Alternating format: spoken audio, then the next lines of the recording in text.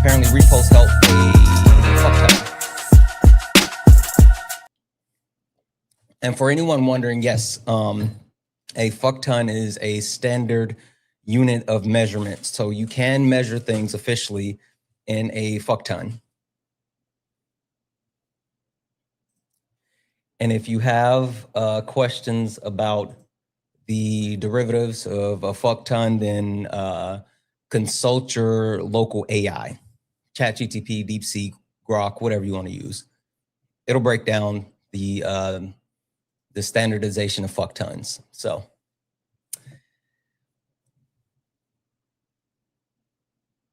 Izzy, you said good evening. What time is it for you? You have the flu? Oh, I'm sorry to hear that. The flu sucks. Hey, Kenzie. I thought we weren't using AI as source. I will allow you to use AI as a source to verify the information around the standard unit of measurement of a fuck ton. It's the one time I will allow. 6:22. Holy smokes. It's 9:23 a.m. here, or 9:23. Hey, for the people in the US, do you guys realize that like we're always the difficult ones, right? When it comes to like measurements and all this other stuff. But you know, like around the globe, military time is like the standard way of telling time. Like that's how they do things around the globe. It's really just us. It's really just us. All right. We're gonna go ahead and get it started. I'm gonna reset the daily gift goal. If you guys don't mind, tap the screen, share the live, keep knocking out the daily gift goal. Send your daily heart me. It's only 1 coin. It will boost the live and push us out to the FYP. If you are a Trump supporter or someone that disagrees with anything on the background, get in the box. We're only looking for some debates. Please do not request up if you are friendly or someone that agrees with things on the background. And guys, there's a shift. There's a shift. It's super interesting. So I was actually going over this information. It talked about the fall of multiple superpowers, like in recent history, multiple superpowers. And it talked about how the United States is following the trend of these superpowers that have fallen over our history, right? Of course, they talked about Spain, and they talked about Great Britain, and then they also talked about Germany. They talked about the USSR, and just like overall how they follow the same trend and trajectory, and how, you know, the currency for those countries used to be the standard currency that's accepted by globally by other countries and all this other stuff, right? It's super interesting. But it talked about the fall of those superpowers and how Donald Trump is lining us up and playing the same exact role, right? And so that got me thinking of where we are and how things are, and the fact that America has fallen, right? And for multiple reasons. We can talk about the fascist government that's in place. We understand the people that now have power, and hell, even more, the Nazis that have power. But we can also talk about the fact that there's literally violence in the streets. And I know a lot of people are going back and forth, and they're talking about what happened with Renee Good, but we can't forget about Keith Porter or any of the other victims that have been created by ICE and Donald Trump's Gestapo, right? We can talk about the global warmongering, whether we talk about Venezuela, we talk about Greenland, or even Donald Trump now apparently encouraging Iran, their citizens, to revoke and take over. Like that report just came out from the New York Times. We can also talk about the hidden e-file list, right? I still stand on the fact that they're doing all of this as a way to distract for what's happening with the Epstein files. The fact that not only was the law passed and they were supposed to actually release the Epstein files, but they were supposed to have issued the decision, not the decision, but the information about why they put out so many redactions. They still have not released that information. But last but not least, white fragility. White fragility. We're going to talk about it, and specifically the fact that the white men that have led our country throughout the history of our country, who are currently leading our country, are literally the ones that are destroying our country. And they're creating this new group of young white men that for some reason think that they're being replaced, and they're drifting to these far fringe groups like Groypers with Nick Fuentes. It's super interesting, but the white fragility for the men that have actually done this and put us where we are today, it's literally the reason why our country is fractioned. Now, I was just telling someone about this. I have something that I think would actually fix all of this. I have a way to fix it. Now, when I say this, it may like break someone's brain, but it is what it is. And I know when I say this, there's certain people who's gonna say it doesn't work that way. I get it. I know. Listen, if you know, you know. If you know, you know. But just ride with me for a second on this thought. For a second on this thought. I think the only way to save our country, the only way to fix where we are and possibly save our country is through a dramatic shift in leadership. And I'm not just talking about, oh, we need the Democrats to win the House, the Senate. We need the Democrats to win the presidency. Like, that's realistic, cool, yeah. Like, I agree with that realistic stance. But I think the only way that we can ever be the country that we desire to be the country that we claim to be the country that we could actually be. I think the only way to do that is if we somehow convince a woman communist to be our leader. We somehow give a woman communist power to guide our country. You stepped in the box, now you're in the ring. Ain't no hugs here, you better take your best swing. Mike Hot, who wanna step in the flame? This ain't a debate, this a mind game.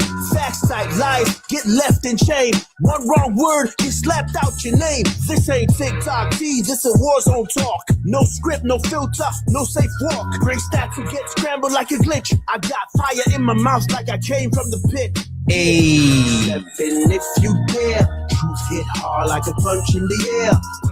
Ain't no rules, no plan, no script. One wrong move, get cooked real quick. No cap, no shield. Better know your stuff or you get revealed. Step in, don't you wanna? Sparring with Santana. I don't care what you claim or your background. Facts only, if not, get clapped down. Whether you're left or right or you don't even vote. If your logic is weak, I'll sink your boat. You talk slick, but you ain't got source. Just vibes, that ain't power, that's force. I'm the test, the trap, the trip, the call. You step once, I'm snatching it all. Lego. Step in if you dare. Hit hard like a punch in the air. Ain't no rules, no plan, no script. One wrong move, get cooked real quick. No cap, no shield. Better know your stuff or you get revealed. Step in, don't you wanna? You wanna sparring with Santana. Step in if you dare. You care. Hit hard like a punch in the air. Ain't no rules, no plan, no script. One wrong move, get cooked real quick. No cap, no shield. Better know your stuff or you get revealed. Step in, don't you wanna? You wanna sparring with Santana. Yeah, this ain't a safe place. This a flame space. Step in, don't you wanna? Sparring with Santana.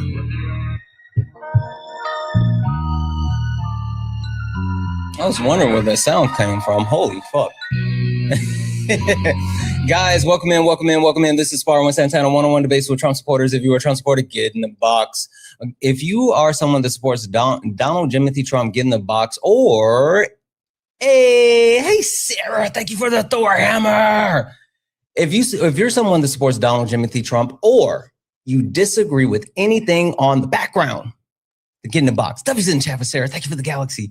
We are only looking for some debates, and we are only looking for people that disagree with things on the background. Guys, I think the country, United States of America, we're falling. It's a failing country. It's something that we have to address, and the only way that we can address this is by addressing the issues that ail us. And what are these issues? A fascist government. The Trump administration is a fascist regime that is absolutely leaning into it. And when I say leaning into it, I mean, how are they out here stealing the entire flow of the Nazi Party? That shit is wild. They're literally using the rhetoric that they perpetuated. Fucking crazy. Street violence. We understand what's happening in our country. We understand the actual Gestapo-like brown shirt authority of ICE that is terrorizing the streets of America. We have to stop them. But it also goes to the global warmongering, Donald Trump encouraging and inciting war across the globe in multiple facets, whether it's talking about taking Greenland, whether it's talking about what we did in Venezuela and how we do or don't have any type of agreements with Venezuela, all this other weird stuff, right? Iran, period. I think it's all to hide what's happening with the E-list files, right? The Epstein files. A lot of people have been seeing this, and I actually caught up on it as well, but Sasha Riley, there are some damning allegations out by Sasha Riley as far as Donald Trump, Epstein, the entire cabal, and how this is all connected. And again, still convinced that the reason why Donald Trump is doing all of this is because he's trying to cover it up. Venezuela, Greenland, tariffs, the Jerome Powell, everything, all of it, just to cover up the Epstein list. Last but not least, white fragility. Specifically young white men like Nick Fuentes, his followers, and white men that have led our country as a whole is really why we are where we are, right?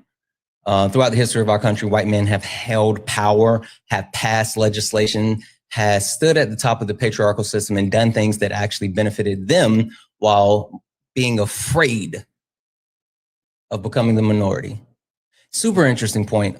This is something I've been hearing a lot from like white men, specifically young white men, as far as how they are afraid of becoming the minority because they're saying they don't want to be oppressed. Super, super interesting that the first thing they think is, well, as soon as we become the minority, of course they're going to oppress us like we oppress them.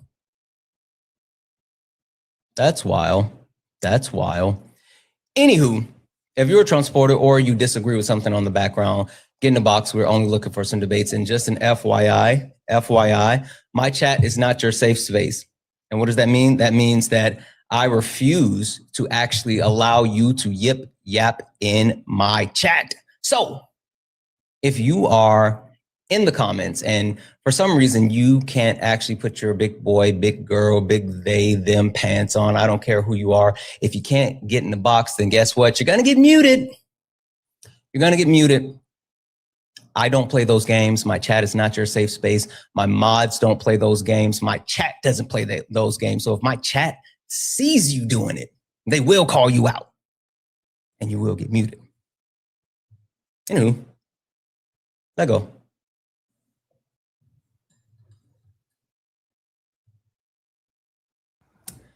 Hi, Cook Talk. Are you a Trump supporter or disagree with something on the background?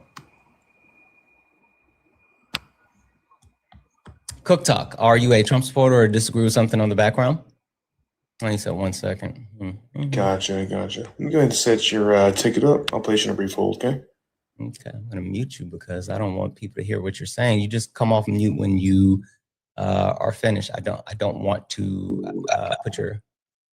You good? I didn't want people to hear what you were saying. I appreciate that, actually. All right. Are you a Trump supporter or someone that disagrees with something on the background? I do. Yeah, I do support Trump. I disagree that the government is fascist right now. Ooh, okay, perfect. Give me 2 seconds. Cook Talk, I don't know if you and I have talked. I think I've seen you around, but would you mind really quickly if I give you a quick introduction to who I am and what this is? Oh, yeah, I think we've spoken before. I know you.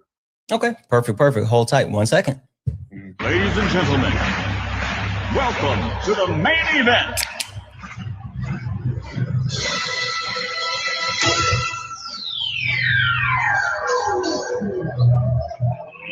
Let's get ready to rumble!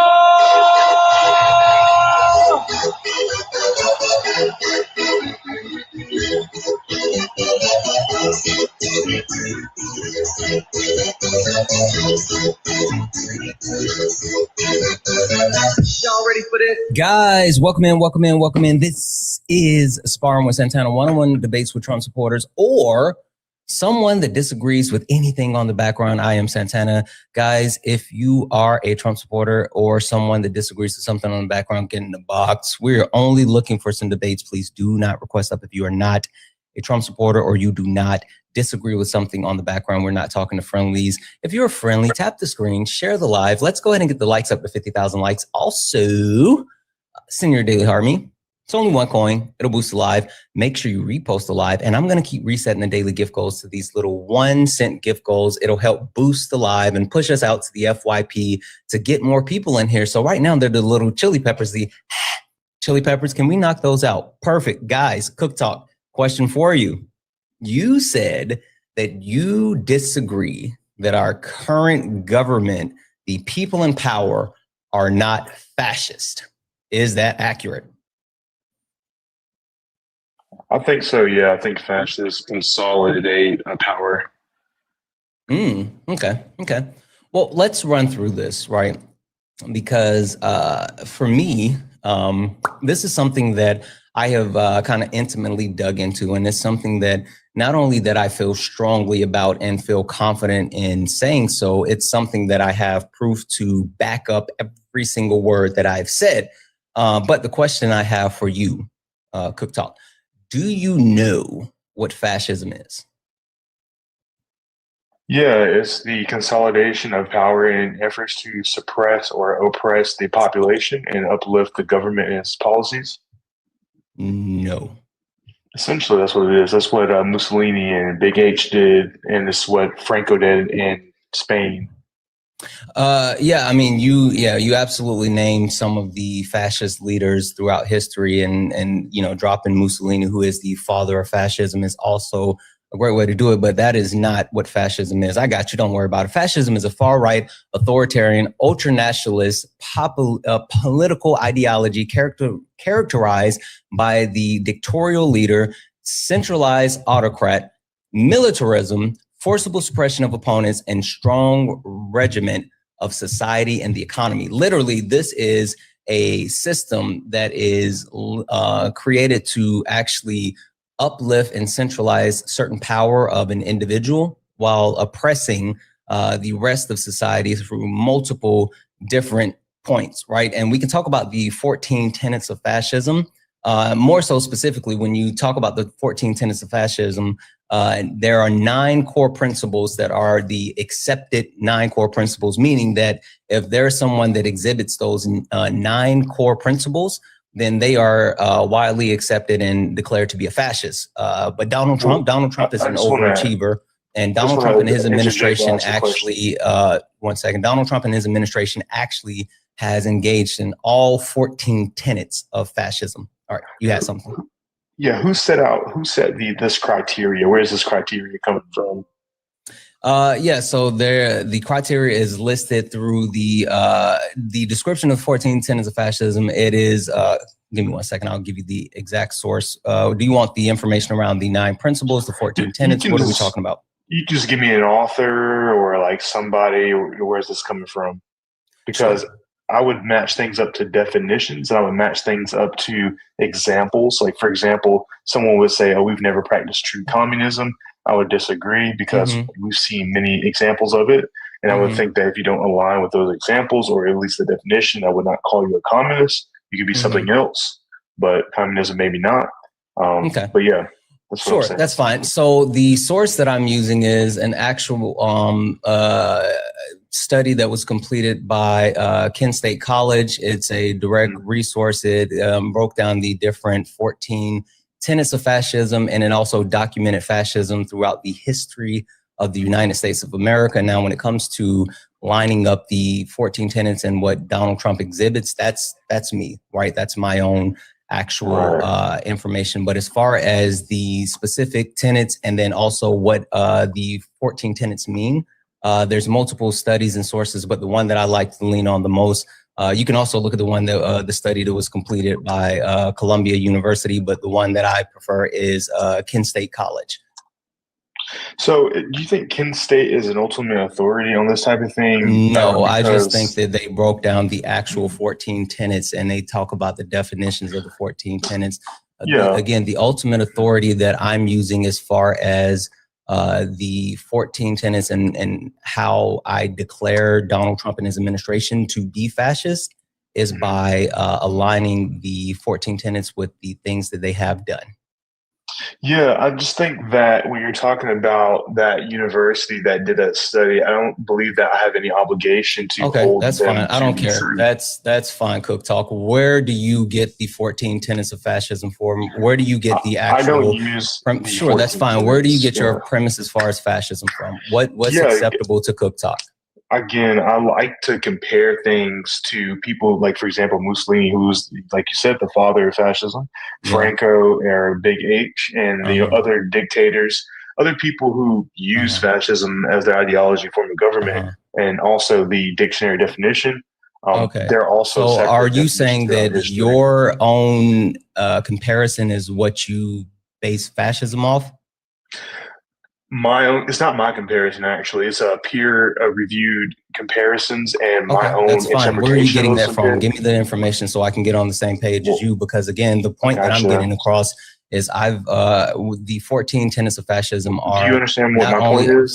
Still speaking, the 14 tenets of fascism are 14 points that are widely accepted across the board. So it's weird that you're pushing back on it, but that's fine. And even more so, the premise of why fascism, why I call Donald Trump a fascist is because of my own information and study that I've done that compares the breakdown of the fascist tenets that they engaged in and also the relevance to what Donald Trump is engaging in. But anyway, regardless, give me the source that you're leaning on and we'll go from there. Well, I want to ask you why. I don't care. Give me the source that you're leaning on and then we'll go from there, Cook Talk. History. That's the source. Source. Give me your actual source. You're sitting here. I'm telling you that I lean on the actual definitions that were studied and broken down by multiple universities and institutes. Right. You're saying that you're not accepting it. I'm saying that's fine. Give me your actual source, specifically the study that you're using to actually characterize the 14 tenets of fascism or fascism as a whole. Give me what you're using. Yeah, I'm using actual history in comparison to other fascist Okay, that's fine. leaders. Give me what you're using as far as history. So like how Mussolini consolidated power in his party and disregarded existing laws, whereas Donald Trump is actually using existing law to enforce. Okay, you're talking about the example. I'm not talking about the example. That's my source. Get into the examples. That's perfectly fine. What are you using as far as your? Why is history not an accepted source? Why does everything have to be a college study? Your audio is saying that you're only using the definition. I'm using the definition as well as history itself. Okay, so 1 second. So the point that you're getting across and the premise that you're trying to use is that you take the definition and then from the definition you are leaning on history. And that's 4039 how you're compiling fascism. And that's why you don't speak to the 14 tenets of fascism. Is that what you're saying? Essentially. Okay, cool. Where are you getting your definition from? Oxford, history. Okay, so you're getting your definition from curriculums. Oxford. Cool. That's exactly what I need. All right, 1 second. Hold on. I told you several definitions. They all kind of go with each other. Sure, that's fine. I just need to know where you're getting your actual definition from. So you're using the Oxford definition. Yeah, as well as Augusta University's curriculum from college, my high school curriculum. Okay, so no, we're gonna go to Oxford. That's fine. We're gonna go to Oxford. All right. So Oxford has the definition of fascism listed as an authoritarian, nationalistic, right-wing political system prioritizes a strong centralized government, aggressive promotion of one's nation/race, and suppression of opposition. Rooted in Mussolini's Italy, but encompassing movements like Nazism, characterized by dictatorial power, militarism, and also racism, viewing a state of supremacy, right? And so then Oxford also has additional sources outside of the definition that goes on to, let's see here, talk about the different points of fascism, right? The word origin, and it talks about the compounds, the additional views, the connecting, boom, boom, boom, boom, boom, boom. Yeah, okay. So as far as fascism, right? Yeah. I define what fascism is, and it aligns with Oxford's definition. So, well, what I said definitionally speaking, we're aligned. That's fine. So let's do this. 1 second. Sure.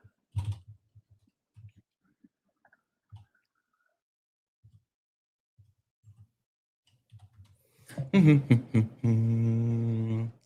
45, 47. All right. So with comparing the 14 tenets of fascism along with the actual definition, there are, let's see here, Oxford reference. Oxford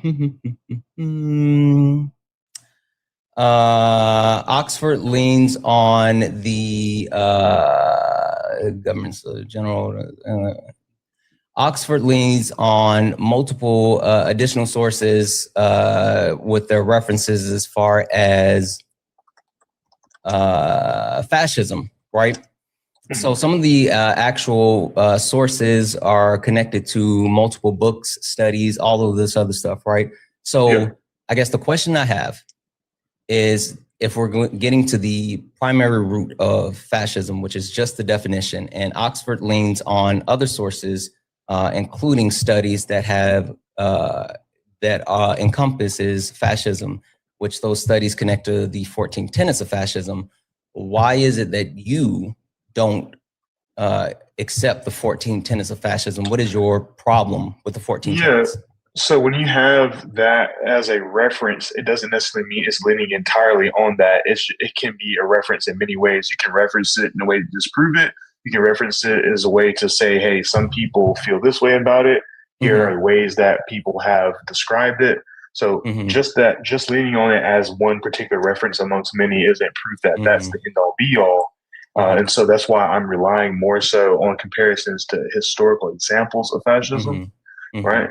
For example, like you mentioned, racism. I would like to see you substantiate the claim that Donald Trump has done anything based in racism and superiority. Yeah, Donald Trump has done things that are based in racism, including the dismantling of quote unquote DEI programs, specifically targeted at the reduction of Black people throughout the history of the country, removing certain items from the Smithsonian, including information that is connected to slavery, while at the same time stopping Black artists and Black representation throughout the Smithsonian.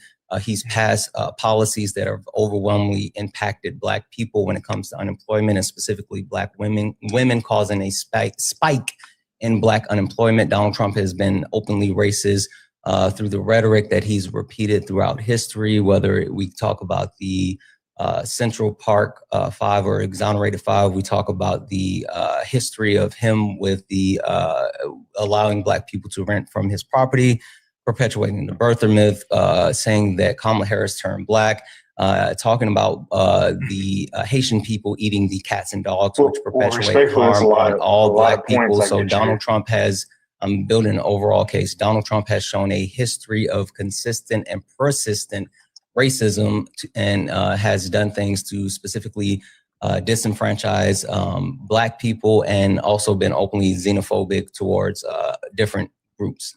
So, yes. I got you. You made a ton of points, and I understand. It's all rolled up in one. I just highlighted the example as far as why Donald Trump is racist. Well, then let me rephrase and say you gave me many examples. Impossible for me to, in-depthly discuss all of them. But you mentioned themes of like redlining. You mentioned xenophobia towards the end. There was one in the beginning. I can't quite remember because you had quite a long list. But I think one of those things it would be sufficient. We can kind of go from there.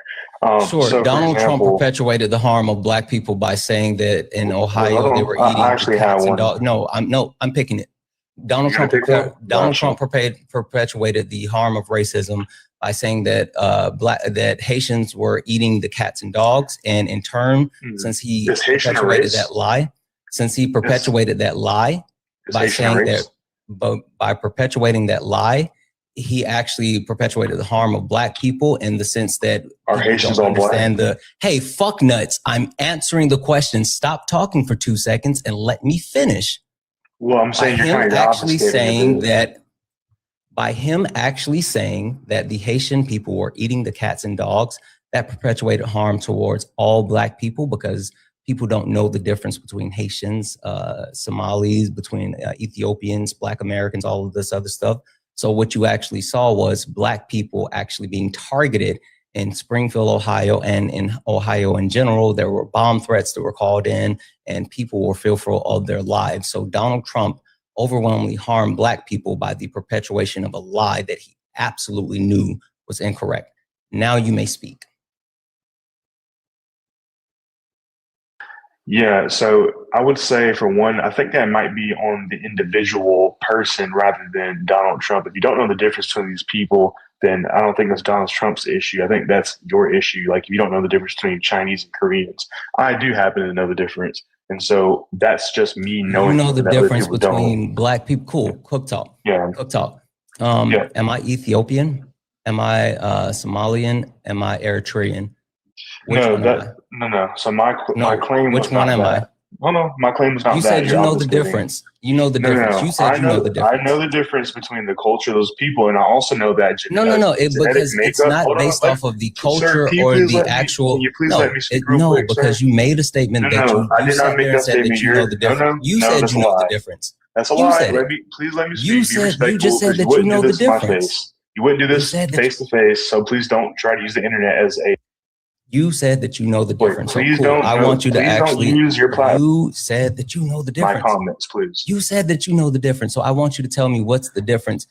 Tell me, which one am I? Am I Ethiopian, Eritrean, or am I Somali?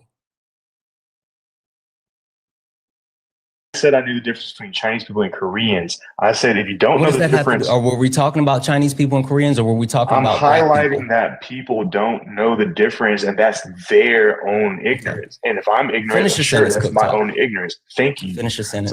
So what I'm trying to say is that's on the individual. It's not Donald Trump. And Haitian is not a race. They have a genetic mix-up of different types of people: the Taino people, Africans, and even French people. The reason why I said race is because Donald Trump said Haitian people were eating cats and dogs, and my point is Haitians are not a race. The people in that community, don't know the difference in black people. But I don't care about that. And so they assumed that every black person that they saw were Haitian. Donald Trump. Again, that's the point. If you have the leader of the country or the leader of a political party sitting here perpetuating harm and boosting harm, which he has done throughout the history of his stint of power, and people fall in line behind the words that he said. That's why you've seen an uptick in harm of black people in those areas after he made those statements, just like you saw an uptick of people ingesting bleach. And when he said that we could hit COVID with bleach, when Donald Trump makes these wide-ranging statements, people that follow him tend to actually fall in line and do those things. Now you may speak. Yeah, like I was saying before you rudely cut me off and obfuscated, that's on the individual. If you can't do a small amount of research and understand the difference between something you should and shouldn't do or should and shouldn't think, that's on you. Haitian is not a race. It's not based in a racial. When did I say Haitian was a race? Well, you're alluding to it being a race. You keep saying that, and I've said black people. I've said him saying that. But Haitians are not black people, all predominantly. Hey, Cook Talk. Tell me what I said that Donald Trump actually did by. He perpetuated harm because people are going to assume Harm to that who? Haitian is equivalent to Perpetuated black harm to people. who? Listen, you're saying Perpetuated that. harm to who? Listen, you're saying Say that the people words. are No, equivocating. black no, people I with want you to tell me Haitians. exactly what I said. I did Perpetuated just the harm answer to who? it. I just answered Perpetuate it. the harm to who? You What did I left just say, something sir? out. You left something out What did I just specifically say, on sir? purpose. You I left didn't something leave out anything out on specifically on purpose. purpose. You did. Again, That is I not said true. that he perpetuated the harm of black people. Perpetuated the harm of black people. Okay, I already said that. I said you're equivocating blacks and Haitians, therefore people are going Not to blacks, assume and black act. people. And yes, Haitians can be black. They can be, but they're not always. And so that's No, an individual. I'm not saying always, but And I know that Haitians you're not literally saying can be that, black. And that but was you're making which a video point that did would he better use? serve that. Which video did he use to perpetuate the harm? In the video? Was I it remember that they're eating the was it dogs. a black person or not in the video that he used? Just because it happens to be a black person The doesn't mean he's reference making a of statement him, on black the people. reference that he was using, saying that Haitians were eating the Why cats doesn't and he say black dogs in the Americans? video, was it a black person or not? Yes or no? Sure.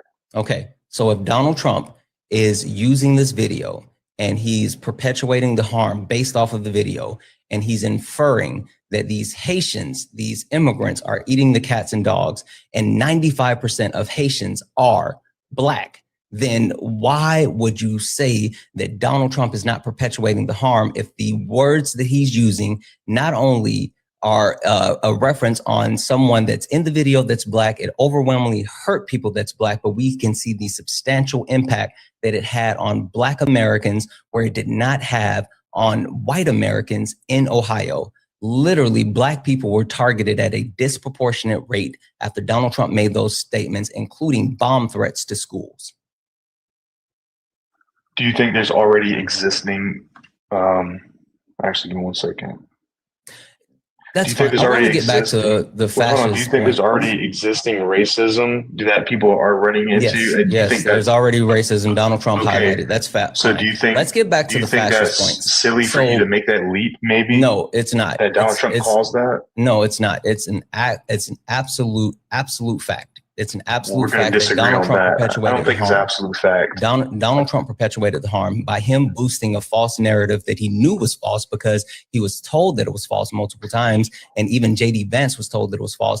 The Republican governor of Ohio said it was false. The Republican mayor of Springfield, Ohio said it was false. The Republican sheriff of Springfield, Ohio said it was false. Donald Trump had information and was told that that was false, but Donald Trump continued to parrot that information because it was self-serving, it was a dog whistle, and it was red meat to his base who leans into racism. That's fine. But the point that I want to do is I want to get back to fascism. I want to get back to the point. So tell me how this current administration is not an authoritarian and nationalistic right-wing system within the government.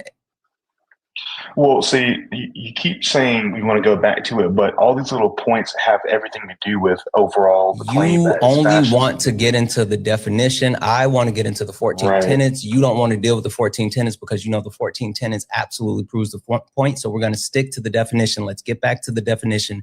Explain to me how this actual the reason why I'm getting the definition is because you just said that people are pretty much taking from one study, and that's sort of an opinion on their idea. I didn't say anything about taking one study. I said there's multiple. You only listed one study, so that's where it came from. I said there's multiple studies. The one that I lean on is from Kent State, but there's also studies that have been completed by Columbia and other historical references that compares different fascistic leaders throughout the history of the world. Right. I have done my own research on those leaders as well and broken down the 14 tenets of fascism. I literally have a YouTube video that I made specifically talking about the 14 tenets of fascism. What is fascism? How is Donald Trump exhibit all of those things? So blah, blah, blah. So the point that I'm trying to get back to is tell me how this Trump administration is not a far-right authoritarian authoritarian political a group that's leaning into the centralization of government, promoting one's own country above others, and then also does not allow any opposition. Tell me how they're not doing that. Yeah, because we have a government of checks and balances that does not allow you to eliminate the opposition. The opposition are the people and the other powers that be in the government. Mm-hmm. You're muted. Yeah, like I said, there's already existing power structures in the government, like checks and balances that would not allow him to essentially consolidate power. And he's using already consolidated power. He has not. He's using what's in his power already. Like for example, Donald Trump used he consolidated power by bringing that's fine. He consolidated power by actually there's independent three-letter organizations that he centralized under the executive branch. Also, he has done things like centralized power when it comes to the House of Representatives. Mike Johnson has handed over willingly the power of Congress for the executive branch. He's also leaned on the Supreme Court that has a 6-3 leaning, and they've moved into the premise of doing shadow dockets that they have not only whenever Donald Trump actually takes it to the Supreme Court, they have overwhelmingly ruled with him. But they've also, in a lot of the actual decisions, not actually wrote a decision explaining why they made these decisions. Did Democrat politicians not try and create a cabinet full of Democrats during their terms? When did I say anything about creating a cabinet full of Democrats? Okay, but you're talking about consolidating power by, the amount of Republicans versus Democrats in the Senate and the Supreme Court and all kind of stuff like that. When did I say that? I didn't say that. What did you just say? If I was wrong, correct me. I literally didn't say that. I said Donald Trump consolidated different three-letter organizations under him that had been independent before. And then he has also consolidated power with the connection that he has with Mike Johnson, how Mike Johnson has literally given the power of the House to Donald Trump, followed by the fact that the Supreme Court has a 6-3 leaning, and Donald Trump has been sending cases directly to the Supreme Court, appealing to them. Sending cases directly to you. Have to fucking let me finish. You're not letting me finish. That's why you can't track what I'm saying, sir. Come on now. It's my live, bub. Okay, but you're having a conversation. The reason why you're live. If you can't track what I'm saying, and I have to repeat myself, then yes, I'm gonna actually want to finish my statement, because obviously you weren't tracking the first time, or you were too busy trying to answer while I was answering the first time. And that's why you didn't hear me. So the point is, I am trying to finish the statement so you can fully track what I'm saying, so we can actually have a conversation instead of you saying shit that I didn't say. Donald Trump has continued to appeal cases to the Supreme Court where they have overwhelmingly ruled with Donald Trump along party lines with the 6-3 split and what's called shadow dockets, and even more so with them actually doing those rulings. In a majority of those cases, they haven't written decisions explaining why they made those decisions. That's why I'm saying Donald Trump is consolidating power. So with the Supreme Court, are you implying that there's more Republicans leaning towards Trump than there are Democrats leaning against him? What I'm saying is, with the 6-3 split of the conservative Supreme Court, Donald Trump has continued to escalate. Can you answer the question I'm asking? I'm answering the question. I'm being very specific with my answers. No, I can answer the way that I'm answering it. Oh God. You can. So there are more Democrats or less Democrats? You can sit quietly and listen to what I'm saying. Donald Trump has continued to actually escalate an appeal to the Supreme Court, and the 6-3 Supreme Court has continued to rule with Donald Trump with these appeals. And not only have they ruled with Donald Trump with these shadow docket appeals, but they have also, in a majority of those rulings, made a decision to not write an opinion explaining the decision. That's the point.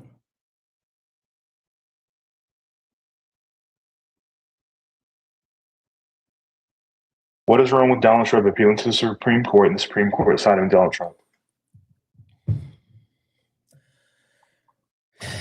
There is nothing wrong with Donald Trump appealing to the Supreme Court. The point that the Supreme Court is that. Go ahead. Go ahead. Cook talk. I'm going to place you back on mute. And please stay on mute until I said, finish go my ahead, dude. sentence, because you have impulse control issues. This is the last time I'm going to say, stop cutting me off. There's nothing wrong with Donald Trump appealing to the Supreme Court. Donald Trump has every right within legal limits to appeal to the Supreme Court. The problem is that this has been a targeted approach to consolidate power. And so this is one of the examples of consolidation of power, when every single case is automatically demanded to be heard by the Supreme Court. Donald Trump is not pushing these cases through the normal means of appeals. He is immediately trying to skip lower level courts and asking for an emergency hearing, which moves towards the shadow dockets. And once the shadow dockets are reviewed by the Supreme Court, they overwhelmingly side with Donald Trump. This is a way to circumvent normal processes and steps and to get a ruling that's favorable of the right that currently holds power, i.e. it is a consolidation of power when you have the ability to fast track cases and get favorable rulings because of a 6-3 conservative court split.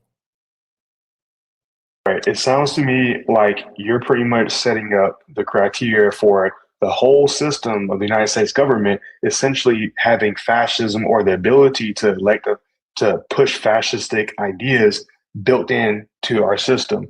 Because if he's playing the game and it's legal and not unconstitutional for him to do these emergency appeals, if he's fast tracking through the methods that are set in place for him to do it, I don't see an issue, unless you're trying to say that fascistic tendencies are built into the system of the American government. Is that what you're saying? Yeah, it's So you not think only that built in. You asked a question, I'm answering it. It not only is it built in as far as being able to exploit it through different loopholes, but the premise of fascism is not one where people come in and overthrow governments. The ideology of fascism is implemented through the current governmental systems. When you look at the different fascist regimes throughout the history of the world, including the Nazi regime, they literally were elected and given power. And once they are given power, then they move towards a fascistic regime by consolidation of power and other tenets of fascism. So yes, the governmental system as a whole allows fascism. Okay, so what is your, because this is what I'll tell you my main point before I even give you all those details. My main point with this is that it seems silly to claim that there's always going to be some loopholes. There's no such thing as a perfect governmental system, and anything that opposes the United States system or is an equivalent also has its own loopholes and issues. And so by that metric, you can say that every government has some sort of fascistic tendency or a way to impose fascistic tendencies Yes. onto the government system. Yes. And Yes. Yes. but that would be silly because no, it's not. It's why is that not fascism? Because you wanted to stick to the definition of fascism, right? You literally wanted to stick with the definition of fascism, and a part of the definition of fascism is the fact that it is a far right. We have a right wing, we have a left wing. The right wing is conservative, and this is the far right ideology, right? And so if you have any type of governmental system that allows conservative views, right wing views, then you have the ability to shift further right, which goes to the premise of fascism, just like the views of socialism and communism fall on the left wing. So yes, if any governmental system has the potential, because what it takes is someone that is able to obtain power. And then once they are able to obtain power, they are able to actually implement their ideology with said power. So I fail to see how based on what you're saying, because you agree to it being baked into the system essentially, and you're saying earlier, I made a point. I said, well, in that case, it'd be baked into almost any system, and you said yes. And so, and by that matter, I would say that government in and of itself must be fascistic in general, but there must be some sort of government. So you're making the claim that that would beg the question of like, how could you not have fascistic tendencies in government if you're using the legal loopholes that are already there for a reason for people to be able to do stuff like this makes you fascistic? Then I would say I would want you to see how you could fix that and what your prescription would be for that. And then also I would ask you to tell me in what way does at what point does it go into fascism? Does intent matter? Or do you think that just simply the mechanisms itself matters? Okay. So as far as the premise of government being baked in and it actually being fascistic and things along those lines, I have a question for you, and I'm hoping this, if you're good faith, because I mean, this entire conversation, I've pretty much doubted that you tried to engage in good faith at all, but I'm hoping that I can articulate my point through an example with good faith. Cook talk. What is a hammer? It's a tool. Okay. What do you use a hammer for? To remove or hammer down nails. Correct. Absolutely. I mean, it's a tool that people use, nailing stuff together, removing nails, blah blah blah blah blah. Right. And that's a common practice for the utilization of a hammer. Correct. Mm-hmm. Okay. Can a hammer be a murder weapon? Yeah. How so? If you use it to end someone's life against the law that is going to define murder.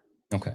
So understanding that the hammer was specifically created for one purpose, to be used in one way, but depending on the person that has the hammer in their hand, the tool that was established to be used one way can be used in a different way, which is used for harm or other things.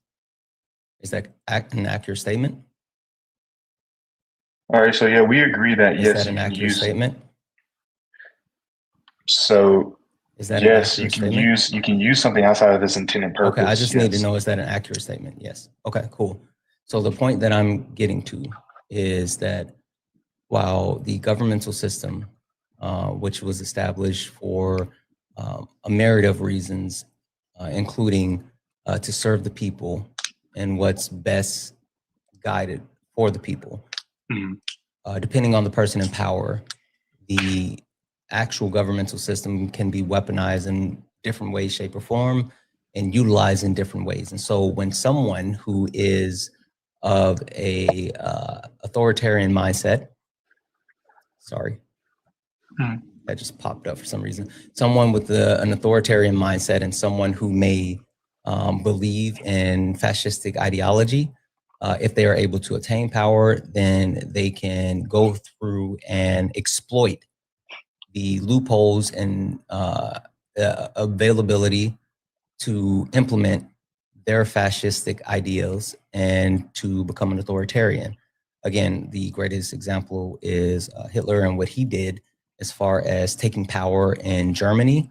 He was elected in under the guise of socialists. And then once he got power, he moved through different mechanisms to consolidate power and to hold power and to implement authoritarian rule. So that's the point that I'm making. Just because our governmental system allows people to implement different ideologies does not mean that the overall government system is flawed. It means that people have the ability to shape the government based off of what they believe. Well, I agree that absolutely that's the case for anyone, no matter what party and no matter when and where that that person serves as ruler, president, whatever of a country. I can agree to that to an extent. I just think that also you have to have several different factors of, let's say, fascism at play before you directly call it fascism. Ooh, wait, hold on, Cook Talk, hold on. What are those? You said several different. Wait, hold on. Are you mean like 14 of them? Hold on. Can I please finish? Go ahead. Can I please finish? Okay. So yeah, like you're talking about Hitler, right? And you're talking about how he implemented socialist policies and then consolidated power and became a dictator. Socialist policies. I said he ran on socialism, right? Right, and he didn't implement any of them. He did. So he implemented lots of different socialist policies, and essentially a lot of socialist policies have a lot to do with, government programs. What socialist policies did he implement? You got to give me time. I got to get to one point, and then you can't ask a question. You made a statement that's not true. Yeah, but if you're going to challenge me on the statement, that's fair. But at least allow me. I don't want you to continue because you're actually poisoning the well when you say something that's not true. And you try to paper over it by continuing with saying other stuff, and you get away from it. That's fine. I want you to tell me specifically before you finish with the rest of your point. I want you to tell me what socialist programs that Hitler instituted along his way. Yeah, like the fair treatment of the government mandated fair treatment of animals. He had policies on ranking. What was the government fair treatment of animals? Yeah. Yeah, like rights for animals, like against animal abuse. He promoted veganism program because it's a social issue. And guess what? The government mandated That's not what socialist programs are. So a socialist program, or pretty much the root of that is social, right? Social issues. And so the government is going to implement these fixes for those social issues. That's what socialism is. They're essentially saying, hey, let's take it out of the hands of the people and let's go ahead and essentially socialist programs are government funded initiatives providing collective benefits like healthcare, education, and social security. It's funded by taxing public needs and reduces inequalities, constricting with plural private systems. So that's essentially what I said, dude. It's just shorter. Yeah, but the whole animal rights thing, that's not a social issue in the government. Yeah, the government mandated it. You're saying a social issue versus a social. Okay, you want something that has to deal with humans? Yes, I want an actual socialist program that Hitler instituted. That was a socialist program, however. Yeah, one of the things was eliminating. So yeah, he wanted to eliminate the monopoly on money and money trading, money holding, like banks and whatnot. That was part of this thing with the Jewish issue, since Jews did have a good bit of power in the banking system in Europe. Long-standing anti-Semitism in Europe as well. And so what he essentially said was like, hey, let's take the private ownership away from it, have the government be able to distribute this money, because we're coming out of World War I and Treaty of Versailles, which put us in a depression. And so that was part of his policy to uplift the economy, which he successfully did. What was it called? What was it called? I can't remember the actual name of the policy, but you can tell me about it one more time, a little bit more. So he removed the German people access to some form of centralized banking. Is that what you're saying? I'm just trying to find this in like a kind of a concise. He was removing.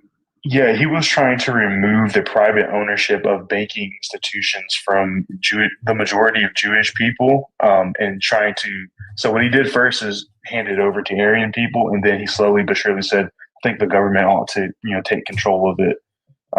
And then also the means of production, like for example, like of weapons and ships and planes and stuff like that, also government funded. That was a way to take away private ownership again. He didn't do that. You're lying. He didn't do what? What he did was he didn't do what? What you're saying. What he actually did was which one? Which of the two things? With the banking. I don't know. I didn't even hear the second thing that you said. If I would have known that you were moving on to something else, I would have stopped you, because I wanted to figure out the one thing that you already said. So what he actually did was he removed control from private banks, and he actually shifted that control and the power and seized assets. And that's what I said. And seized assets, and then centralized it and forced them under the reign of the Nazi Party, and utilized them during the war as part of the economy. That's what I and said. use it for the privatization of the Nazi Party. So this isn't. I said that. So that's not a socialist program, Bubba. That's how socialism works. Wait. That's how socialism works. We agree what a socialist program is, right? No, that's how socialism works. He tried to uplift the economy so he consolidated the central banking system to the government's control. That's literally not what you just read it off the paper. Cool. You just read it. One second. The computer. One second. So a socialist program are programs, government funding initiatives providing a collective benefit like healthcare, education, and social security, right? Yeah. And what Hitler did. No. And so what he was trying to do, doesn't work in practice. No. What Hitler did was seize these assets, removing control from private banks, and then subsidize these assets under the Nazi Party and use those assets to fund the war. Okay, and then all that was partially an attempt to do what? What happened before that? The Treaty of Versailles, right? Which made Germany so poor they were burning their money for firewood, right? And so he said, let's take away that private ownership because I can do better. That's what he said. It was a socialist program. Santana. We can say each other's names, but yes, come that's on fine. now. You're being willfully ignorant. You're being oh bad my faith. God! I need you. You know what? That's computer. fine. That's fine. Listen, I'm going to mute you. I want you to think about this for a second, okay? And I'm going to thank a couple of people, so I have to get into this, but I want you to think about this. This is the question I have for you. How is seizing private assets from German citizens and then using those private assets to fund a war, how does that benefit the German people? That's the question I want you to think about. You want to answer that now? No. Shh. I want you to think about it. I'm going to thank a few people. I have quite a few people to thank. And then once I do that, I would love to hear how that actually benefited the German people. W's in the chat for Amanda for the $5 donations and kicking off the donation train. Also, why are white men so weak? It's honestly embarrassing, but it's why us white women aren't choosing them as much. I think they're living in a scared 24/7, and they're living scared 24/7 with repressed feelings, and all of us have suffered for it. Love you, Amanda. Yeah, I agree. Like, it's weird that we have been all held accountable for their fragility, and it's got to stop. W's in the chat for Elizabeth for the $10 donation saying, I found your page during a rough time with my boyfriend's health, cancer stage 4. Your streams have been a great distraction and a resource to stay up to date on information. Sadly, my boyfriend, holy smokes, I'm sorry to hear that. He's no longer with us. I found a little peace knowing he won't see where the world is going. Yeah. Elizabeth, I'm so sorry to hear that. I hope that you and your family and your boyfriend's family, you guys find some type of peace and happiness soon. I lost my grandmother to stage 4 cancer during COVID, which was even worse. So I know exactly what you're going through. So I hope that that you are able to find peace and comfort, especially within each other. W's in the chat for Jared for the $2 donation saying, guess Italian philosopher Umberto Eco wrote the 14 Tenets of Fascism in his 1995 essay based off of his observation of the Mussolini regime. That's why the 14 Tenets are based on what 14 Tenets are based on, but you probably won't accept that either because of all the facts that are incorrect unless they're your facts that are right. Exactly, Jared. The reason why I didn't even push the 14 Tenets of Fascism is because he knows the 14 Tenets of Fascism is the best way to highlight fascism, but he didn't want to dig in that. He wanted to stay surface level, and that's why we are dog walking him this way instead of dog walking him through the 14 Tenets. But you're 100% right. Debbie's in the chat for Brandy for the $1 donation saying, seeing the video of Fermin Briez, I'm not sure who that DoorDash driver, the terror that the ICE calls her broke my heart. She was so scared, just begging them to let her get her kids first. TikTok videos didn't make me cry often, but this one hurts to watch. Are ICE supporters even human at this point? I mean, I think the amount of cruelty and hatred that you have to justify to be not only a Trump supporter, but to be okay with what's happening, it's absolutely insane. W's in the chat for Feisty for the $25 donation. Holy shit, Feisty, thank you so much for the $25 donation. Feisty just sent the donation and said, love you. I love you so much more, Feisty. Thank you. W's in the chat for Junior for the $1 donation. And if he wants Rude, I can give him Rude. What the little fuck, Junior? Don't do it to him, Junior. W's in the chat for Hector. What up, Hector? Hector sent a $5 donation saying Cooktop getting burnt. Is Jamaican a race? No, but over 90% are black. He keeps saying that if you don't know what the difference, he keeps saying if you don't know the difference, that's a you problem. Well, congratulations, you voted for the fool who doesn't know the difference, which doesn't excuse his racism or yours. Message. W's in the chat for Tip for the $5 donation. Tip, I didn't read it out loud, but you know it. You fucking know it, Tip. You know how we do. And I couldn't agree more. Also, Tip followed up with another $5 donation saying, in the words of the poet Talib Kweli, try Jesus. Please don't try me, because I fight, especially for my people. We're not all Parker D. Tip says some of us got hands and we will use it. Holy smokes. W's in the chat for Jeffrey for the $1 donation saying violent crime is a social issue So by the guest definition, all laws dismantling violence is socialism. He wants to call a goose a pig and say pigs can fly. That's accurate.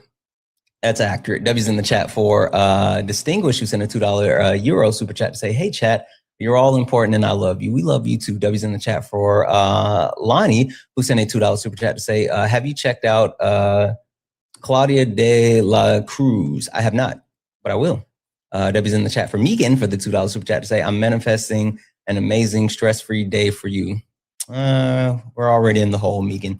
W's in the chat for Zone for the $19.99 super chat to say, hot take, MAGA understands ICE is the a paramilitary and they're completely aware MAGA is just an accelerationist trying to start the second civil war, no due process, new ICE programs, and digital ID / mass surveillance starting on this January the 19th. It's fucking wild.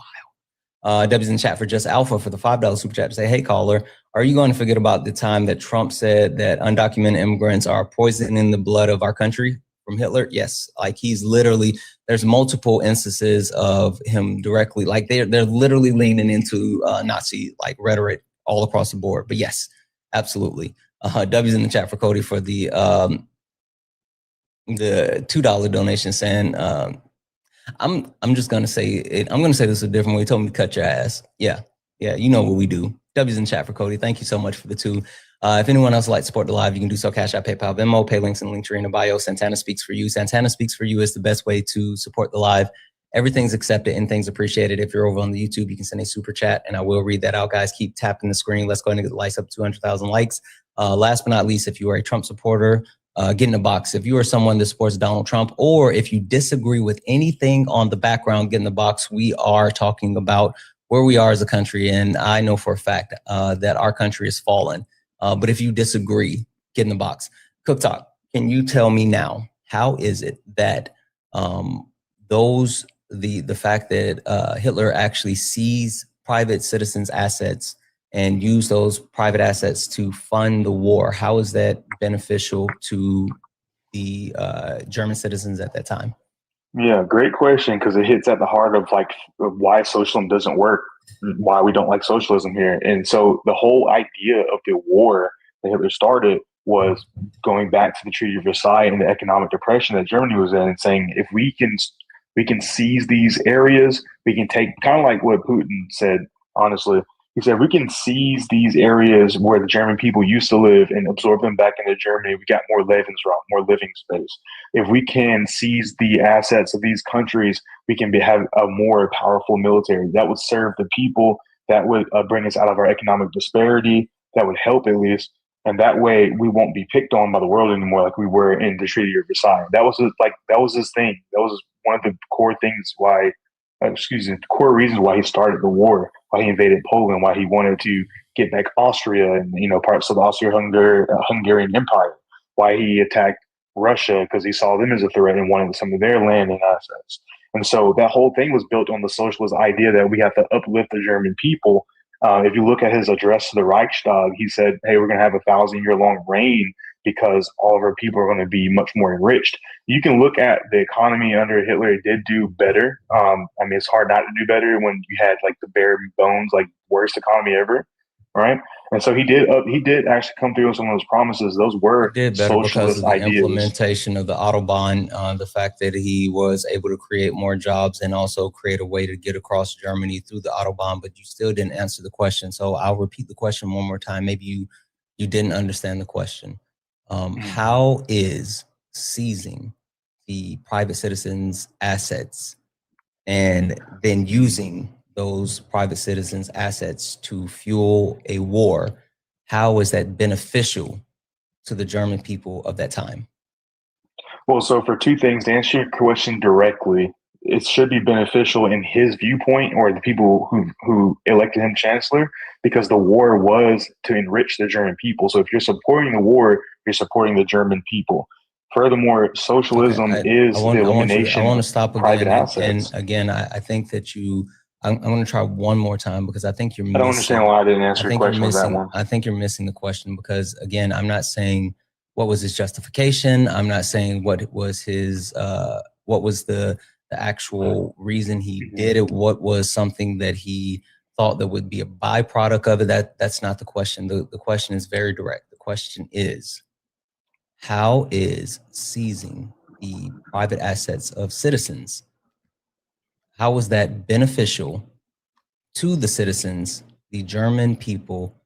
I'm sorry, how is seizing the private assets of the German people and utilizing those private assets to fund the war, how was that beneficial to the German people? You got to really implement some listening and comprehension skills here, respectfully. So, how about you do this? Break it down, Barney style, for me, Bub. Maybe you're just the smartest person in the room right now, and I just can't understand. So break it down for me and talk to me like I'm, a fifth grader.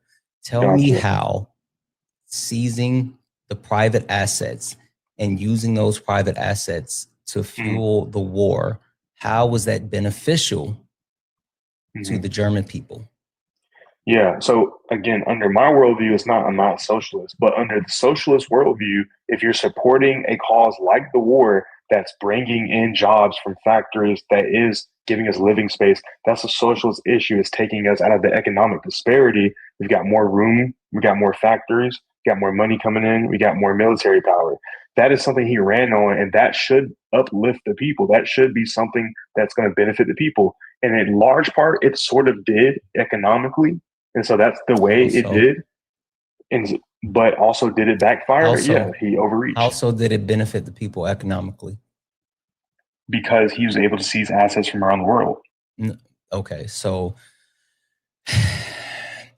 once he seized the assets from around the world, were those assets then reinstituted into German society and allowing German people to actually grow and be more prosperous, or was the assets that were seized centralized through the power of the Nazi Party and then re-implemented into expanding the German government to continue to fight until they actually lost not only power, but then lost all aspects of the assets that they had seized?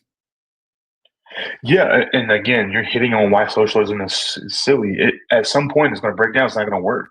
But essentially, like I said, he did make the German franc go up, the German mark go up in value. And so that's one of the ways. He made it better, but only for Aryans and for like what he called true Germans.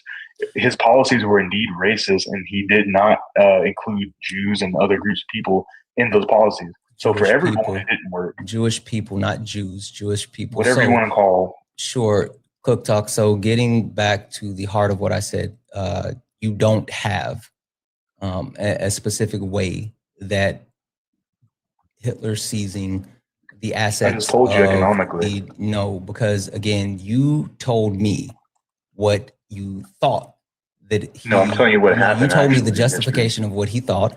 Then you also told me the premise as far as what it was supposed to do or could have done, but at no point did those assets that were seized lead to German citizens not only recouping said assets, but growing from the assets that were seized. You can talk about, yes, the actual assets did improve the current standing of the Nazi Party in Germany at that time, which allowed them to expand and to take more. But again, they took those expansion gains and re-implemented them into furthering the war even more, and also growing coalescing those assets under the leadership within the Nazi Party, but it didn't do anything socially to benefit everyday Germans. So that does not qualify as a socialist program. So you still haven't given me something that would actually be a socialist program that was implemented by Hitler. But with that being said, I want to take a pause and give the floor to Solid. Thank you, Santana. I know. Yeah. It's all right, friend. It's okay. Things will be okay. Cook talk. Is the stock market capitalist? I'm sorry? Is the stock market capitalist? I fail to see the relevance of what the point we're making earlier, but so yes. Just a FYI, he doesn't answer direct questions, so you might have to dance a while to even get close to a direct answer out of him. I just said yes. I just answered his question directly. I haven't been answering Solid, not you. Talking Solid, not you. In Yahtzee, Germany, the stock of Siemens, Volkswagen, Bayer, Deutsche Bank, Krupp, and IG Farben all skyrocketed. Yep. So what? I'm going to wait until you realize what just happened. Yeah. So I want to walk back in so you can realize what I was saying.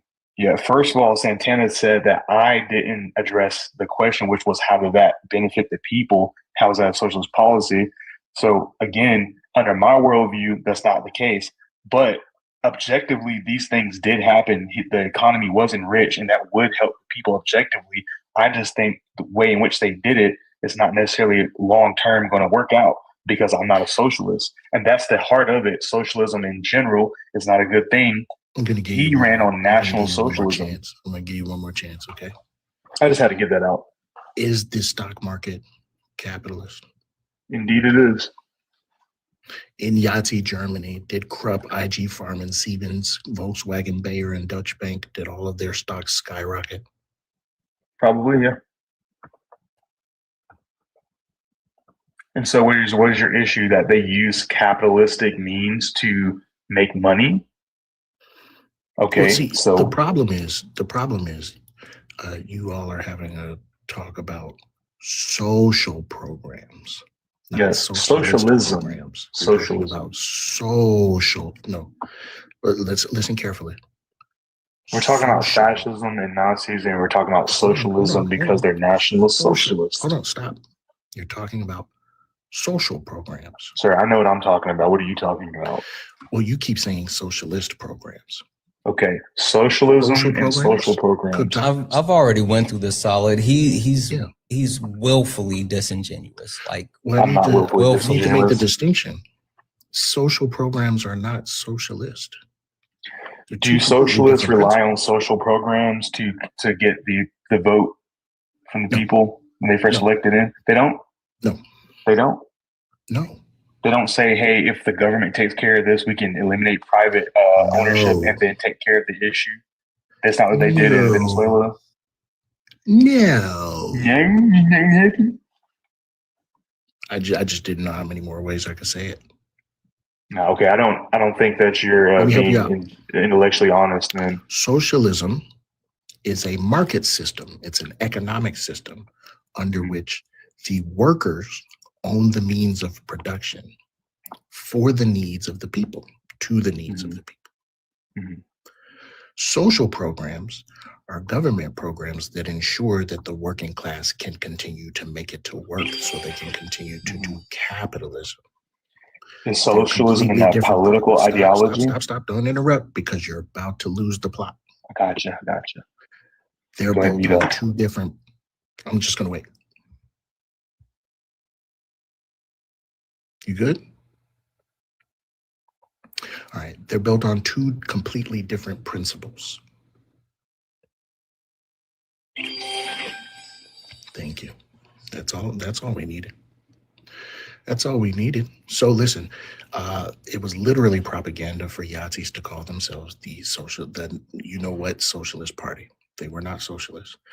In no principle were they socialists. In zero of the principles. And we can view this by simply looking at whether or not German workers owned the means of production, or whether or not the German owning class owned the means of production. You have already conceded to that by agreeing that Krupp, IG Farben, Siemens, Volkswagen, Bayer, and Deutsche Bank were not worker-owned corporations. They were privately owned corporations. Hey, Kraft. W's for sure. That was fucking dope. Yeah. So like your critique on whether or not socialism works or not doesn't hold any water. That's literally all I had, Santana. You're critiquing something based on what it's not, right? Mm-hmm. And that's something that happens often is folks go, it doesn't work because Yahtzees. Well, you're wrong. You know what I mean? Have you been over Lawrence Britt's 14 characteristics? Oh, he doesn't accept the 14 tenets. I don't know why he wouldn't. That's well, weird. His logic is that he goes off of the definition, which I had to pin him down to which definition, but Oxford. And then he says that he goes off of historical references as far as Mussolini, Franco, and Hitler. And so that's why we're, going through the premise as far as what happened in Nazi Germany and all this other stuff. But like the only thing that he's done, holy shit, thank you so much, Kraft. That's fucking awesome. But the only thing that we've been able to under do Mussolini's is regime. So I'm confused. Why are we rejecting Umberto Eco? Because he's bad faith. Oh, okay. Yeah. My bad. Yeah. So that's what it is. Yeah. Cook Talk, any reply, anything to Solid? You got anything? Yeah, so the idea that I'm bad faith is silly when I think that every time you ask me a question, I've answered. You didn't answer me the way I would like you to answer, and so you're not giving me that same leeway of answering the way I can answer. I think that when you're talking about these issues, there's also multiple facets. Like, for example, you're almost making an argument that China is capitalist just because they use capitalism to make money, although they call themselves the Chinese Communist Party, and so on and so forth with other groups and government systems. Just because you use a methodology doesn't necessarily obfuscate from all the other things that you do to make yourself a fascist government. So your claim was that Donald Trump is a fascist and he did fascistic things by consolidating power. We started getting to this whole thing about socialism versus social programs. To bring it back to the point with Donald Trump, he hasn't done anything that would necessarily be called fascism because he's using the legal channels available. Your argument to that was that yes, but at the same time, he's doing all the things. I don't give a fuck about the total recap. Do you have anything else to say to Solid specifically? It's relevant. Yeah, it's not. You sitting here running through the entire conversation and then crying about me saying that you're bad faith. I don't give a fuck about that. Do you have anything directly you want to say to Solid? Also, he circumvents the legal channels all the time. Whatever. Listen, the way that and I'm here just to speak about the socialism versus capitalism thing, right? Because you either are meeting the tenets of socialism or you are not. You either are meeting the tenets of capitalism or you are not. The reason why tankies love China is because they're moving toward communism more so than any other government. That's all. That's all. They keep to call China communist is incorrect. and dishonest. Santana, thanks for having me out, brother. I appreciate you. Thank you, Solid. I appreciate you way more.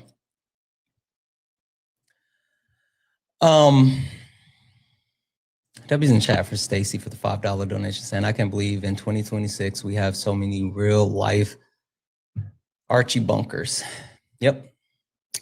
For people that don't know Archie bunker's crazy. what that means, you should look it up. It is actually a great fucking reference.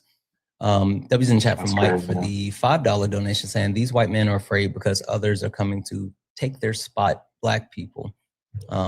We still got chains on us, but we broke those. Absolutely, Mike.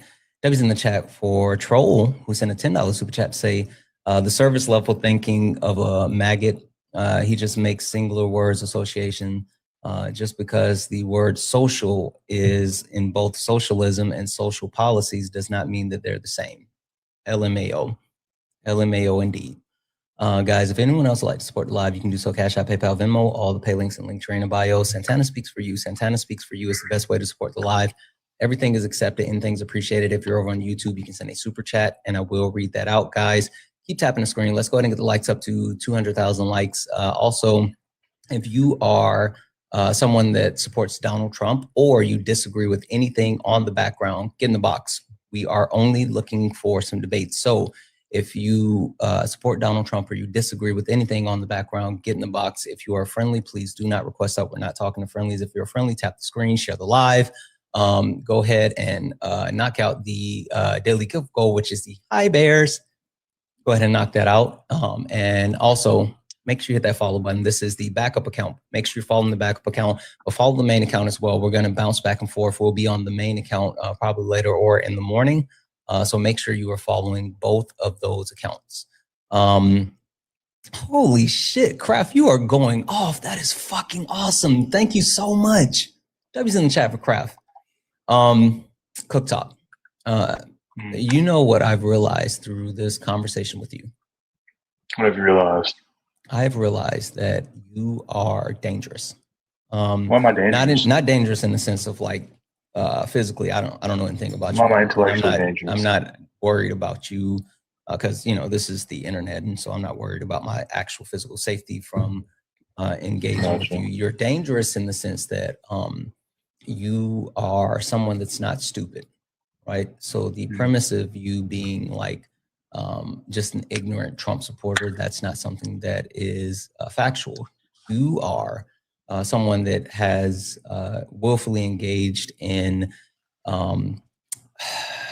disruption, willfully engaged in misconceptions, willfully engaged in utilizing the knowledge that you've been able to obtain to perpetuate false narratives in order to provide coverage. And so with that being said, we have reached a point where I feel like it's no longer even possible to be fruitful with any type of conversation because you are willfully misrepresenting and mischaracterizing multiple facets of what's happening. We haven't gotten into any substance conversation around this Trump administration. We've haggled with definitions, what's acceptable around the tenets of fascism. We've talked about historical preferences, but yet no one in this live has actually gotten the opportunity to deal with why why I have the premise that this current administration is actual fascist. And with that being said, we've wasted enough time with this back and forth and indirect conversation. Cook Talk. Can I give you one final quick? No, you cannot. No, you cannot. Sometimes I forget that I shouldn't get caught up in the debate bro aspect of like whatever's happening. And I forget that because I genuinely, I'm a bit of a history buff. Like I genuinely enjoy history. And so when you start to talk about history, I at times can go down a bit of a rabbit hole. So that one's on me. I do want to recenter, refocus, and make sure we're dealing with the actual substance of the background, not the leaning and redebating as far as what happened in history. I do think history is important to understand. because a lot of people say history repeats itself. I don't agree. I love the saying that while history may not repeat itself, it often rhymes, and that's what's happening. So one last time, if you're a Trump supporter or someone that supports Donald Jimothy Trump or disagree with anything on the background, go ahead and get in the box. We are only looking for some debates. Please do not request up if you are not a Trump supporter or someone that disagrees with something on the background. We are dealing with the fall of America. America has fallen, and America has fallen for multiple reasons. Because of the fascist government that is currently in power, because of the street violence that we're seeing implemented by these thugs, these Gestapo agents, these brown shirts with ICE, the global warmongering that's occurring with Donald Trump and his administration, whether we talk about Greenland, whether we talk about Venezuela, whether we talk about Iran, it's all global warmongering. But I think they're doing all of this to hide the Epstein list. Like Donald Trump is literally trying to hide what was done, and he's willing to tank the economy, to start wars, to do whatever it takes to cover this all up. And it's highlighted because of his white fragility, and specifically the white fragility that has captured the entire country throughout the history of our country, but even more so today, where young white men are being told that they're being replaced and that they need to quote unquote fight back or stand up and all this other stuff. And they continue to perpetuate harm across the board to marginalized communities, whether that's people of color, whether that's women, whether that's people with disabilities, whether that's people within the queer community. White men have feared the point of no longer being the quote unquote majority. And so they're doing everything possible to hold on. And that's harming everyone in the country.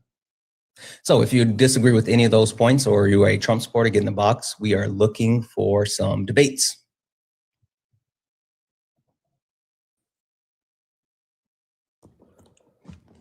Hi, K Mercedes, I think it is. Are you a Trump supporter or someone that disagrees with something in the background? Oh, no, I'm not a Trump supporter. I accidentally requested. Okay, no worries. I'll drop you down. I'm so sorry. No worries. Guys, we got quite a few people in the box, and I want to make sure that anyone that is in the request is actually here for some debates. So really quick, great time to do this. Take a look down at the bottom. If you see the pink and blue person, you're good. You're perfectly fine. You are, just watching and chilling and supporting. But if you see a gray person down at the bottom, that means you are in the request and you are here for a debate. So if you see a gray person at the bottom of your screen, that means you are a Trump supporter or you disagree with one of these points on the background and you are here to debate. Guys, again, check the bottom. Make sure that if you are in the request, then you are either a Trump supporter or you are here for a debate. We are only looking for some debates.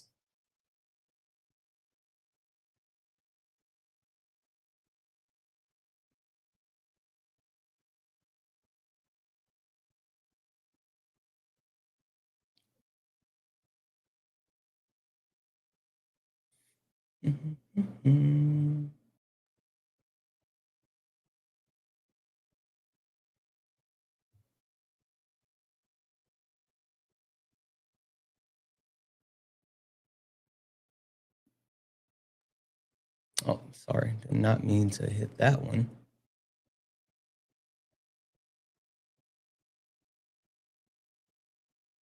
Okay, hell. Looks like I waited too long because it looks like everyone has been cycled through. That's fucking wild.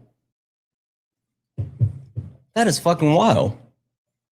Oh, wait. Definitely didn't mean to bring him up. Drop him back down. Boom. All right.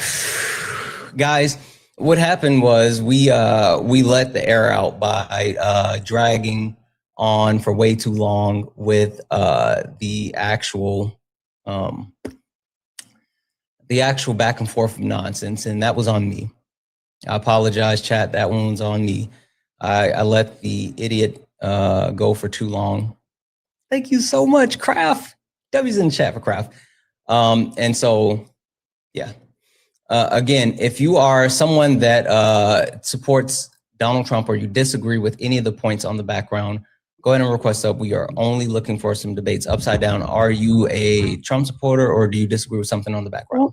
Oop, cancel. Okay. I'm sorry. It's no oops. No worries. No worries. one thing that I do want to call out, because I found this super interesting, right? The way, if you haven't seen this, the way that the Trump administration is leaning into like just being Nazis is fucking wild, right? And for anyone to dispute that they're not, like, I made this comparison. It's super funny. I made this comparison like over a year ago when I talked about like the rise in Germany of the Nazi Party versus where we are currently within the United States. But over the last few months, the Republican Party, Donald Trump, his administration has gotten bolder. And when I say has gotten bolder, I mean they literally don't care if you know, right? One thing that a lot of people might not know, and this is super interesting, and this is something that I actually learned from Swan. Shout out to Swan. And I had to go do a little bit of research myself, but America first. America first. The term America first is rooted in white supremacy. It's literally a phrase that was started by the Triple K. And the Triple K was the one to perpetuate that point, and it's been picked up by other hate groups throughout the history.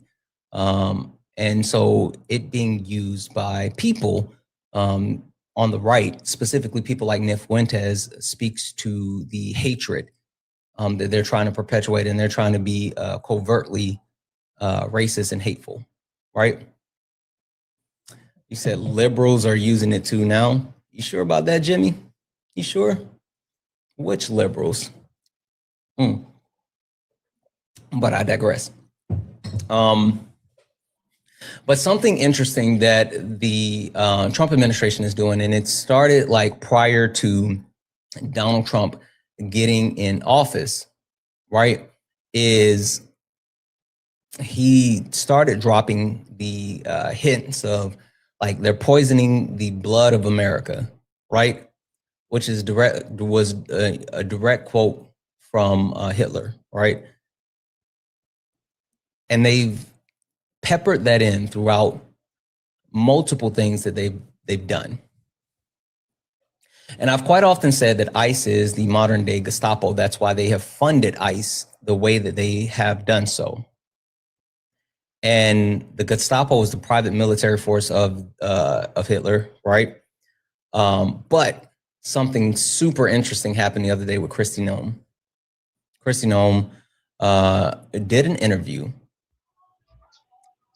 Hi, Fly. Are you a Trump supporter or disagrees with something on the background? Okay. Kristi Noem did an interview a couple of days ago, and this was after the murder that occurred in Minnesota. And she did an interview in front of a podium, and the podium said, DHS/gov/while. We're winning. You're winning what? Hey, Finn, guess what, bub? I don't know if you're new here, but MAGA, you guys don't get to yip yap in my chat. I don't care about what you think you guys are doing. I'm going to mute you, but I did send you a request. Come up here and tell me about how you're winning. Liberals use it to show actions by reps that aren't America's first. Cool. Angela, sure. I'm going to mute you as well. Come up here and tell me about it. Send you a request as well. You guys don't understand. You guys don't understand. I don't care about what you're saying in my chat. And also, my chat doesn't want to see you saying weird shit in the comments. So if you can't get up here in the box, then my chat has no need for you to be down there with them, period. And so I will mute you. I'll send you a request to come up, but I will mute you. And my mods will mute you as well. We don't want you intermingling with those good, fine folks down in the chat. We want you up here in the box. You don't get to use my chat as your safe space. You don't get to use my chat as your therapy session. You get to use my chat to say random hateful stuff. You either get up here and you say it with your chest, or you don't say it at all. I don't care which one. Hi, are you a Trump supporter or disagrees with something on the background? No, you said that Oh, sorry. Hold on. What was it? There was something said about like Democrats saying. Okay, wait. So you don't disagree with anything on the background? No, I thought that you wanted us to join if you. No. I appreciate it. Guys, only request up if you are a Trump supporter or you disagree with something on the background. We are only looking for some debates. Only request up if you are a Trump supporter or you disagree with something on the background. We are only looking for some debates, not friendlies. I appreciate you. Also, I'm not interested in actually talking about other Democrats or whatever, unless you are a Trump supporter. Right? Sure. If you're a Trump supporter, you want to come up here and you want to tell me about Democrats, that's fine. We can talk about it. But anyone else, I don't want to do it. But what I was saying is Kristi Noem, all good.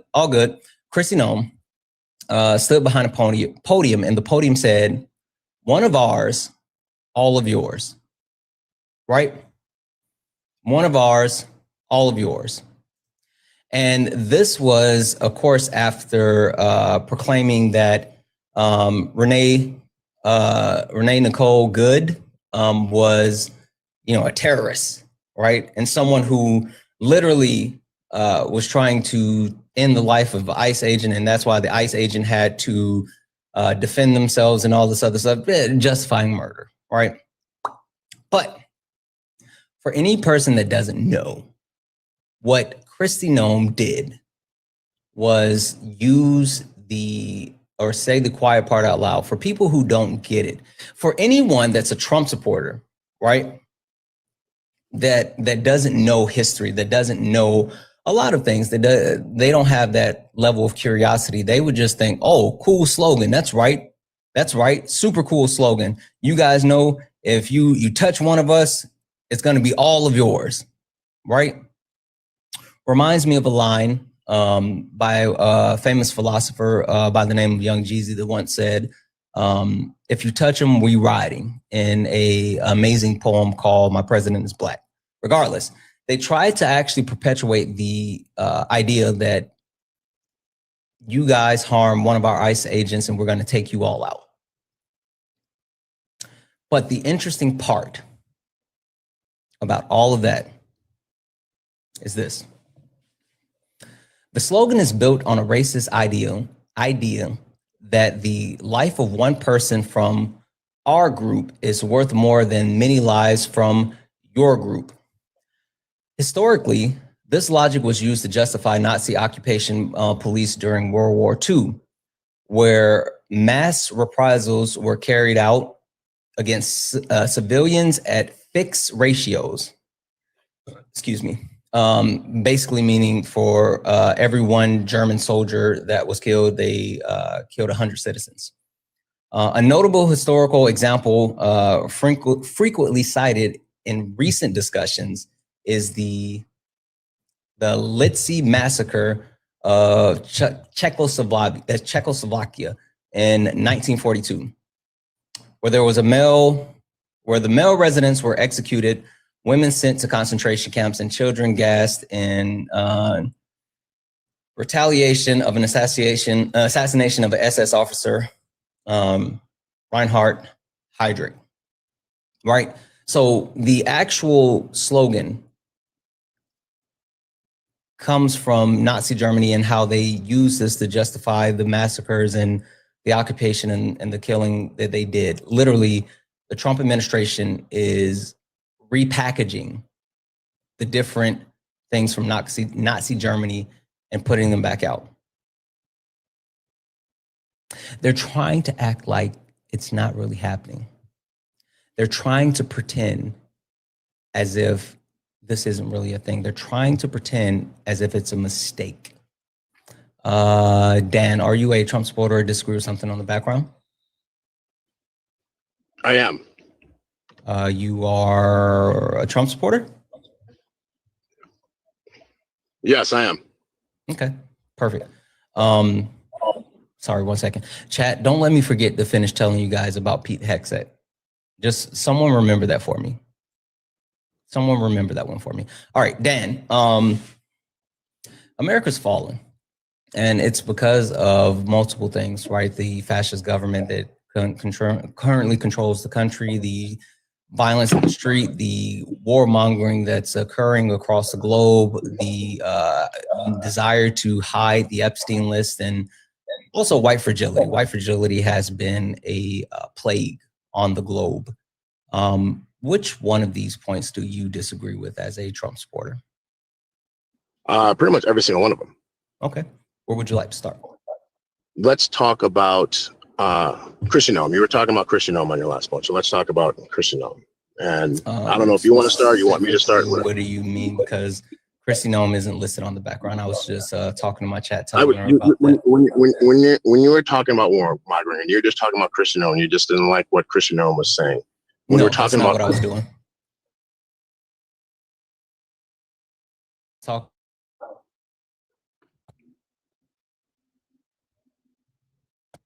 Sorry, chat. Sorry.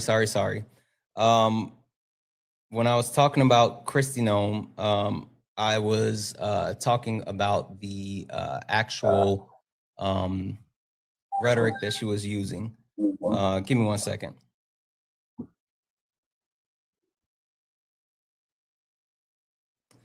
And I'm sorry, the actual the podium that she stood behind that stated one of ours, all of yours, and where that actual signage came from. Okay, great. Now let's talk about something real quick. Can you hear me still or no? Sure. I guess to actually make sure I understand what's happening or what you're trying to talk about, do you want to go into the street violence, talking about what's occurring with ICE? Let's talk about that first. Sure. Okay. All right. Let's talk about that. ICE would not even be needed on the streets had it not been for illegals coming into the country in the first place. People like to blame immigrants. Okay. If you want to use that rhetoric, that's fine. You want to water it down. I use on my platform. Okay, that's fine. I'll respect your platform. I'll use that. If you want to use undocumented, that's fine. But the reason is that the ICE are on the streets is because for the last 4 years, we've allowed people to come to our country willy-nilly without being checked, without being vetted. Republicans have no issue with legal immigration. You have no problem with that. We want people to come to this country, but we want people to assimilate to this country. We want people to respect our morals, respect our values, respect our culture, respect what America is, not to bring Sharia law over here, not to bring any type of, okay, I need you to slow down because you're shotgunning. You're saying like a ton of things that aren't true, but then you're conflating things as well, like bringing up the fact that, people coming into the country and then Sharia law and like ICE being on the streets, and like you're conflating a ton of things. So I need you to slow down and let's deal with portions of what you're saying at a time before you move on to other things. I know you may think this is one concise thought, but like literally you're conflating multiple points into one, which they aren't the same. So how about we start here? You said if it wasn't for undocumented immigrants coming into the country, ICE wouldn't be on the streets, right? Exactly. Yeah. Okay. So let's deal with that. Let's deal with that. There would be no purpose of it. The reason why is because you have to make sure that America is safe. You have no idea where this person is coming from. You have no idea what this person's background is. The reason why the Democrats, in my opinion, allowed so many people to come to this country illegally was because they wanted to secure a new voter base. What the new voter base was, and you can even ask, for instance, I'll give you one more example that you can say something. You can even ask the Black people in Chicago. When Brandon Johnson opened up the floodgates, he allowed all these illegal immigrants, undocumented immigrants to come over to Chicago, receive more benefits than the Black people that actually needed the benefits. Black people right now in Chicago cannot stand Brandon Johnson because they saw that Democrats take care of undocumented people more than their actual tax-paying citizens. Okay. And that is so just really quick before we go too far and get into anything else, a question for you. Do you live in Chicago? I moved from Chicago. Yeah. I was born and raised there. I do not currently live there now. Okay, perfect. Are you Black? I am. You are? Yep. Turn on your camera for me. Just for a second, you can turn it back off. Okay. All right. Perfect. Cool.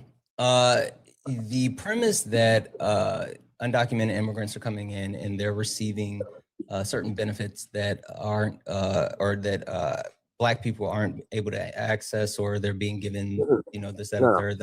That's a false equivalent. But with getting into the actual point behind, like ICE, because you said that it's because of the safety of the country and all this other stuff. It's interesting. This is something that's been parroted multiple times by people on the right, and I think this is just like the new updated talking point. But help me understand, what was the purpose that ICE was created for?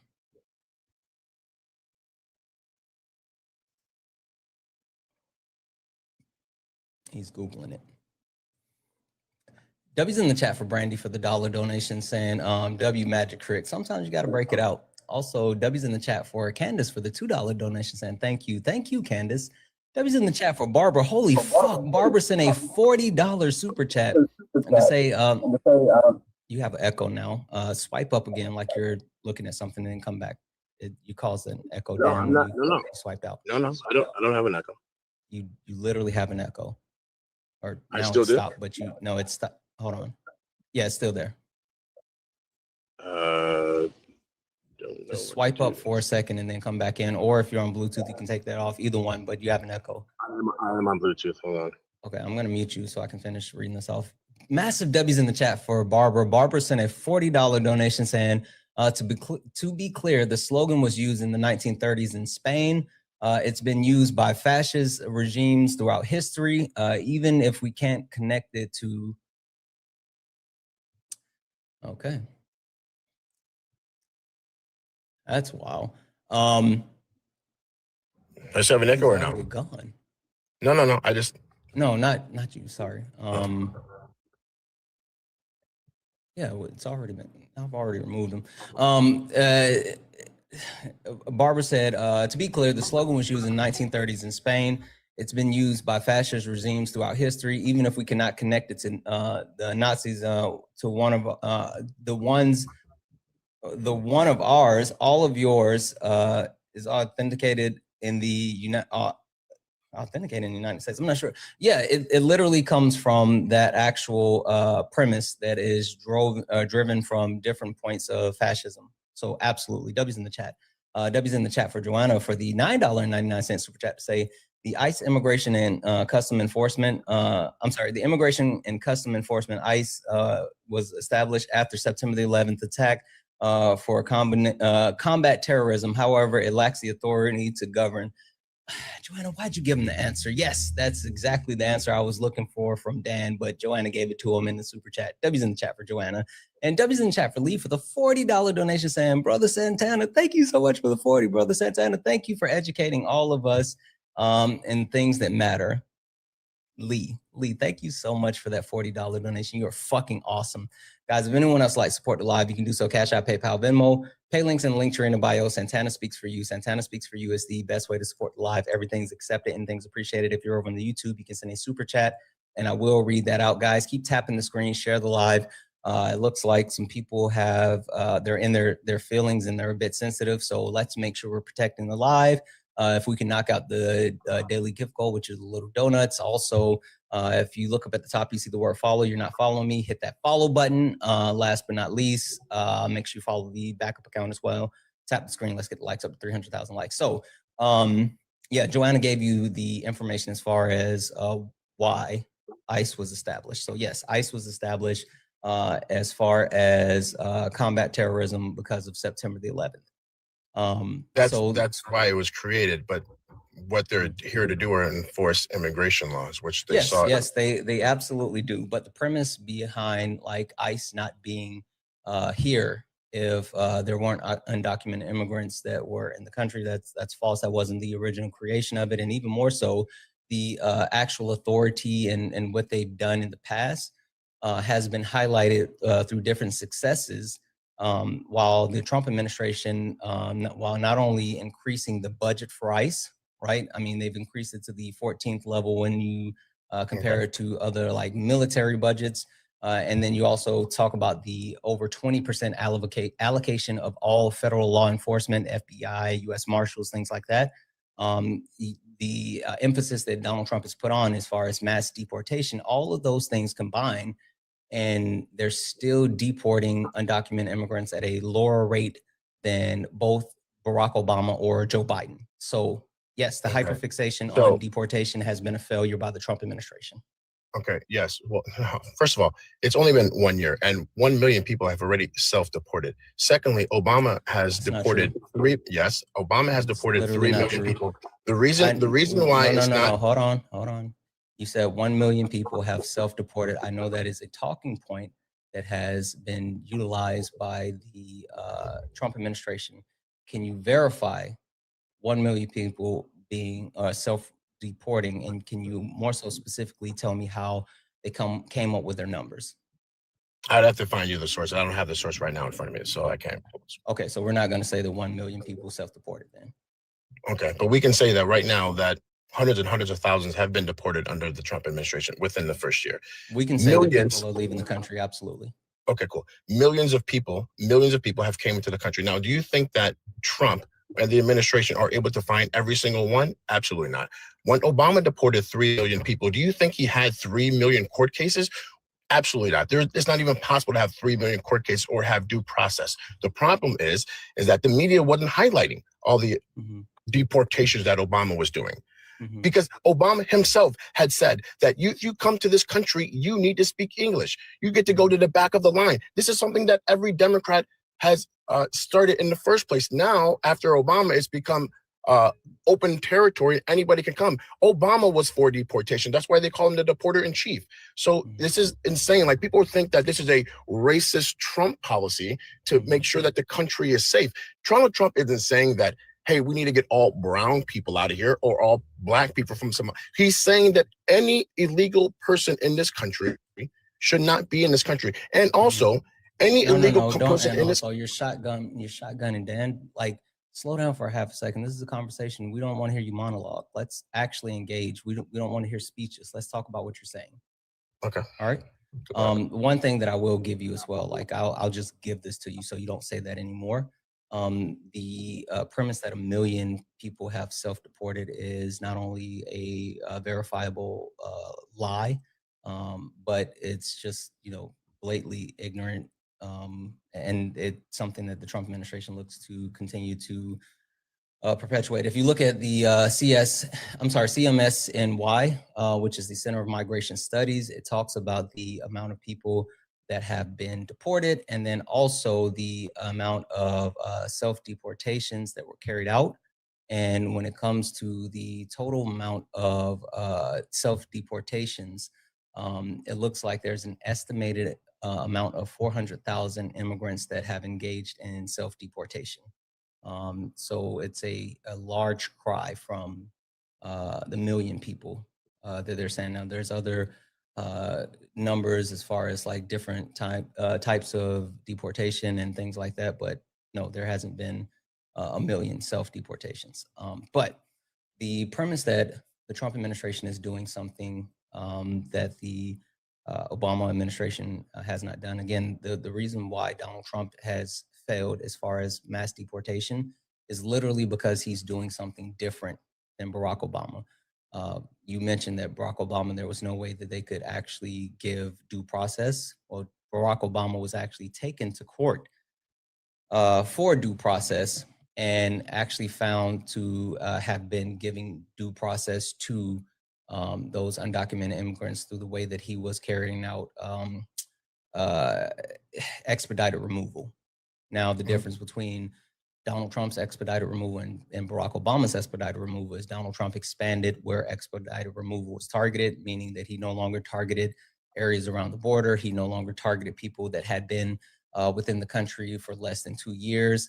Donald Trump shifted to longer term with, I think it's like 6 years, but then he also targeted like inner cities, inner areas within the United States. So that's partially why Donald Trump has been less successful, because he changed the approach. But there's also something else, but I'll let you speak to anything that I said before I said the last point. It's and I appreciate that. It's not so much that he changed the approach. Donald Trump might have changed the approach a little bit, but you have to understand, when Obama was doing the same exact thing, again, we can understand that there was not 3 million due process court cases. So let's just make sure that we understand that Barack Obama was deporting people at a very high rate without due process, the same as Trump. But Can Trump, you verify that? Because again, like I said, you're going to sit there and say there was 3 million court cases. Barack Obama was taken to court for that very Just reason, because- and the courts okay. ruled that yes, he was giving them due process. So if you're going to substantiate that he was not You're giving saying- people due process, then I need you to provide some type of evidence. You're saying proving in a that he did span it. of Santana, you're saying in a span of 8 I'm not years, saying there were anything. 3 million court literally, cases. I'm saying that literally Barack Obama's administration was taken to court for this very Sure. reason, and they won. Sure. So unless you can actually prove that they did not win, then I need you. If you can verify that, I need the proof. If you cannot, then you have to stop saying that. Santana, it's impossible to have 3 I don't care million what you court think, it's cases. in 8 impossible. years. I'm not. It's not. I'm It's not. not. Listen, Dan. I'm not talking about what we think. I'm talking about. It's not about what you know. It's about what you can prove. Okay, so Boom. why don't we favorite prove this? movie. Let's prove this. Can you prove that he was deporting people without due process? Because I can prove that he was taken Well, yes, to he court. was. That's why he got put to court. Yes, that's why. Yes, he was Yes, we taken can to court. prove And that. what was the court ruling, Dan? Okay, first of all, What was the court ruling? You're saying that the court ruling was that he was found to be giving every single due process. We know He was for a found to fact. be granting due process. Yes. Now, can you prove that he was not giving due process? Okay, don't know the source. Okay, so But then we stop know saying that it's a possibility to have 3 million. I don't court care what cases. you think. With- I don't with- care what you okay, think. I'm that's fine. sorry, Dan. I don't care what If you you think. want to but you talk sitting about here- something that we know, if you want to talk about facts, Dan, in order to sit here and continue to parrot the things that you're saying, I need you to back it up. If you want to say, I don't think that everyone received due process, even though it was ruled that the Obama administration is giving due process, then cool, I'll accept that. That's what you think. But you sitting here saying with certainty that because there was 3 million cases, there's no way all of them could receive due process. You have to prove that. That is a very definitive statement. You have to prove that statement. I muted you.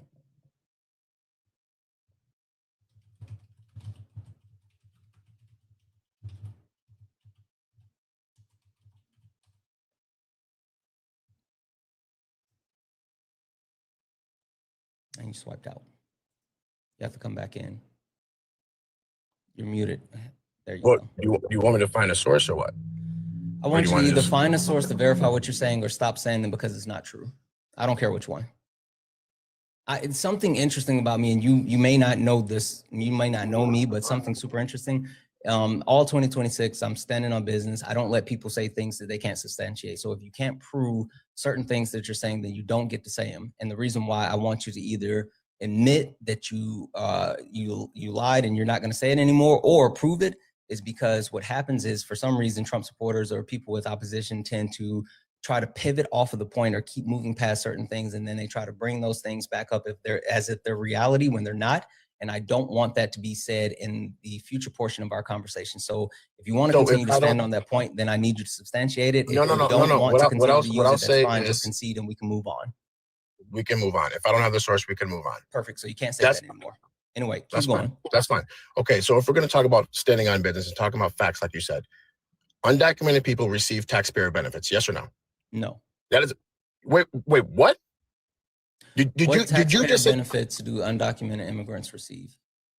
You're sitting there and telling me that taxpayer dollars do not go to pay for food, pay for healthcare, are you sitting there saying that undocumented people to be more specific, I apologize. To be very specific, as far as undocumented immigrants, as far as federal benefits, absolutely none. As far as health benefits, undocumented immigrants get access to emergency care, but that is paid for by the state level. But as far as undocumented immigrants being able to receive access to food, housing, all of those other stuff, government benefits from that, no, they do not. In order to be able to actually gain access to that, you have to be a documented immigrant, meaning asylum seekers, which they absolutely get access to it, but undocumented immigrants do not. The only thing they get access to that is quote unquote taxpayer benefits is if there is literally an emergency and they have to go to the hospital.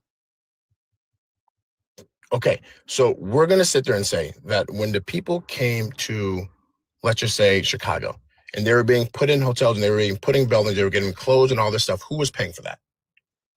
So that was money that was distributed to the federal government for asylum seekers. And then what happened is Texas and Florida both made a decision that they were going to play politics with human lives. And so they shipped their the actual asylum seekers from Florida and Texas to inner cities like Chicago, like New York. And so what happened from that point is they didn't send the federal funds for asylum seekers. They literally kept that money in their states while shipping those undocumented immigrants to other states. And so the states had to step up and support those asylum seekers because they were legal immigrants in the country. Okay, so you're sitting there saying that every single person that came under Biden were asylum seekers? No, I'm saying that every single person that had access to food or housing that was provided by the federal or state level government were legal immigrants. And here's why I push back on that, because I'm actually glad that you just brought up the point about Texas. Texas and some of the governor, what they were doing is these people are offering sanctuary cities. Texas and some of these parts of Texas are not sanctuary cities. So they're saying, if you want to be a sanctuary city, you're saying playing politics with people's lives. We're saying, if we don't want them over here, because we want to make sure our citizens are safe, you take them because you're a sanctuary city. Why should another state have that burden, that financial burden? Because they're just not out in the open. Okay, first of all, two quick questions. Two quick questions. What's asylum? Somebody that's seeking safety because of their fear for their life, their fear for their family's life. So they're trying to move from another country because they're in fear of their safety. Okay, cool. Asylum, is that something that is legally protected not only by United States law, but by international law? Sure, that's protected. I know. Okay, listen, cool. One last question. I know I said two, but one last question. When I said that Texas and Florida was shipping these asylum seekers from their states to these blue states, what did I say they didn't send? They sent the people, but what did they not send? I don't know what you mean by that. Oh, are you saying that they didn't send any undocumented? Is that what you're trying to say?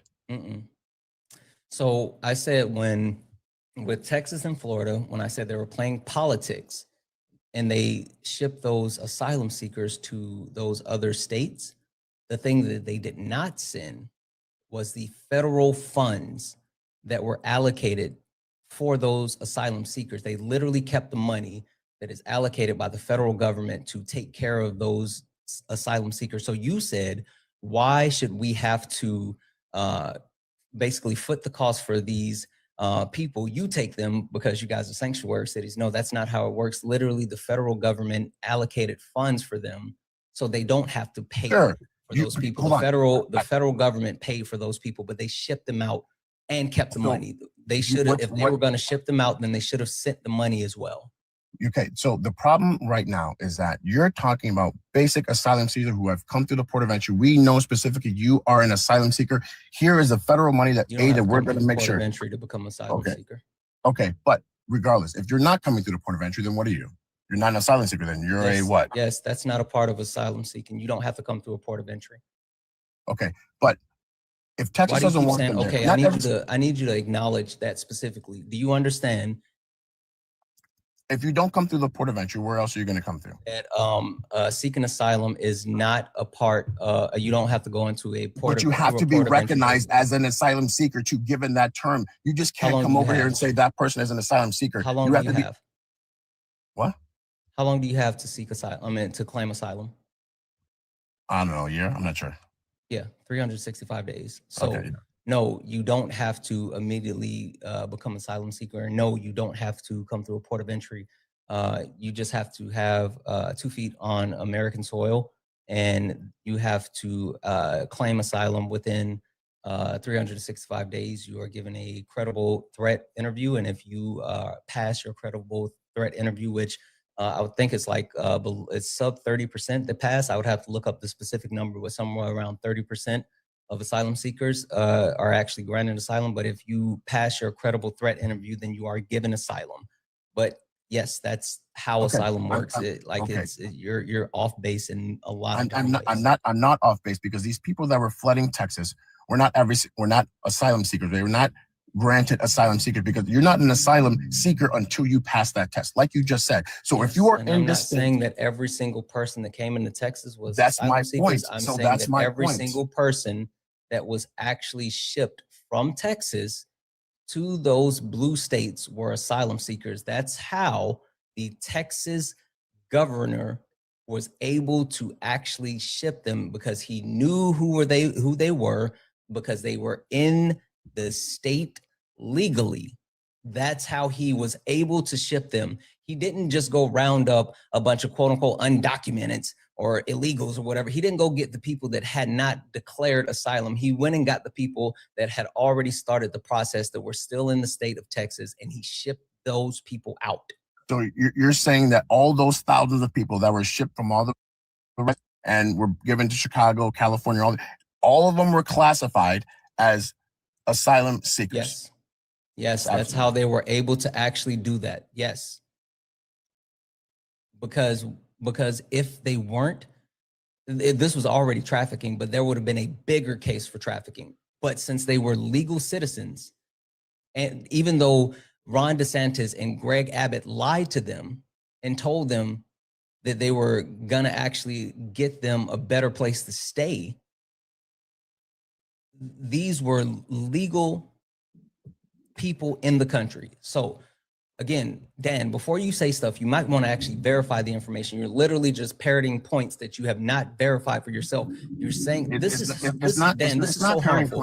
This is so harmful because it's not parroting points. Okay, Dan, so if it's not parroting points, then what's happening is you are actively saying things that are wrong, right? So either you're willfully ignorant, or you're ignorant on you're just ignorant, right? And which being ignorant is not a bad thing. Ignorant just means you don't know, right? Hold on. And Santana, I'll say this, and this is the problem that we have right now in this country. We have people like you, which is fine. You're trying to get the message out there. You're trying to justify why things like this are okay.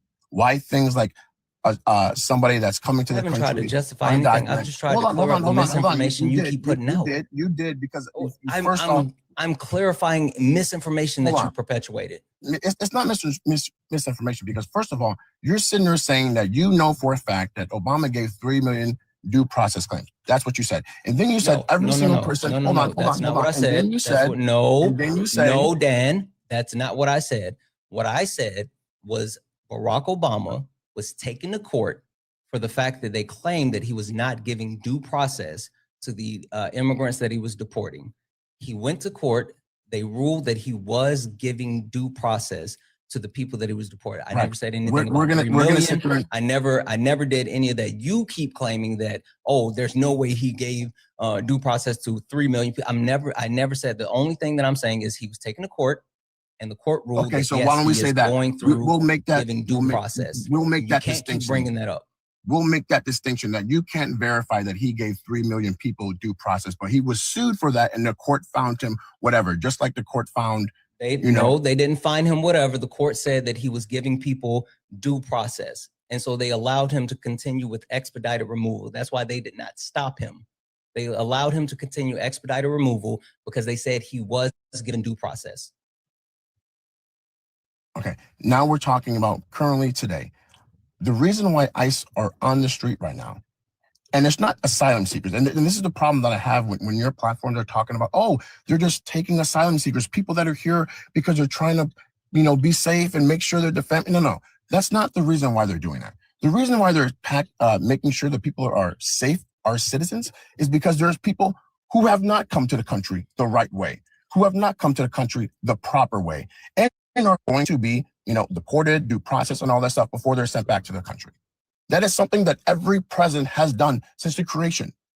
Every single president. This is not just a racist Trump thing. It's literally a racist Trump thing. It's not. It's not. Because this literally is. Would you like to know why? Why? Go ahead.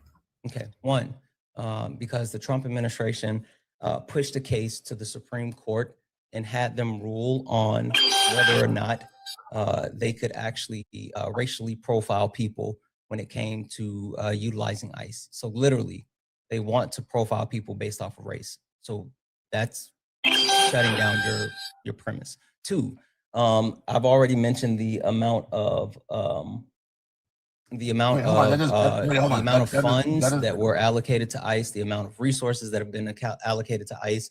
And I told you that I had a second point. I said that Donald Trump is deporting people at a lower rate than both Barack Obama and Joe Biden. I haven't even told you why, and I'm sure you don't know why. All right, so you're gonna finish this point, or we're gonna go back into the racial profiling topic? Because I want to go back into sure. Let's finish the racial profiling point. Okay, so if you're getting intel that 2 million people undocumented are coming from Mexico, and they're all in this area, okay, they're all, let's just say, in a small city in Texas. 2 million people came over here. My intelligence says that 2 million people come over there, they're all a small city in Texas. Are you going to stop Europeans? It's not racial profiling. If I have intelligence, one more time.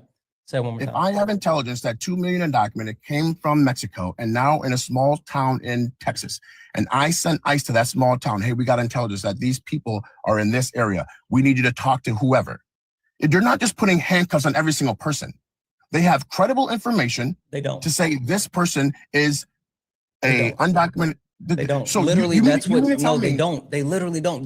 The Supreme Court ruled on this. The Supreme Court said that ICE can actually stop and detain people if they are brown and if they hear them speaking Spanish or things along those lines. A detain is not an arrest. That's why the word detain is. I said racial profiling. They're literally allowing racial profiling. I didn't say anything about arresting. Dan. Okay, that's not racial profiling. Okay, it's literally the Supreme Court ruled. This is if you come from Mexico. Got it. Don't worry about it. 1 second here.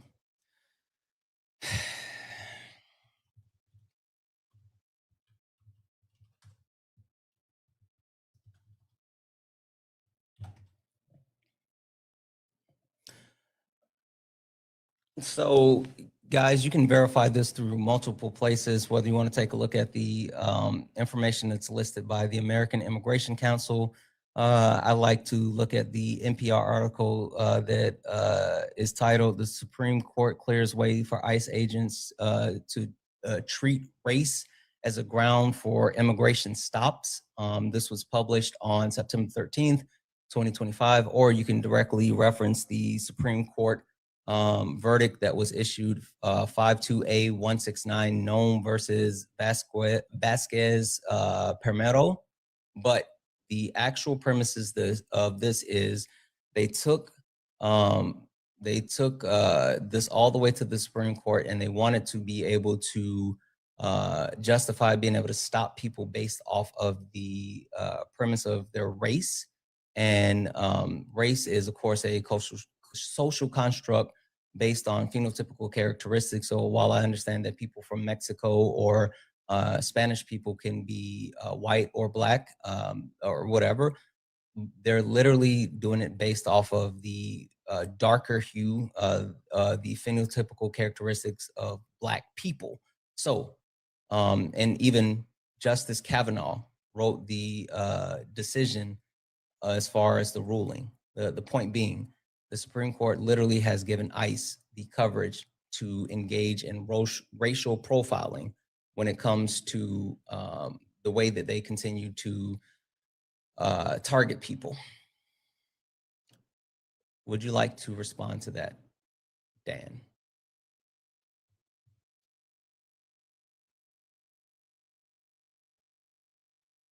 I sent you a request to unmute. W's in the chat for Shannon. Holy fuck, Shannon. Shannon, listen, I swear you guys be on this shit.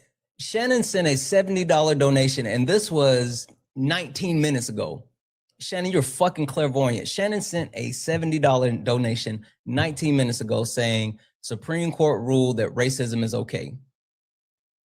Shannon literally sent this 19 minutes ago talking about how the Supreme Court ruled on it. Fucking W's in the chat for Shannon for dropping that knowledge, but also for the $70 donation. W's in the chat for Karen for the $1 donation, saying the demographic is all in one area. What do you propose, sir? ICE attack the areas and then put them into more confined areas, maybe wall them off from the rest of the country? No. Yeah, No, concentration. no, Yeah, I was giving, absolutely. W's in the chat for Karen for that one. W's in the chat for Damo for the $5 super chat to say Trump is saying that black people and brown people aren't welcome. His government Twitter accounts keep tweeting out things like the regiment. Exactly. W's in the chat for S Productions for the $5 super chat. Sorry, I'm reading off donos. Give me like 2 more seconds and then I'll let you respond to my original point. I'm just thanking people. W's in chat for S Productions for the $5 super chat to say, not sure if you've ever mentioned this already, but more people have died in ICE custody than U.S. citizens who have been killed by undocumented immigrants. I haven't talked about that yet, but I did see that. That's fucking wild. Also, W's in the chat for Tekka, who sent a $2 super chat to say, why is Renee, that's why Renee is dead, right? So safe. Absolutely. Absolutely. Fucking W's in the chat for all the donors, guys. If anyone else would like to support the live, you can do so. Cash App, PayPal, Venmo, pay links, and link tree in the bio. Santana speaks for you. Santana speaks for you is the best way to support the live. Everything's accepted and things appreciated. If you're over on the YouTube, you can send a super chat. I will read that out. Look up at the top. If you see the word follow, that means you're not following me. Hit that follow button. This is the backup account. Hit the follow button on the backup account. Make sure you follow the main account because we'll be bouncing back and forth between the backup account and the main account. All right. So would you like to respond to the Supreme Court ruling? Yeah, real quick, I want to touch on one point when you were reading out the super chat when someone said that Donald Trump said that black people and brown people aren't welcome here. You want to repeat that because you yourself said that you are on facts. And if you don't have those sources, you can't say that. So I just want to make sure that you correct that chat. I don't have to correct super chats. I just read super chats. I just wanted to make sure. I'm not debating people that send donations. I'm debating. You can say there that's not true, correct? Donald Trump never said that. Literally listen. If someone sends a donation, I'm gonna read off what they say. That's what I do with donations. I'm not sitting here trying to debate people that send donations. The only thing that I don't do when people send donations is say certain words. I don't engage in certain words, but when people send donations, it's literally them expressing either their thoughts, their feelings, information that they have in a moment, or sometimes they just like to say, F you guess, right? So I'm not sitting here and debating anyone that sends donations. I'm literally just reading off what people have to say. So no, I'm not going to say, I need a source for what you said in that donation. No, absolutely not. I'm just going to let people say whatever they say in their donation. I'm just going to read. I'm fucking Ron Burgundy up here.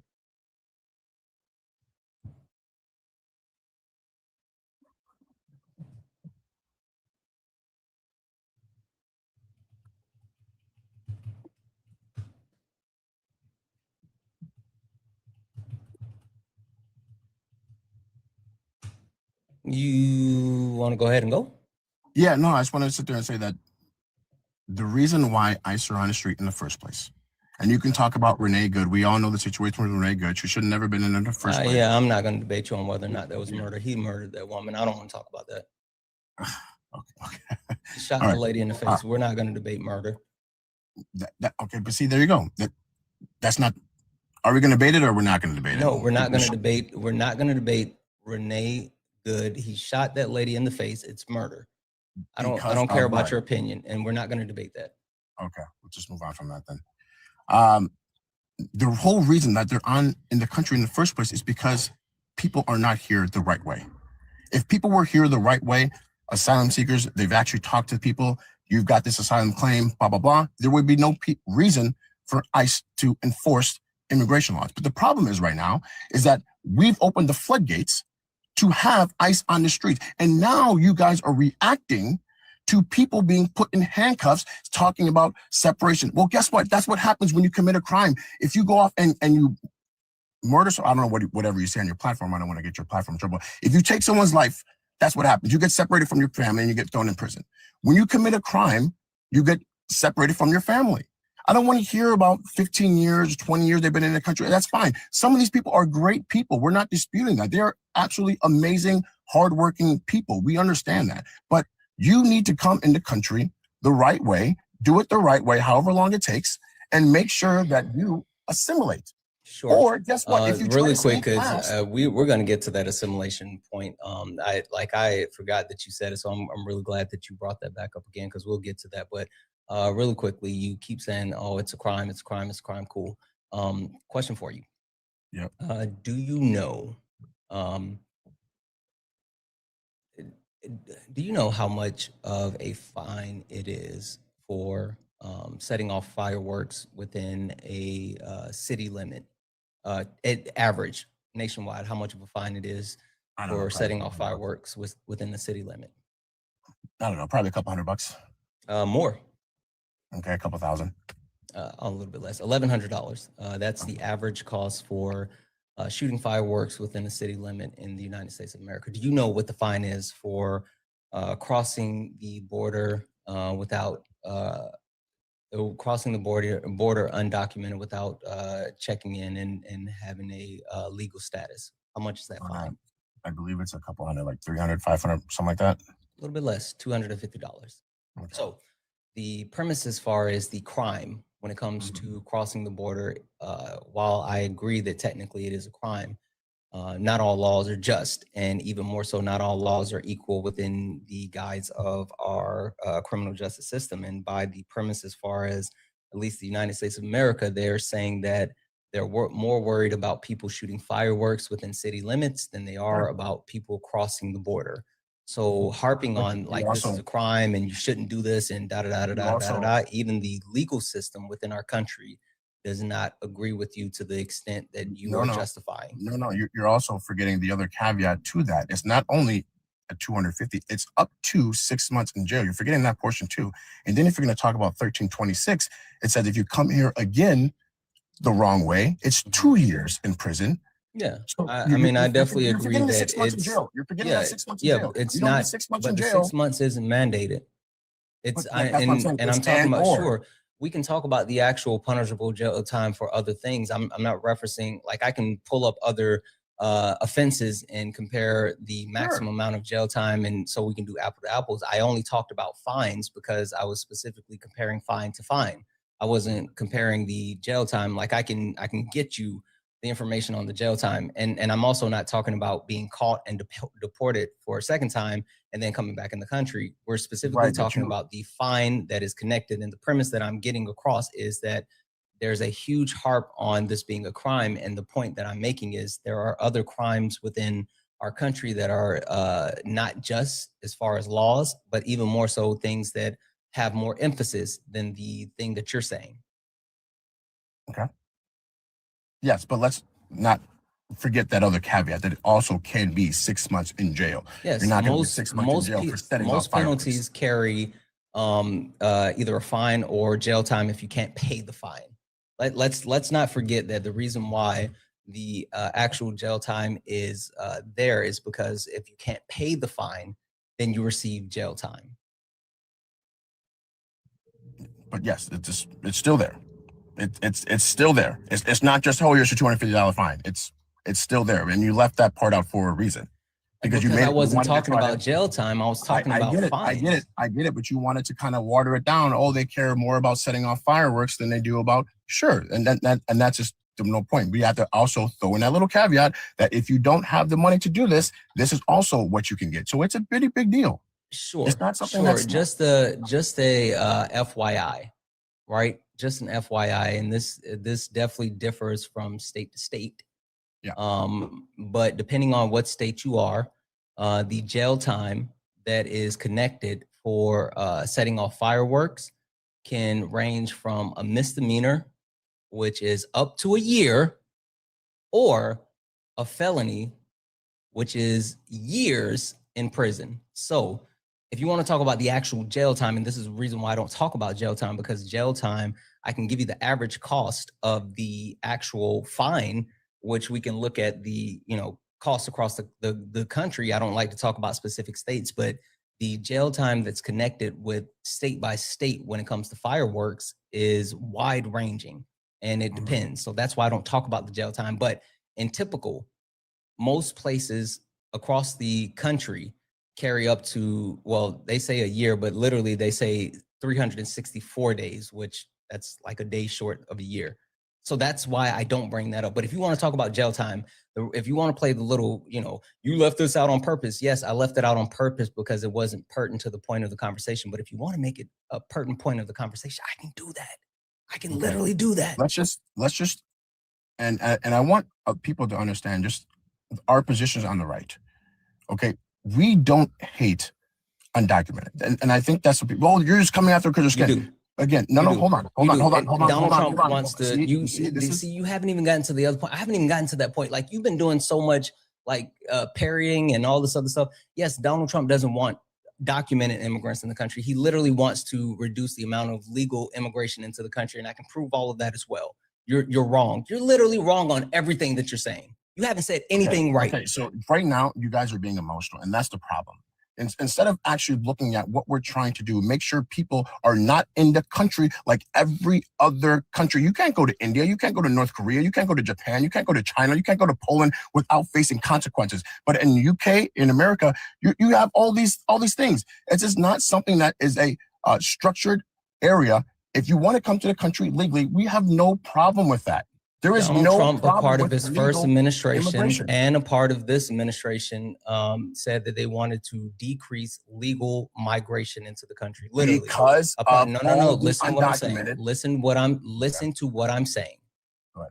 Donald Trump, a part of his first administration and his current administration, said that they wanted to reduce the amount of legal immigration into the country, which they were able to do so his first term, and they're actively doing so his second term. They have done things like reduce the amount of people that are able to claim refugees from other countries. Specifically, there was a cap set on people that can come from Africa, the entire continent, as far as refugees of 150,000 people a year.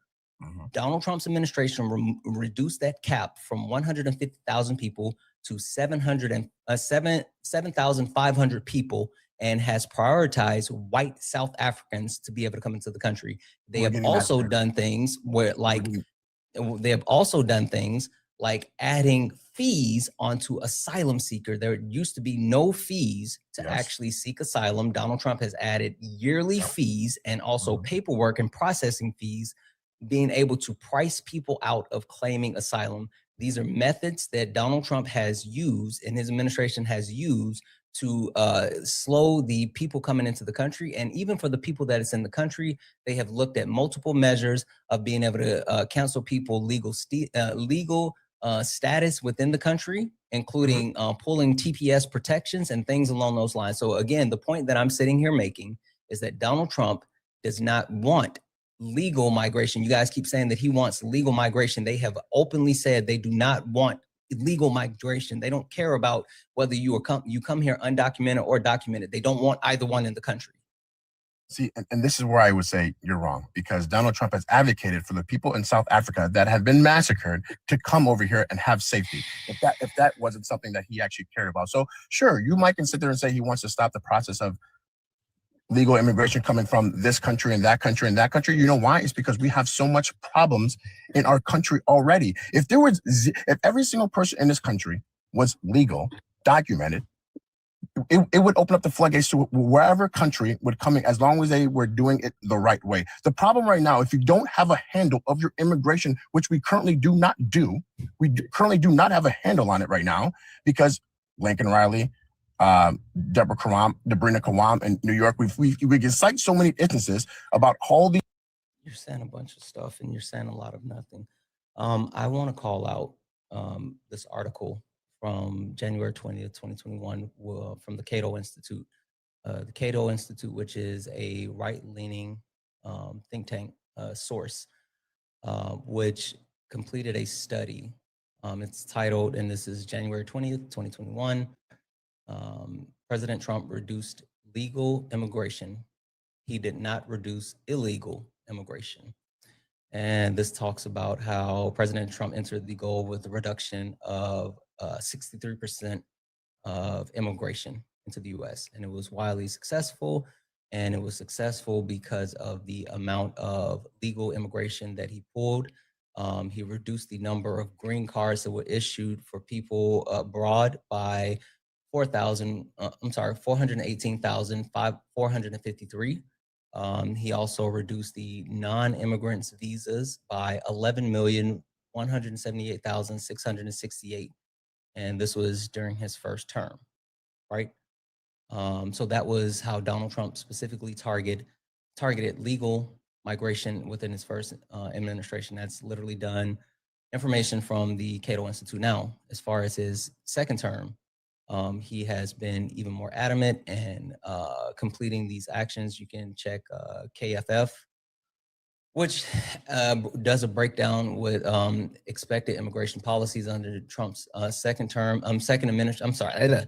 Expected immigration policies under a second Trump administration and their health and economic implications, which talks about the targeted approach to not only immigration, but undocumented immigrations and the impacts that it has on our economy, and followed up last but not least, talking about, the article that was ran highlighting on November the 28th, 2025, the article that broke down the amount of pauses that Donald Trump had engaged in.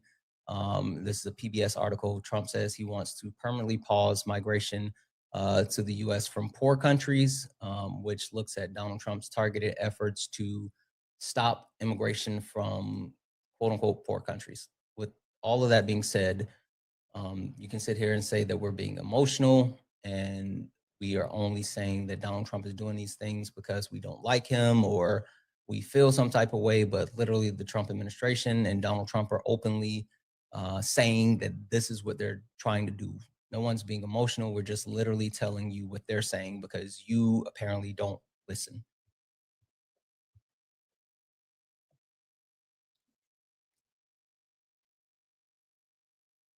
Sent you a request to come off mute. How can we continue to have legal immigration with the numbers that we currently do when our undocumented is skyrocketing? That doesn't make sense. How can you have unchecked immigration with undocumented, but you're consistently making sure that the legal immigration is still the right way? It doesn't make sense. You have to balance it. You want to make sure your legal immigration is skyrocket and your undocumented is damn near zero. That's why you want them to come, through the port of entry. Make sure they encounter, not crossings. You want to make sure that everybody is safe in this country. And this is the problem. The number one priority that a president or elected official has is to make sure their citizens are safe. Whether you agree, whether you don't agree, whether you think it's a racist policy, whether you just don't like him, it doesn't matter. That's another reason. I'm not going to get off topic, but that's the reason why he sent the National Guard in some of these cities. Everybody, whether you hate Donald Trump, you still deserve to be safe. And if we have people in this country, you can ask Lincoln Riley's family how they feel about it. You can ask Debrina Kawam's family how they feel about it. They want to make sure that, this is one person coming to this country, undocumented, taking the life of an American is too much for me. What are we going to do to make sure this does not happen again? And that is why you have ICE on these streets. So when I say you guys are being emotional, okay, stop there. You're literally steamrolling again. You're steamrolling and you haven't cited. I'm steamrolling and you haven't cited any actual facts. You said a lot of stuff that's not true. I just said Lincoln Riley. I just said yes, you named yes or no? specific names. Yes, you did. That's not so citing that's actual fact, sources. Correct? You talking about you use two people's names to actually. You use two people's names to verify that that they had been harmed or killed by undocumented immigrants. I'm not disputing that, but then you try to perpetuate a bunch of other false narratives as far as like balancing undocumented immigrants versus documented immigrants, like all of this, like you're absolutely wrong. You're absolutely wrong. Donald Trump is not deporting undocumented immigrants, and even more so with him reducing documented immigrants. That's not what he said that he was going to do. Donald Trump ran on the premise of getting criminals out of the country. Literally, his words. He literally said that he was going to get criminals out of the country, speaking on like violent offenders and all this other stuff. He literally talked about how people were coming in from insane asylums. He said that they were rapists. He said they were murderers. He said all of these things, and that's how he categorized those criminals. And then once he got into power, he changed the premise of what a criminal is, and start saying, like, if you are crossing the border illegally, then you are a criminal. So he shifted the goalpost there versus what he was saying prior to gaining power. When he was running for office, he never said anything about people just crossing the border being criminals that he was targeting. He literally said that he was targeting the people that was murderers and killers. Okay, when you said rapists and when you said murderers, has that not happened in this country? Yes or no? And what do you mean? Hold on, Santana. Has that happened in the country? I'm telling you, I don't understand. Has an undocumented rapist taken the life of a American citizen? Yes. Okay, so you can see why he says these things, because one is too much. Okay, that's fine. I'm not saying one isn't too much. I'm telling you that his premise was that he was going to get all of them out. That's what he said. You're sitting here saying just because he got one, you're saying that just because he got one, anybody that breaks the law and comes. You're saying because he got one, that justifies him as far as what he's doing to, and that validates what he said. He never said that he's going to get the one. He said he was getting all of them out. He said that was the approach that he was going to take. He was specifically going to target them. Now you're saying since he got one person, then that justifies all of the other people that are not criminals, because a large amount of people that are in ICE custody have no history of crime nor violent crime. And that's why they tried to shift the goalpost and say, oh, the crime is actually crossing the border. That makes them a criminal. That's the point.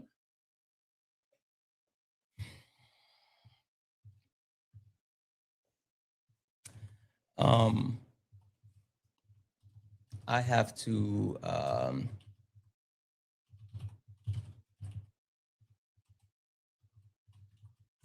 say thank you to a couple of people. W's in the chat for Sanja, who sent a $1 donation, saying these people have to be introduced to the Legal Eagle YouTube channel.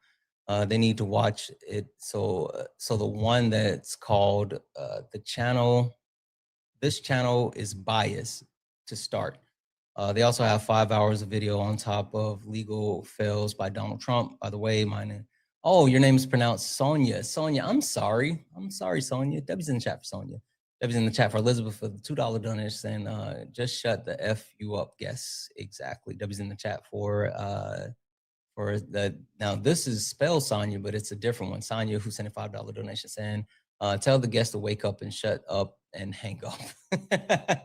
W's in the chat for Junior for the $1 donation, saying, hey, was this, what was that certain word comment towards me? LOL. You know what you be saying, Junior. Like, Junior, you sometimes you be, listen, you know I can't say certain words that you love sending over a message. W's in the chat for Kim for the $10 donation, saying, thank you for fighting for justice and drawing the hard line about the murder of Renee Good. Definitely was murder. Absolutely. We're not going to debate that. W's in the chat for Cynthia for the $1 donation, saying, this guest, is this guest this passionate about the crimes the 34-count felon has committed? I am positive that he's not. W's in the chat for Heather for the $2.22 donation, saying, anyone else notice that he was listing countries that you can't come into? He never said North Korea first. Oh, wait, he said North Korea first. He did. W's in chat for Mad Scramble for the $5 donation, saying, no one who supports the 34-count felon and a rapist for president who defrauded charities, donors, and students has a leg to stand on when it comes to invoking the rule of law. They don't. W's in chat for Jeffrey for the $1 donation, saying, asks what's the right way for Europeans? It's to be white, Jeffrey. You know this. W's in the chat as well for Black Market Remixes, who sent a $3 donation, said, tell Dan of the Borg, no assimilation. Absolutely. W's in chat for Megan for the $5 donation, say, guess I'm not comfy with the rapist as president. I'm not either, but they really are. W's in chat for Gucci. Hey, Gucci, who sent a $5 donation, saying, everyone knows the problem is white men. Get rid of them. It would solve a huge majority of crimes. Problems we face. Why isn't he advocating for that? Listen, we haven't even gotten to a chance to really talk about the white fragility topic yet, Gucci. That was in chat for Brandy for the $1 donation, saying, yeah, he said, you guys are being emotional. Yes, we are.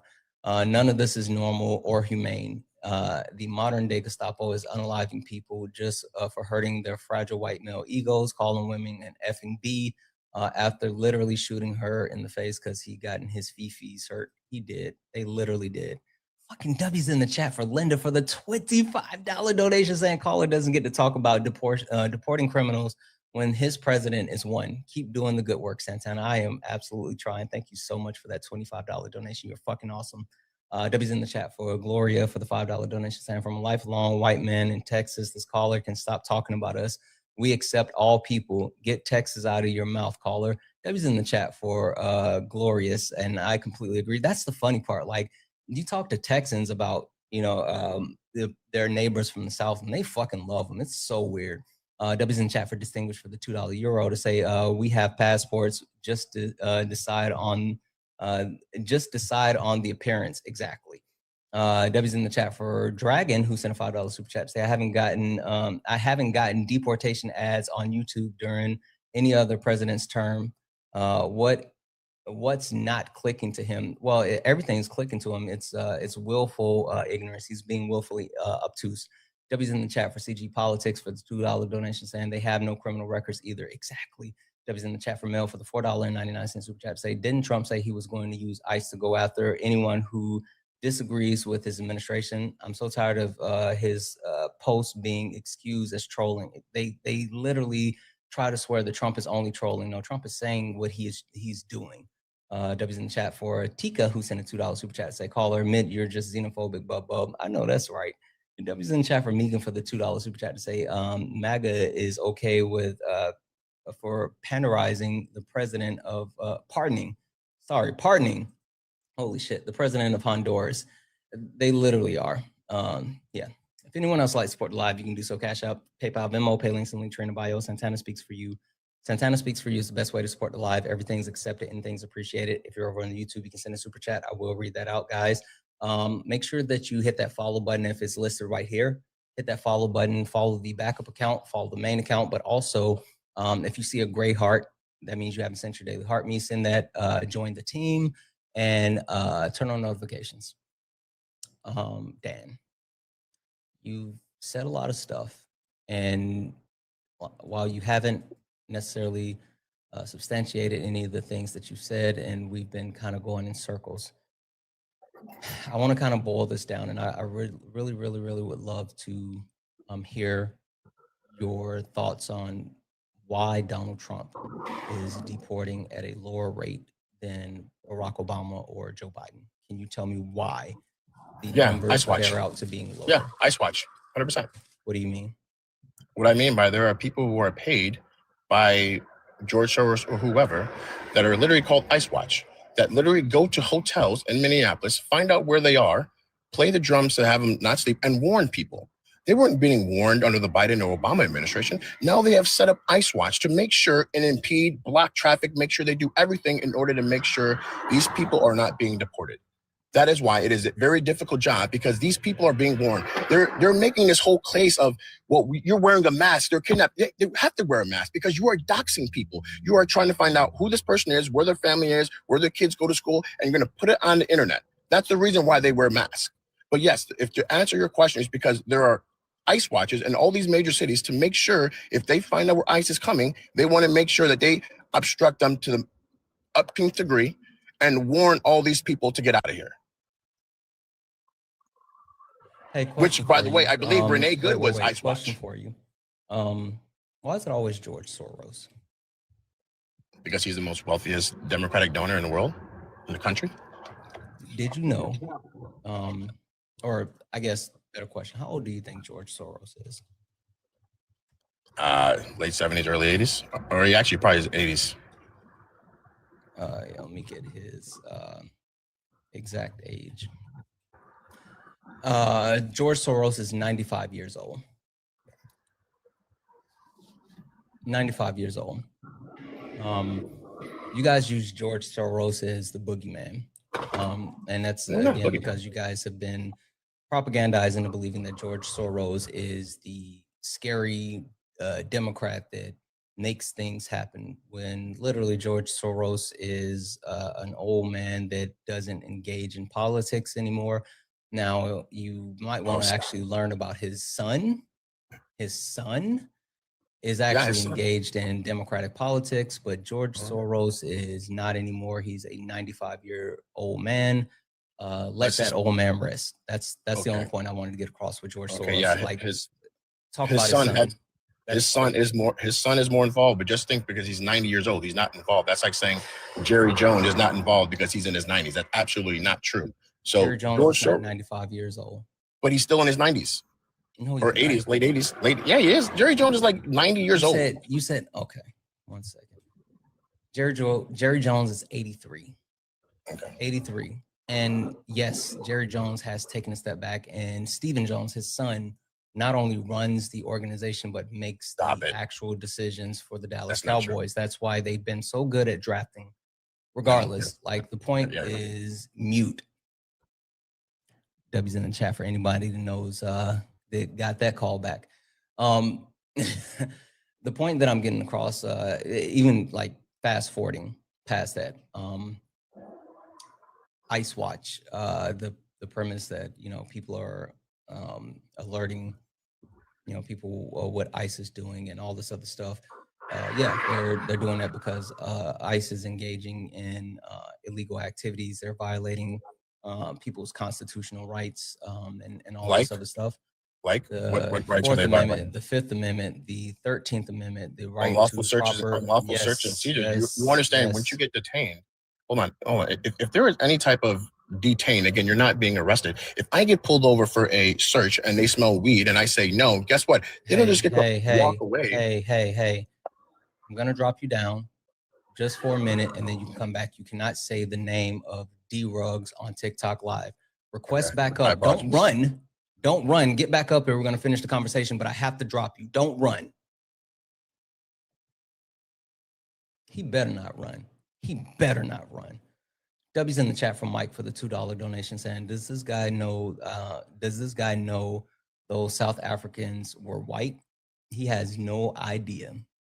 W's in the chat for Maria for the $1 donation saying, guest said one is too many when speaking about grape from an undocumented immigrant. How does he feel about gun control then, because of the hundreds of children that have been murdered in school shootings? Like, we all know that they have duality. I'm not duality. They contradict themselves with their positions. Like, do we expect them to hold the same premise across the board? I don't. I literally don't. W's in the chat for Teresa, who sent a $10 Aussie to say, I feel like I'm imposing as an Aussie, but there is a way to deal with immigration issues, and this ain't it. If you're proud of being in the new 1930s Germany, you're sick. Like, absolutely. W's in the chat for Megan for the $5 super chat to say, the worst of the worst is the Trump administration. Mexico helped Texans when there was a flood. Where was Christy Nome? Absolutely. Not only that, but also when there were fires in California. And literally, ICE tried to detain those firefighters that were helping when the United States was having emergencies. So, boom. W's in chat for Bernie for the $1 donation say, W Ice Watch. Again, Santana, thank you for not allowing these POS to defend the murder of Renee. They make me sick. They do too. I don't understand where we are today when we can't just flat out come together and condemn murder. Like, it's wild to hear people try to justify that, and I refuse to actually engage with anybody that's like trying to justify that. And the question, when I am in other people's spaces and they're talking about this, the question I always throw at the people is like, hey,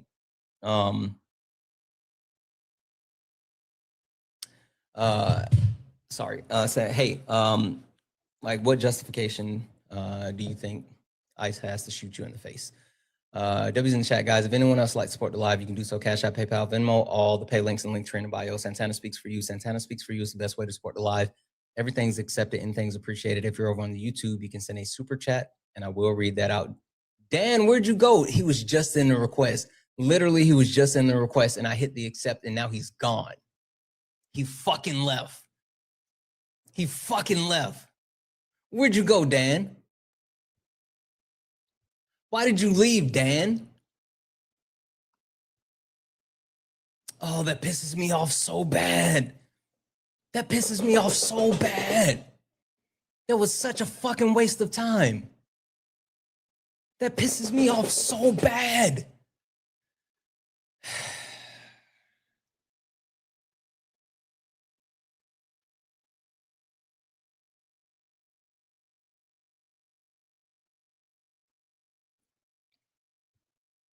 He knew what he was doing. He knew he wasn't going to come back.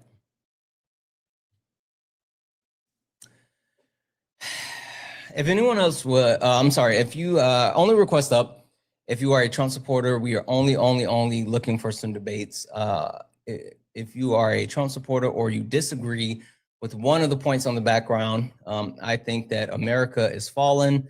I don't want to win that way. No, I didn't win because I didn't get, I didn't even get to tell him that the reason why Donald Trump is actually deporting people at a lower rate is because he's sending them to concentration camps for free slave labor. So no, I didn't win. I didn't get to fucking Mortal Kombat finish him.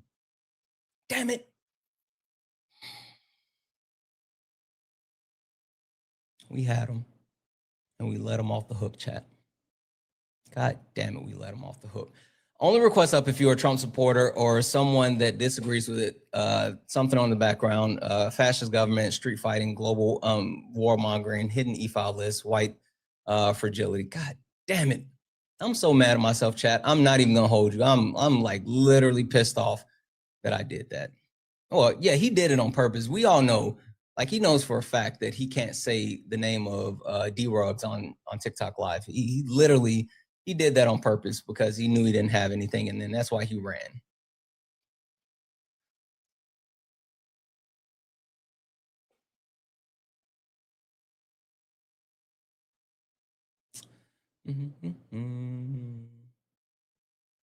Oh yeah, some people saying, don't let me forget about Pete Hegseth. Yes, Pete Hegseth, when he was earlier, he had his nameplate, and it had SS in the front of his nameplate when talking about him. And the SS is a common, like the thunderbolts that were used by Nazis.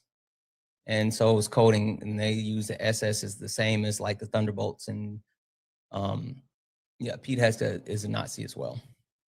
So.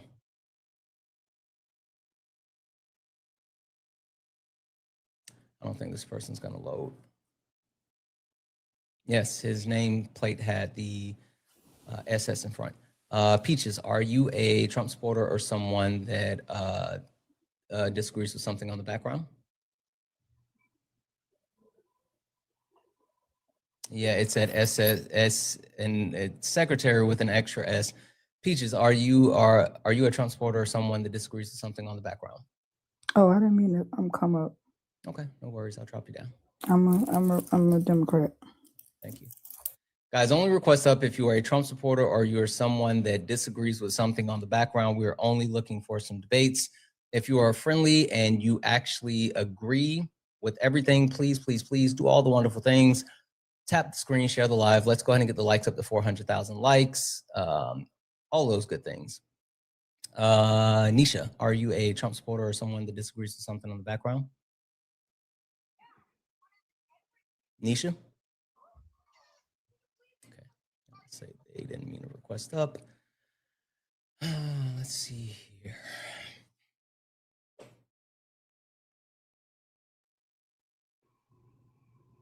Uncle Jim, are you a Trump supporter or disagree with something on the background?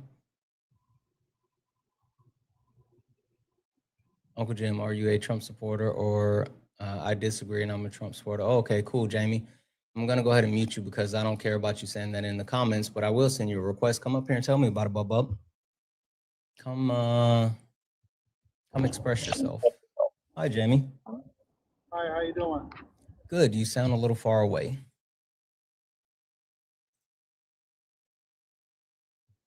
Yeah, I'm driving right now. Probably that's why. Yeah, hold on one second.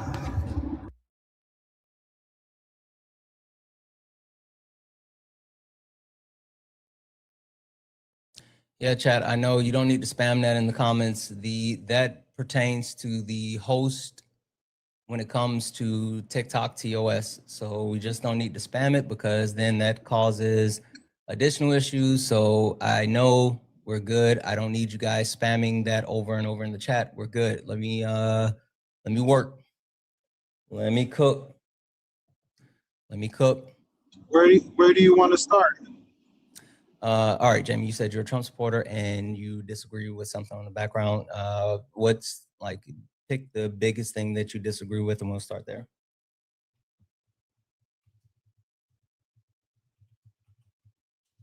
that America has fallen. I mean, that's the headline. Which of the points under the headline do you disagree? Because obviously you disagree with the overarching premise, but my justification is the points that are listed. So.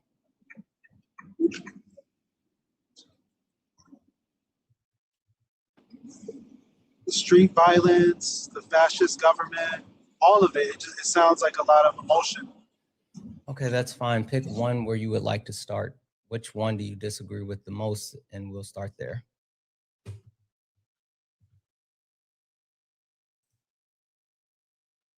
Just the fact that, you know, your headline, that America has fallen, prove me wrong. I think that America fell during the Biden administration. Hey, Jamie, and that Jamie, we're on the come up.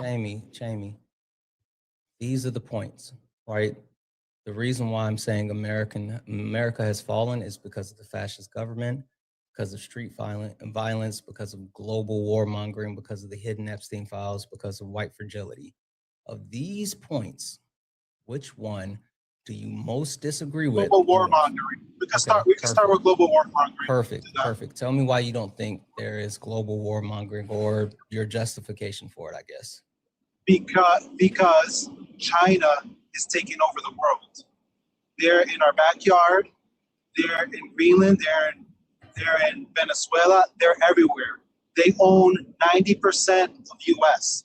They own property near every military base in America. They own our food. They own our medicine. Everything we have in your house is Chinese. Hold on. Hey, stay right here with me, Jamie. You called out the fact that China owns a bunch of land within the United States, and they own their food, own the food, and all this other stuff. Why? And taking over the world, 100%. That's China fine. I mean, is like, a major we can definitely go pinky and brain. We can definitely go pinky in the brain, Jamie. But I want you to specifically tell me why. How was China able to gain so much of a footing in the United States of America? And just an FYI, this is something that has happened in recent history, like specifically recent history.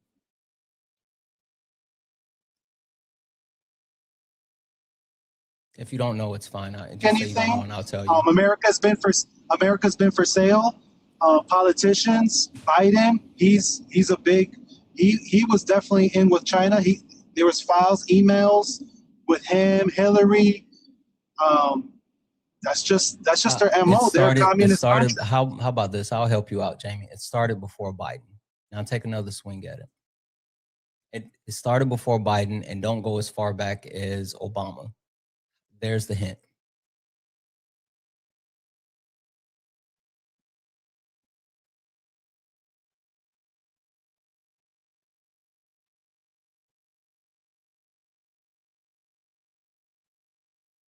Now you're silent. You're muted.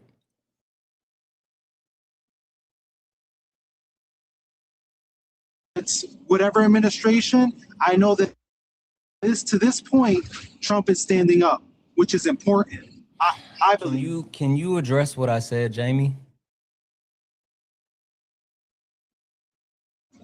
Regarding what? What did you say? You were talking about. Can you tell me why China has such a large footprint within the United States? And I gave you two hints. The first hint, it's something from recent history. The second hint, it's something that happened before Biden, but you don't need to go back to Obama. What happened? There was something major. There was something major. Tell me what the major thing was. There's multiple things that happened that allowed China to have such a footprint. Tell me what the major thing was. There's tons of them. First tell me the biggest thing. First is industry. Tell me the biggest thing that was done that gave China such a large footprint within the United States of America. You tell me. That's all you gotta say is you don't know. That's perfectly fine. Yes, I will tell you. There's many things. You tell me that because you're looking for something. If there's many things, then tell me the largest reason. There's a massive glaring reason why why China has a footprint in the United States, the footprint, the size that they have, which controls land and food, which you mentioned. Now you tell me. We've allowed it to happen. presidents, administrations, government has allowed America has been for sale, and they sold America out. You understand? Question for you, Jamie, and this is a real honest question. Like, do you just say stuff without like actually knowing what you're talking about? Do you say stuff because it fits your narrative and it sounds good, or do you ever get like curious and try to find like the justifications behind the things that you're saying? Isn't just one thing. You're looking for one particular thing. So I'm saying there's something major that happened that massively increased China's. I am, but the question now is, do you ever just fucking look stuff up to verify the things that you say?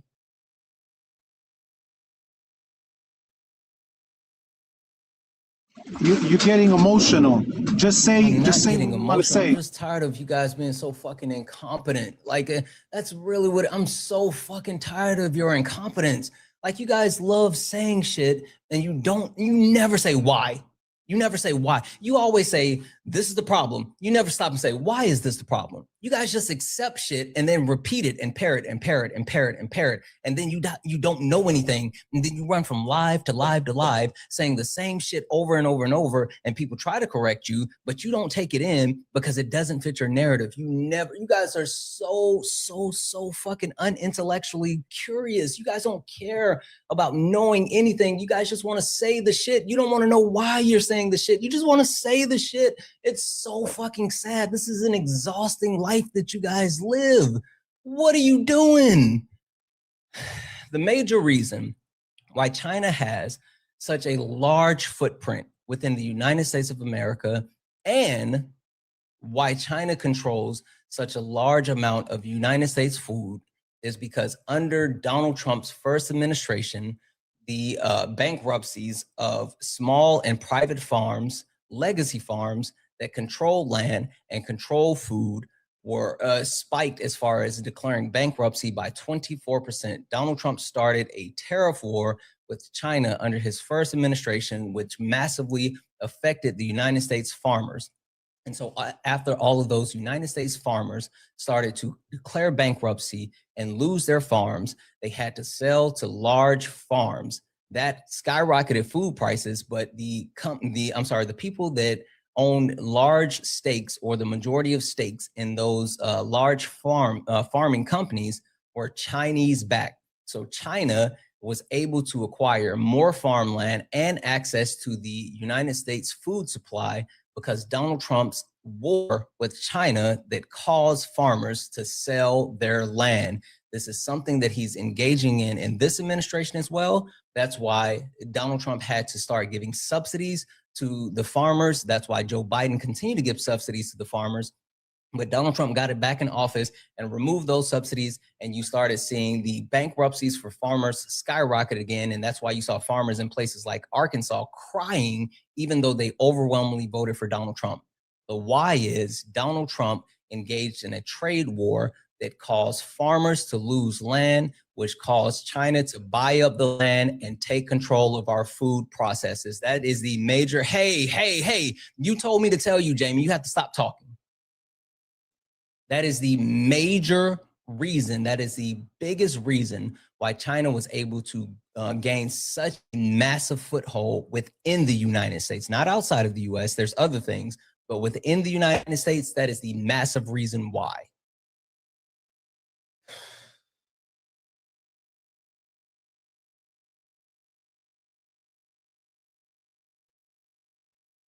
Did I say it was the only?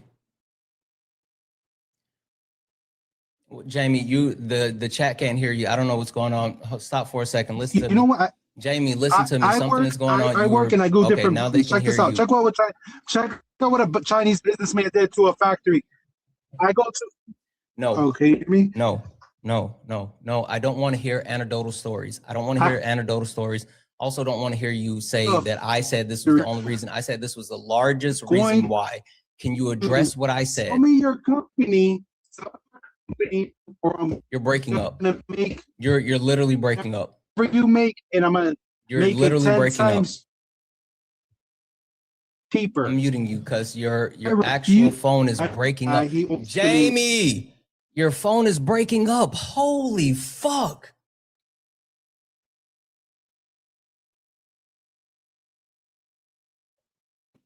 Your connection is bad. No one could hear what you were saying. You were going in and out. I kept saying you were breaking up. Can you hear me now? Yes, we can. Can you please address directly what I said? Okay. The largest reason was why China was able to gain such a massive footprint within the United States of America. That was one of the reasons. No, When no, the no. It was major the reason, largest reason. Can that you? was not. What was There's a too bigger many reason? variables. What was a bigger reason? It's not about which was bigger. There's millions of reasons why. That's we're a fine. What was the threat. First biggest of all- reason? First of all, we're a threat. First of all, we're a threat Jamie, to them. Jamie, You're a threat. answer this question Second of directly all, for me. money, Jamie, power. Jamie, answer this question directly for me. I'm telling you, the biggest reason they were able to expand was what I gave you. It was literally the time where they were able to gain the most amount of land and most amount of control within recent United States history. Can you give me something that occurred where they were able to gain more land or power within the US? Anything else? I know over 12 years ago, they were able to purchase, before this whole war with the tariffs, they were able to purchase America's biggest national park. Okay. In America. This happened before the whole tariff war. Okay. They've been purchasing, I know, they destroyed no one builds anything in America anymore. I literally have a friend that owns a factory. Are you saying Check that this the out. Let me actual finish. national park that they purchased in 12 years ago, are you saying that purchase was larger than the amount of land that they gained and the amount of control that they gained with purchasing all of the legacy farms under the first Trump administration?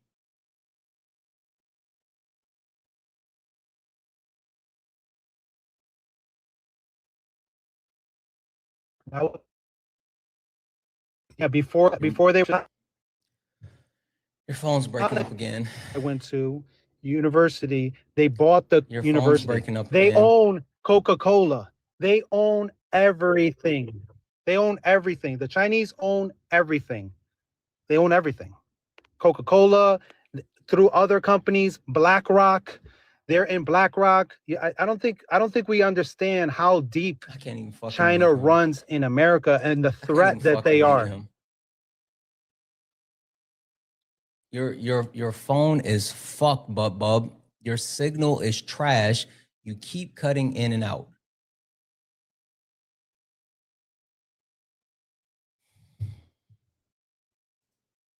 I was in the chat for Brittany for the $2 donation saying, have you seen the video of ICE agent taking a cuffed woman into the porta potty?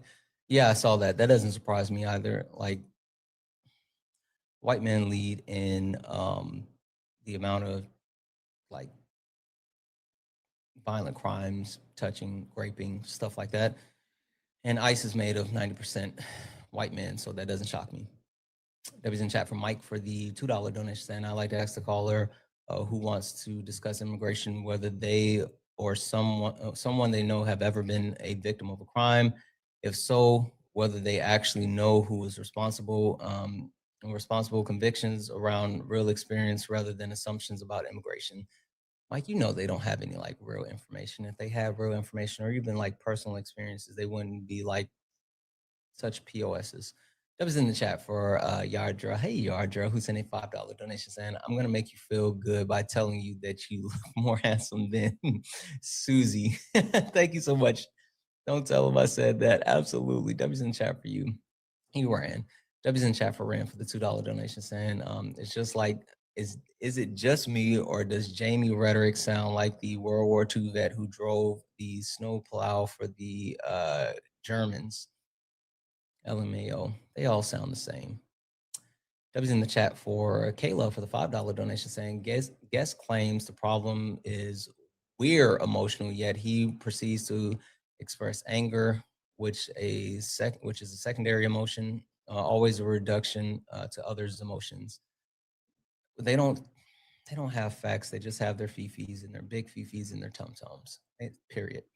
That was in chat for Brand for the $1 donation saying the only Chinese purchase of national park I could find was John Ma purchase some land in New York, autocratic, to turn it into a wildlife sanctuary. Yeah, I was gonna look it up, but I was gonna make him verify it first. Doesn't shock me. W's in the chat for Benjamin for the $1 donation saying MAGA mobile strikes in. It always does. W's in the chat for Holden, who sent a 99-cent super chat. Just love, I appreciate you. W's in the chat for the Mighty Pin, who sent a $5 super chat to say, what about the citizens getting taken by ICE, yelling they are citizens and still getting held for days? Does ICE care about the citizen status? They do not. W's in the chat for look up Hawaii new firework incident for your fine argument. Holy shit. All right. Don't, not you giving me some ammo for my debates. W's in the chat. Guys, if anyone else would like to support the live, you can do so. Cash App, PayPal, Venmo, pay links and Linktree in the bio. Santana speaks for you. Santana speaks for you. It's the best way to support the live. Everything is accepted. Anything's appreciated. If you're over on the YouTube, you can send a super chat and I will read that out. Guys, only request up if you are a Trump supporter or you disagree with something on the background. We are only looking for some debates, guys. We are only looking for some debates. If you're friendly, tap the screen, share the live. Can we knock out the daily gift goal? It is the donuts. Can we knock the donuts out, please, please, please? Can we knock the donuts out, please? Again, my premise is America has fallen.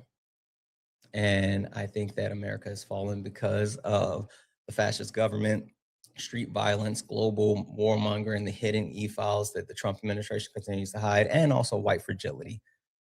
I would love to get into any of these topics, but if you request up, please, please, please make sure that you either are a Trump supporter or you disagree with anything on the background. I don't know if this person is going to load. So let's see here. Oh.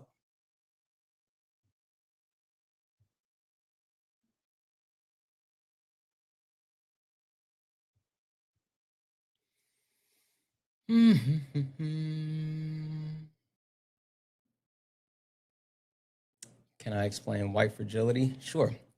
White fragility is what's happening. With white fragility is basically the premise as far as the problems that we've dealt with throughout the history of the United States of America. White fragility is literally the reason why we are taking the turn that we are. Literally white men, specifically young white men, are being told that they are being replaced, that they are being unheard. And so they're told to white man stand up or white man fight back. And literally they continue to harm the people that are marginalized, whether we talk about non-white people, whether we talk about women, whether we talk about people with disabilities, whether we talk about the queer community. White men has stood at the top of the patriarchal system, and they continue to perpetuate harm because they know for a fact that if they're no longer the majority, then they don't have power and control. And they assume that if they don't have power and control, that they're going to be oppressed by non-white people because, hell, that's what they did. Why wouldn't other people do it? So, yeah, that's what I mean. White fragility. We can track the white fragility back to so many problems. So that's the white fragility point.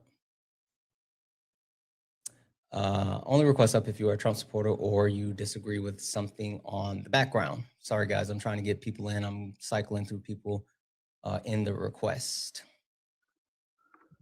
Hi, Anna, are you a Trump, or Anarchy, sorry, are you a Trump supporter or disagree with something on the background? Anarchy, are you a Trump supporter or disagree with something on the background? It's not.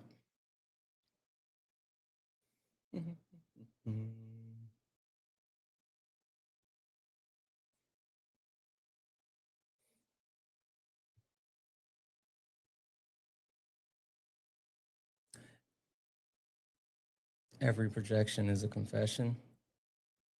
Soprano, what do you mean by that? I don't want to mute you, Soprano, but I would love to know what you mean by that. Hey, Walter.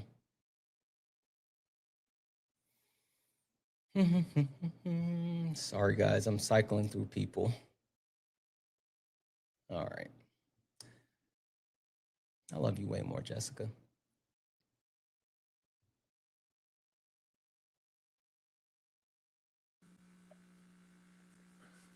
Leo, are you a Trump supporter or disagree with something on the background? I disagree with the background. Okay. Give me a second. John, I'm going to drop you down. I apologize. You can request back up. All right. Leo, you said you disagree with something on the background? Yeah. Okay. And just to verify, I mean, like, did you vote for Trump, or would you vote for Trump, or where do you stand? I voted for Kamala, but like I disagree with some of the stuff in the background. Okay. All right, cool. What point specifically do you disagree with the most? And we'll start there. I disagree with the fascist government. Okay. I believe that he's portraying that in a way, but I don't think you know, just because someone portrays a a fascist government makes them a fascist government. I don't understand what that means. For Try example, again. you can portray ideas of being a fascist, but it doesn't like necessarily make you a fascist government. Unless like you put those ideas. Wait, to so use. you're saying that the people in power in the government are fascist? That doesn't make it a fascistic government. No, that's not what I meant. I'll reword it. Sure. So Trump, I could see that you're saying that Trump is portraying like a fascist government, right? Like you believe. Yes, Donald Trump is a fascist. He is putting fascists in power, and they are implementing fascism. Yes. Okay. I wouldn't say they're implementing fascism. How would you say they are? Sure. Through the 14 tenets of fascism, Donald Trump specifically has engaged in the 9 principles of fascism, and has not only engaged in the 9 core principles, but also has engaged in all 14 tenets of fascism. Just to verify, oh, thank you.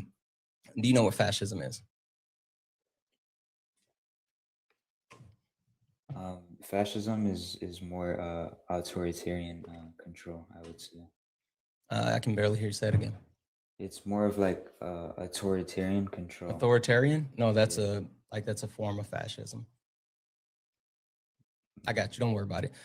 Fascism is a far-right, authoritarian, ultra-nationalist political ideology characterized by a dictatorial leader, centralized autocracy, militarism, forcible suppression of opponents, and a strong regimentation of society and the economy. That's fascism. There have been fascists that have perpetuated harm throughout the history of the world. We have Mussolini, who is known as the father of fascism. We have Hitler. We have Franco in Spain. And we also have Oliver Schleser. I always mess up his name, which he was in Spain as well. So these people have been proprietors of fascism throughout the history of the world, and who have performed it at the highest level of government. But I would honestly argue though when it comes to being fascist, because I feel like there's still like an opposition of parties. Like there's still Democrats. They can still express freely, like and go out and vote and stuff like that. They're not really. That's not true. Like a type of control, That's not true. So one of the again, the 14 tenets of fascism is the tenets that we go by, and Donald Trump is actively engaging in. Let me make sure. Where is it? Where is it? Hold on.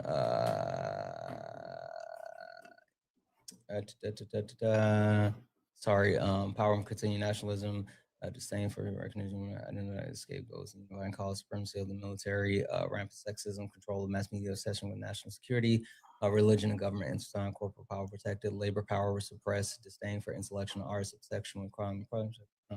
Oh, yeah. Okay, so Donald Trump is engaging in the suppression of his, I guess you can call them enemies, but more so the Democrats in power, right? I mean, one of the key function is forcible suppression of opposition, and the way that he's engaging in that is by saying things like The Democrats that spoke out against him are treasonous, it's sedition, which is, he retweeted something, or re-truth, or whatever you want to call it, something that said that is punishable by unaliving or hanging. But then also the way that like the Department of Justice, I'm not Department of Justice, the fucking Department, yeah, I'm not gonna call it Department of War, whatever, Department of Defense. Holy shit. Department of Defense is going after like Mark Kelly, specifically stripping him of his rank, reducing his pay. They've also targeted other Democrats like Letitia James, James Comey, who isn't even a Democrat. And right now, Donald Trump is actively using the DOJ to subpoena the Fed chair, Jerome Powell, because Jerome Powell won't acquiesce to what Donald Trump wants. And so he's literally trying to oppress anyone that is viewed as opposition. So your point of saying like, oh, the Democrats are still there. Like yeah, Donald Trump is actively going after any Democratic voice that stands up against them. So I want to go back to your point. You said that Trump posted a tweet about like his political opponents should be hung. Did he? Mm-hmm. I haven't seen that. It's Truth Social, not a tweet. Oh, I call everything a tweet, but he posted it on his social media site, Truth Social. Oh. See, I haven't seen that. Yeah, it was talking about like when the former members of the U.S. military and Secret Service, and not Secret Service, but like intelligence, they came together and they put out a memo to the members of the U.S. Army. They did a video saying that you do not have to follow unlawful orders. And Donald Trump said that that was seditious behavior. So I guess in that way, I would say that definitely, portrays fascism. Mm-hmm. After that, you said it was in a tweet, but it was on True Social. Mm-hmm. So yeah, I definitely agree with you on that then. So in a way, I guess he is, categorized as a fascist government, I would say. Yeah, I didn't know that was, that he said that, I didn't.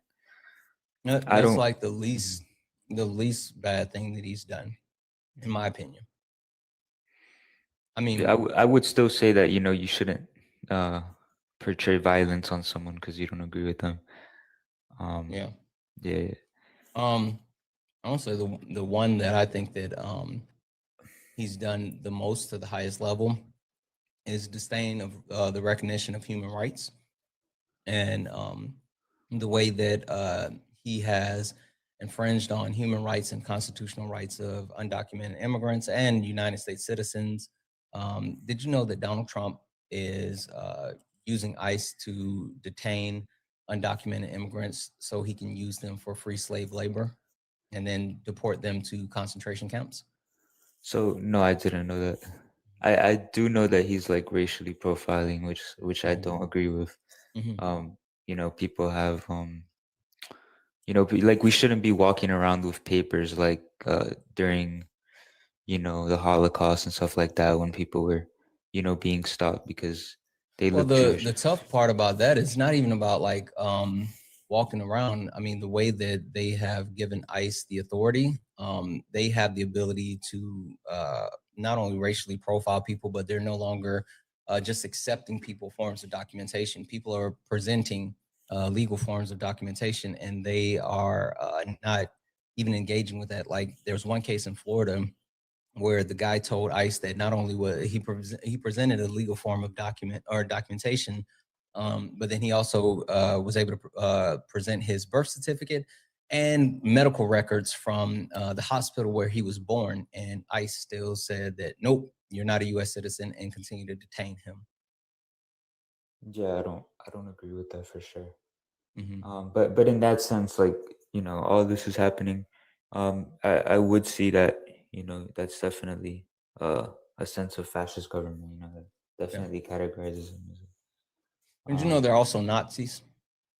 Oh yeah, for sure I do. I'm aware of that. Yeah. Then why do you support them? Oh no, I don't support Trump. I voted for Kamala. Oh, okay, yeah. You did say that. Sorry.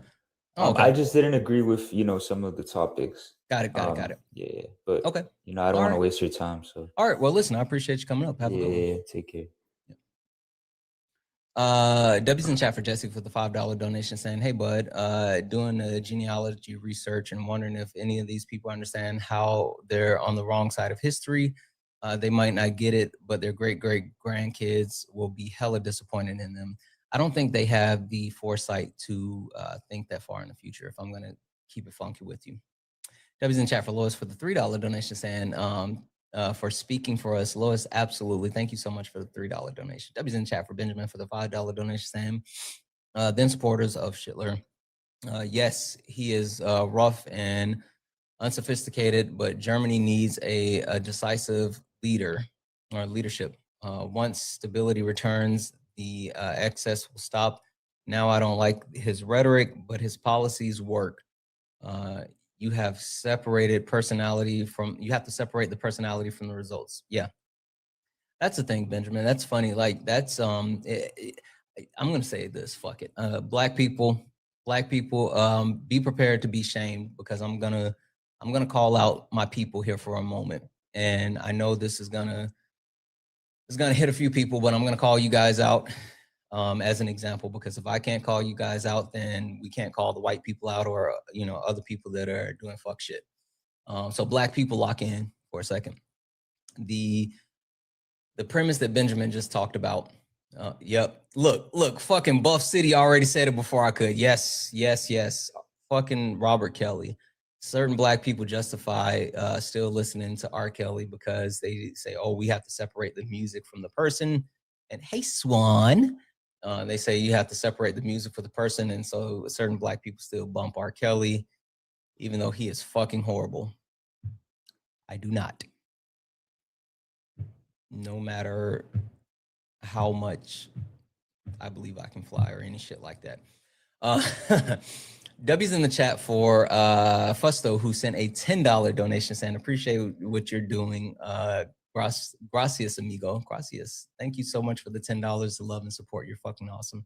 W's in the chat for Link for the $21 Aussie. Link, you're fucking amazing. Link said, we love you, Santana. I love you so much more. I love you so much more. Thank you, Swan. Welcome in, Swan Raid. W's in the chat for Troll for the $10 super chat to say the guest is presenting a false dichotomy.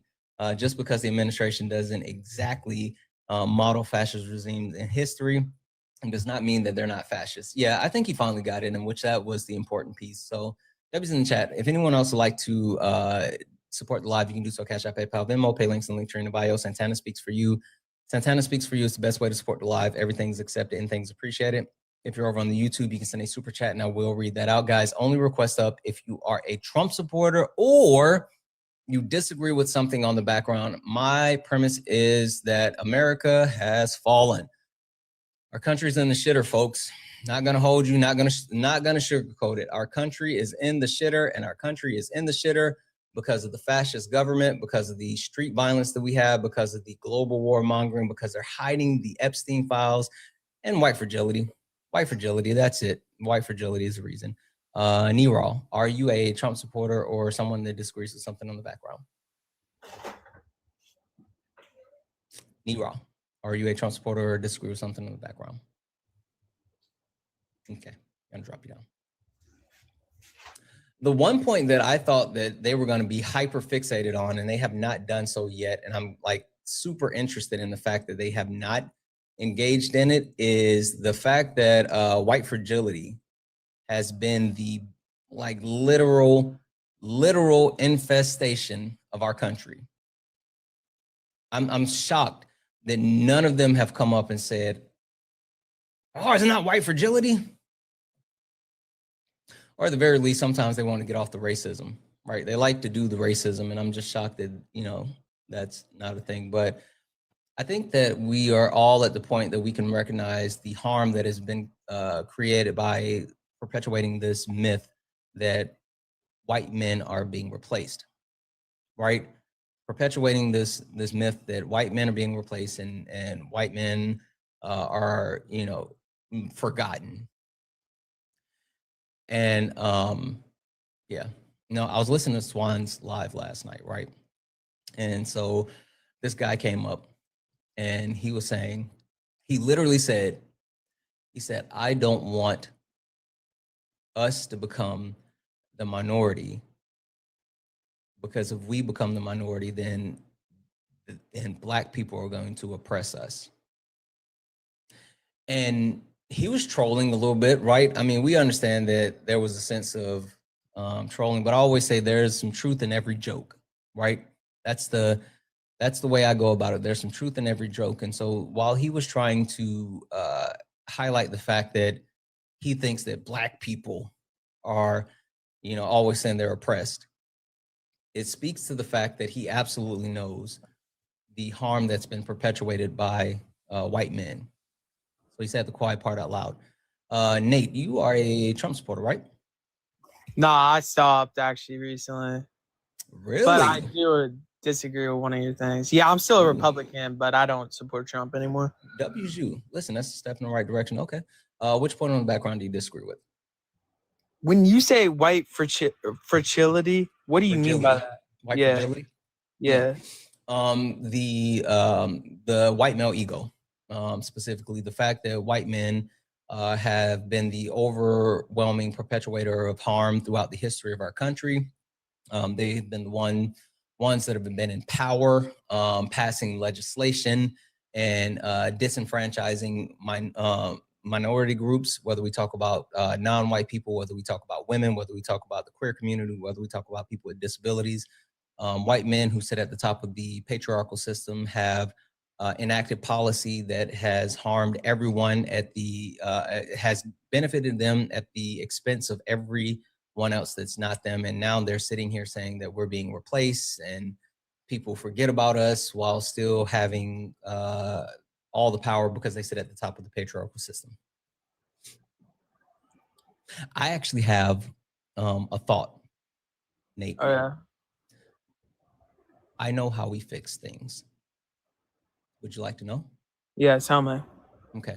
So I ran this by someone earlier, and it's like, you can't say that because, stateless, classless system, moneyless society. I know, I get it. So I'm not talking about like the government when I say this, right? But I am talking about the specific person that we need to lead us to fix this. I think the only person that can fix the direction of the country, fix all the shit that is wrong, and fix what we need or the problems that we have to get us going in the right direction. The only person that can do this is a woman that's a communist. Specifically, I think a Black woman communist. Specifically, the person that I would vote for, Sean. I think Sean could figure out how to fix all of this shit. But regardless, I think like a woman communist is the only one that can fix where we are. But I digress. Woman communist or like a Democrat? No, specifically a woman communist. Yeah, but again, I know that's a pipe dream. And if Sean knew that I was electing her to like fix the country, I would probably get my ass kicked. But regardless, we got to take the power out of the fragile white men that are driving our country into the shitter. So when you say, I thought white fragility, I'm butchering the name, but fragility, it's all good. I thought it just meant that white people are in denial. Like when people call them like white people can be racist or like white people, anything, they're like in denial about like certain aspects of what some of I mean that's part of it, but that's such a small part of it. I mean the bigger point that I'm trying to get to is the lack of the lack of understanding, the lack of awareness, and the lack of care has perpetuated harm on a mass level. And I'm not saying every single white person, right? Like I'm not saying that every single white man deals with the white fragility. But I'm saying that overwhelmingly, white fragility has had such a massive negative impact on our country that we need to root it out. Like it's not, white men aren't being replaced. White men aren't oppressed. White men aren't the ones that are, they have the hard time. They're literally the ones that sit at the top of the patriarchal system, and they pass all the laws that continue to disenfranchise people. They make all the decisions that has impacted us financially and all this other stuff. And we need to move away from that. We need to move away from the white male fragility. Wait, so you're saying like white people have the most power and we need to move away from that? Is that what you're basically trying to White get men at? specifically. White men specifically, yeah, sure. I mean, I don't think white men are the issue. I think it's more like I feel like we're kind of like generalizing one group instead of like, I mean, yeah, I feel like we're doing a good job right now of like bringing other races in. I mean, there's You so think so? many. I mean, yeah, I mean, I think so. I mean, besides like presidents and like, but I think like when it comes to like jobs, like black people, other people are giving a fair opportunity than they used to. I don't know about like the government and stuff like that. I think yeah, it probably still is a predominantly white minority of a group, but I don't know. I just feel like it's kind of like disingenuous to say like, oh, we need to move away from white people. Like that kind of sounds a little racist. I don't know. You don't know what racism is. Question. I mean, yeah, that's racism. Like saying, like, what if you went to Africa and said, oh, we need to get away from the black power. It's like black fertility in here. You know what I mean? Like it just kind of fragility. Yeah. Yeah. No. Like in white Africa, people have, I mean, there it is a predominant. White people, as far as in Africa, like literally the reason why Africa is the way that it is today, is because white people decided that they were going to rob Africa of all their natural resources and specifically split up the country depending on the different countries, so you can colonize parts of Africa. Like, I mean, white people literally made the might be a decision little to bit split true. up the country of Africa for their resources. That might be a little bit true, but you also got to look at No, like it's a lot of it true. I mean, my buddy right here, like in my profile picture, he's from Guinea, and their leader's black, but he told me like their leader is completely corrupt. Like they have a lot of resources, but like the top power just keep it to themselves. Kind of like what Maduro did. Yeah, governmental systems are corrupt. That doesn't negate like racism or whatever. But again, I don't think like you speaking on racism is not what I was planning on doing because no disrespect, because I'm not gonna down you, but I know for a fact that you don't know what race or racism is, so I don't want to get into that point. But what I would love to actually talk about. I feel like there's like I kind of cut you off, but like I feel like this is a good point to say. Like, yeah, I know what racism is, but I feel like you can be racist to all groups. Okay, cool. In my opinion, let's do this. That's fine. Nate, what is race? Your skin color? No, race has your ethnicity too? No, it's not race. No. Then what's race? Sure, I'll tell you in a minute. What's racism? Being like hating that group of people. No, racism is predicated on hate. No. Who created race? The people, I guess. What people? Specifically, there's a person. I want to know the person's name. What is it, like a white person that created race? Do you know who created race? Nah. Okay. Maybe. Cool. Like, do you know what was the reason for creating racism and race? Probably to like separate people, honestly, if I had to guess, because like it really doesn't make sense. Like this, because like I always like I'll put like in the 1960s, 1950s, they said like to separate people, one group's better than the other based off of their skin color.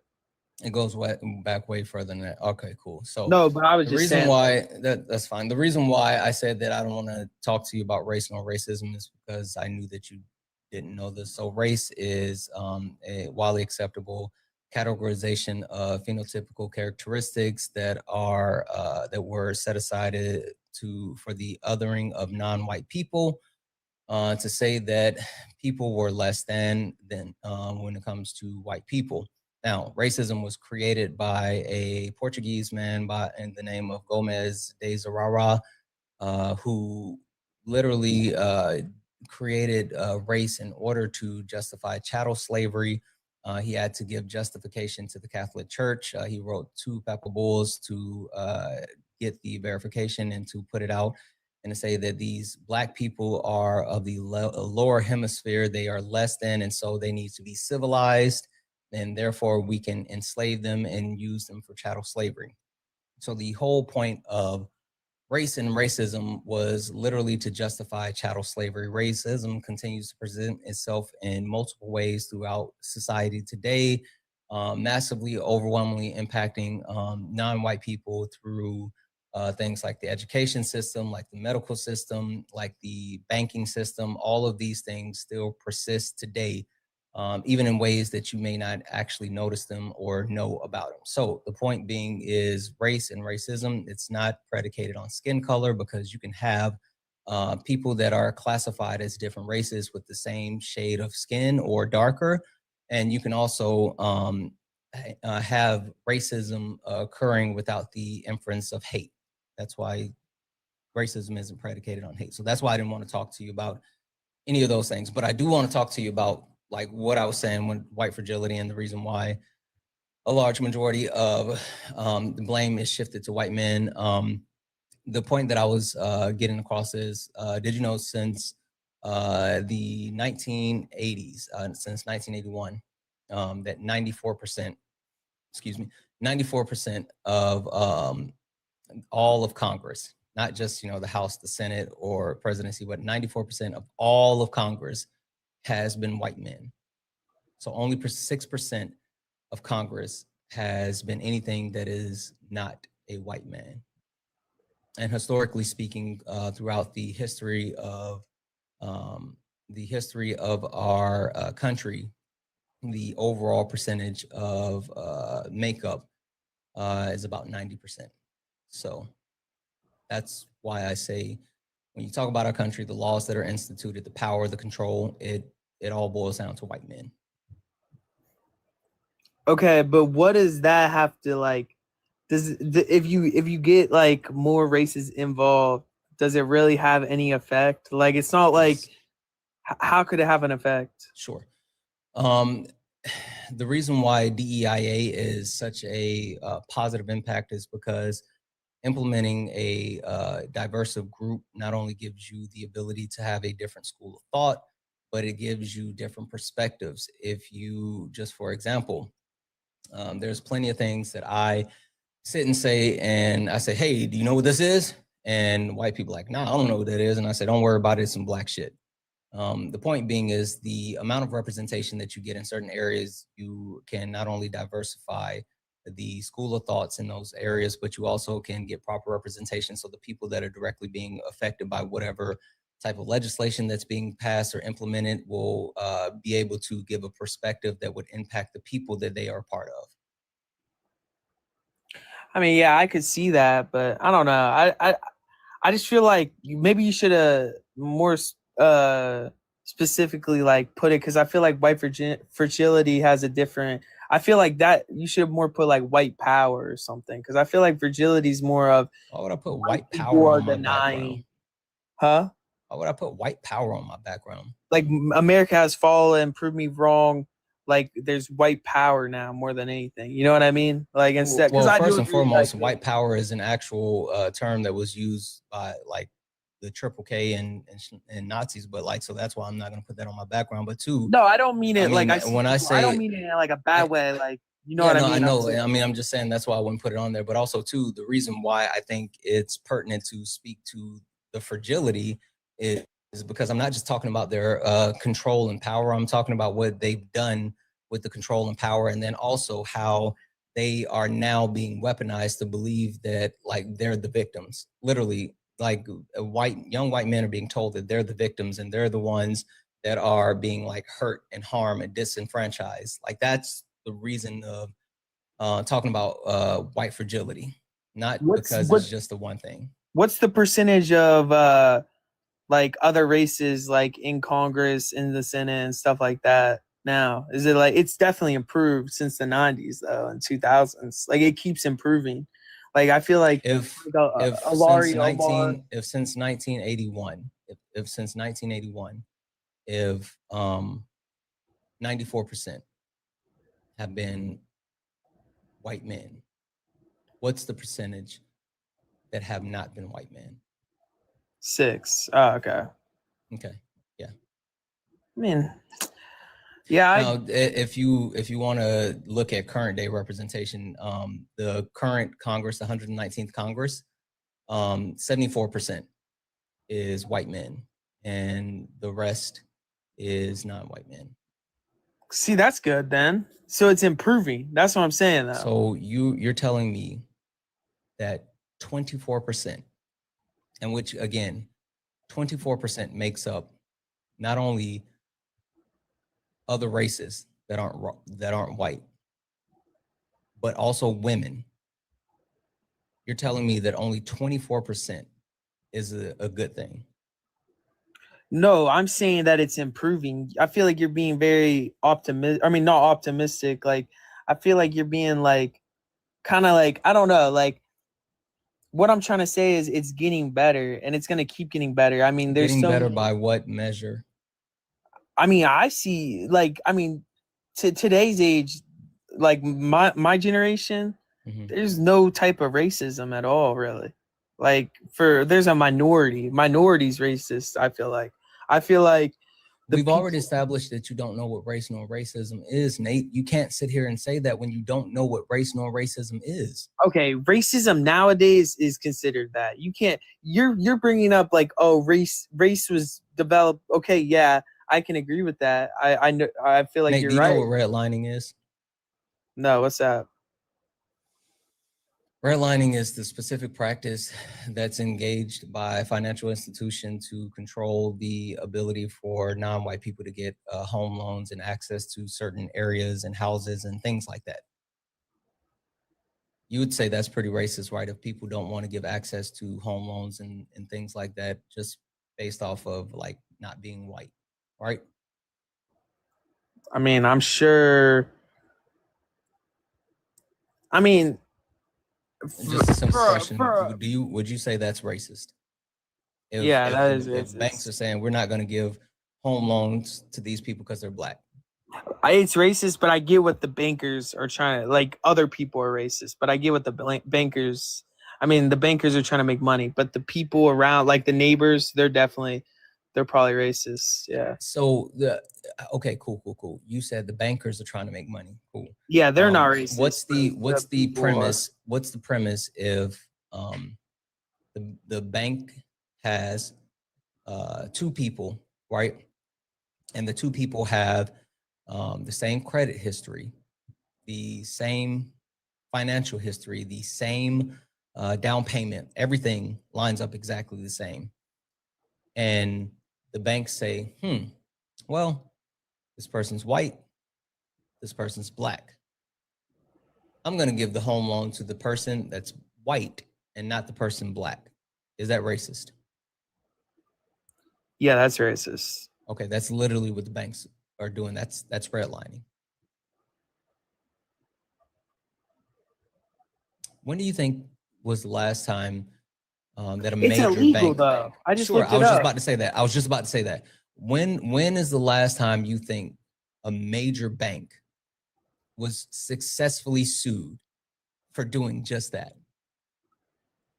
Probably 2015, 2020, maybe. What, 2025? Really? Yeah. Where is it at? Major banks throughout 2024, 2025 were successfully sued for redlining, including Bank of America, Navy Federal Credit Union, Wells Fargo. There are a ton of major national banks and not to mention mid-sized and small credit union banks as well, who have all been successfully sued for redlining. No, yeah, I don't agree with that. That's racist. That's kind of why, like, I had to get away from Donald Trump and stuff like that. Hopefully we get a good Republican in, because, like, I really don't support, like, the ICE stuff going on. But, yeah. I mean, I saw your live yesterday. I wish I could have debated you on some of those topics, low-key, listen, the free college and stuff. The point that I'm getting to, though, is you said that, like, your generation isn't racist or whatever. Like racism isn't something that you can just stop. It's not that, oh, we're just no longer racist or whatever. Like it's never going to go away. It's a system that is implemented that continues to impact people because of the people that are involved in it, right? Which includes the people, the white male fragility, the white people that are literally being told that they are being replaced. And that's the point that I'm getting behind, that if we can address white male fragility, then we can address multiple problems that are plaguing our country. But I feel like we already are, though. How? I mean, the wage gap for women and men are going down. There's still a wage gap. Yeah, there's still, but I'm saying it's there's improving. Still a massive wage gap. Not only is there a massive wage gap, do you know what the pink tax is? No, what's that? The pink tax is the additional cost that women products cost versus men products, like literally the same type of products, but just because it's a woman product, it costs more than a male product. Perfect example is like razors. Like women razors cost more than men razors, even though they're both just razors. They also charge additional taxes on feminine hygiene products like tampons and pads and things like that because women need them. Okay. That's the Is pink that tax. bad? Yes, that's really bad. You're literally in one instance you're charging women more for the same thing. In the other instance, you're charging them more for feminine hygiene products that they need. It's not a, oh, we like this for shits and giggles. No, they actually need it for their monthly cycle. I don't know. I mean, how much is it? I don't even know what the pink tax is. So I'm not gonna. You should probably go look that up and do a little more research on the pink tax on redline. Also, whenever you get a moment, look up the fact that, did you know the United States lost out on $16 trillion with the T, $16 trillion due to racism? Why? Because the United States would much rather be racist than make money. Yeah. But how did they lose it? What did they do? Multiple ways. Go look it up. It's there was a study that was completed by Citibank Group that talks about this $16 trillion that was lost due to racism. You look it up, read through the study whenever you have time. Look that up. Look up the pink tax. Look up more about redlining. Look up more of the ways that like the Trump administration has specifically targeted people within the queer community. Like the Supreme Court is set, it looks like, to rule against transgender women being able to play in sports and all this other stuff. You can talk about the Republicans that were actively trying to overturn Obergefell, which is gay rights marriage. You can also take a look at the reductions that have been done within the disabled communities and like the harm that are being committed towards vets with reduction of like the VA and all this. Go look up all this stuff. Look all of those things up. The point that I'm getting is that the people that are upholding these different institutes that are approving these laws overwhelmingly, the point that I brought up earlier, the fact that 74% is still made up of white men and only 24% is non-white men, speaks to the fact that regardless of what the legislation is that's passed within the United States, they're damn sure not going to pass any type of legislation that negatively impacts them, but they will pass legislation that negatively impacts anyone that's not them. That's the point. And so then that's why you see these pieces of legislation being instituted that harm marginalized communities. It's because the white men don't have to worry about being affected by this legislation. I mean, I don't know. I still don't get, like, I get that it's still bad, but I feel like it's kind of like it is getting better. You can't say it's not getting better than what it used to be. You're saying as a black man, can you quantify that? Can you quantify that? Okay, as a black man, you wouldn't want to live in the 60s, 70s, 80s, 90s. It's getting better. It's progressively getting better. What I'm telling you as a black man, it's not getting the best. What I'm telling you as a black man in the 60s, 70s, 80s, and 90s, I still am a black man. And for you to sit here and say that it's getting better, sure. Question for you, Nate. If 7 days a week, I come into your room while you're sitting playing Call of Duty. You play Call of Duty? No. Play Fortnite? Nah, bro. You play FIFA? No, I play 2K, but 2K, perfect. You're playing 2K. And 7 days a week, every single day, I walk in your room and you're getting ready to pull up for a fadeaway 3 to win the game. And every single time I smack the controller out of your hand. Every single day. You're playing 2K every single day. And you come, I come in and I'm smacking the controller out of your hand, smacking the controller out of your hand every single day, 7 days a week. And then one day I don't come. But still coming 6 days a week. 6 days a week, still there, pow, smacking that controller out of your hand. But that one day a week, you get to finish your game without getting your controller smacked out of your hand. Nate, are you going to praise me for giving you one day to be able to finish your game by saying, you know what, this is better, at least I have one day? Or are you still gonna say, like, this is fucked up that he continues to come and smack my controller out of my hand? no, I get what you're saying. Like it's better, but it's not good. It's still not good. I get that. I don't know. I feel like you need to be more optimistic about things. Like I feel like be people are optimistic trying to, about. I mean, Give me things one thing to be optimistic about. that more black people are going to college, more black people are doing a lot more things than they The used current to administration, the person that you used to support, has disenfranchised black people to the rate of spikes in unemployment, spikes in losing funding for HBCUs, for being able to have protections against student loans.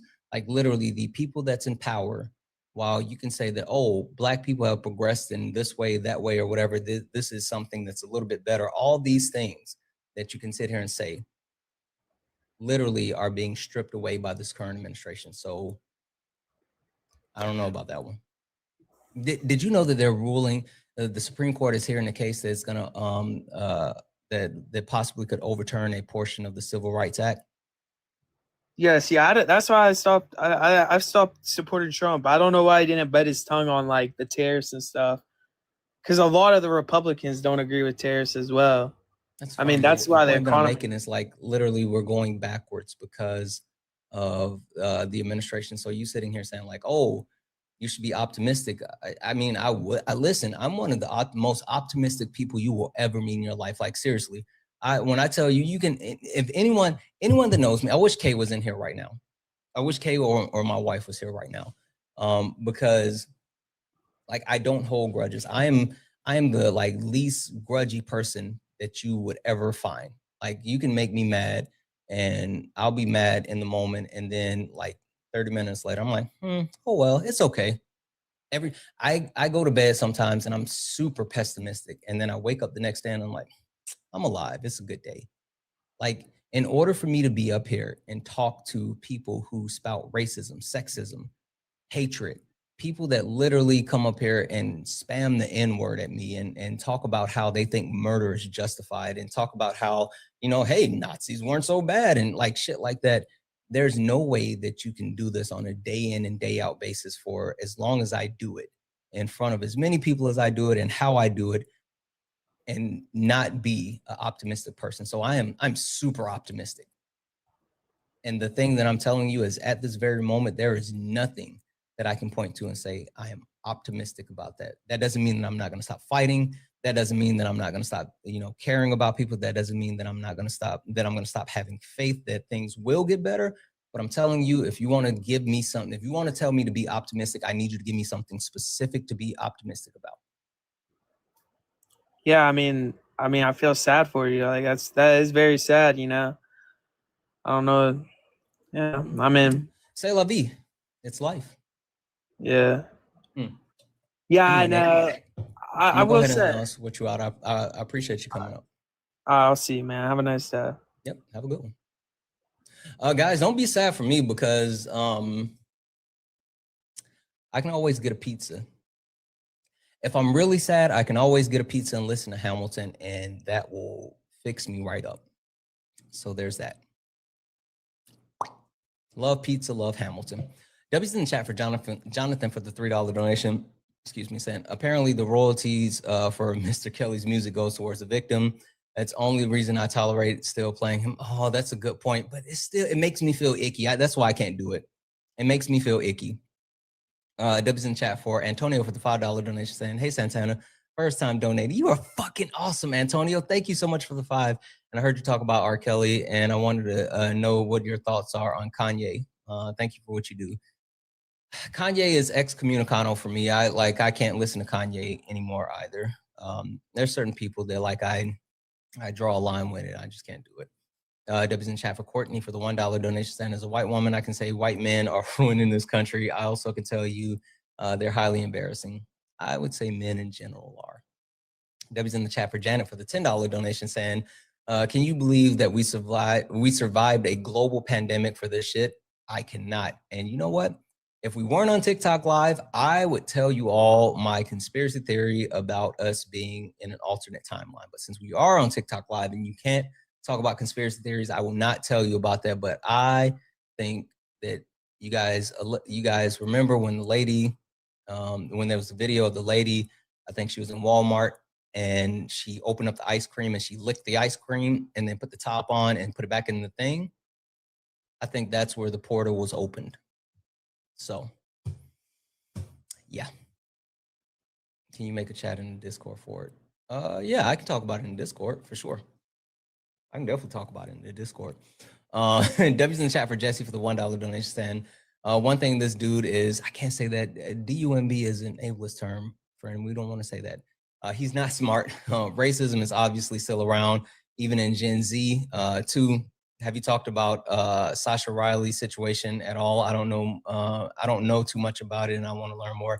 Yeah, so I've been looking up the Sasha Riley information, and the only reason I haven't really spoke on it is because I haven't been able to verify the Sasha Riley information the way that I want to verify it.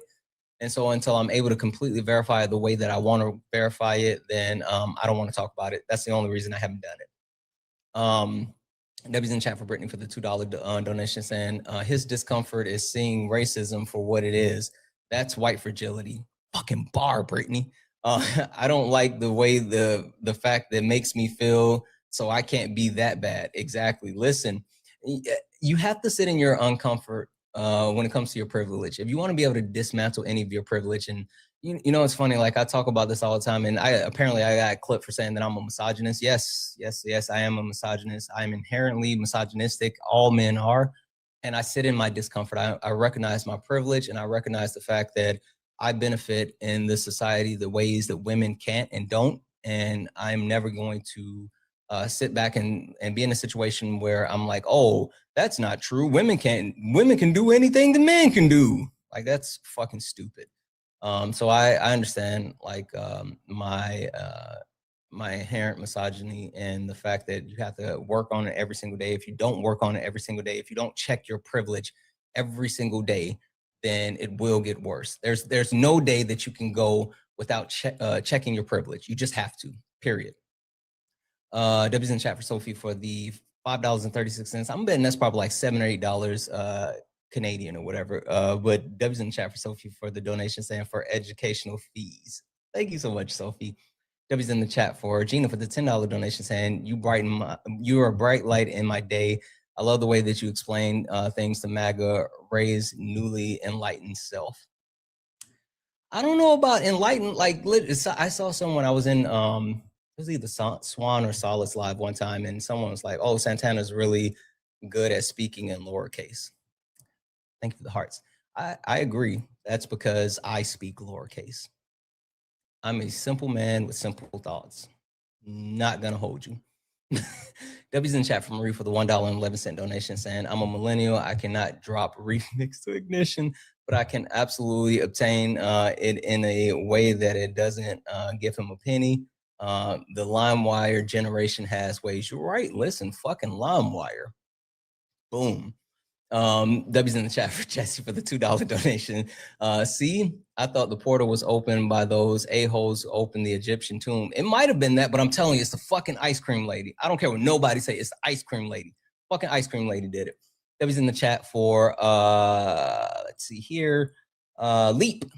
Leap, who sent a $5 super chat to say, I love you so much more knowing that you love Hamilton. Hamilton is the fucking greatest. Hamilton is the fucking greatest. You know how many times? The only regret that I have, this is the one chat, this is the one regret that I have, the fucking one regret that I have. By the time that I actually discovered Hamilton, they were already off Broadway. Because I would have did whatever it took to watch Hamilton with the original cast on Broadway. I fucking love Hamilton. Fucking love Hamilton. I have seen Lion King as well, though. Lion King's dope. I took my boys to see Lion King. It was super dope.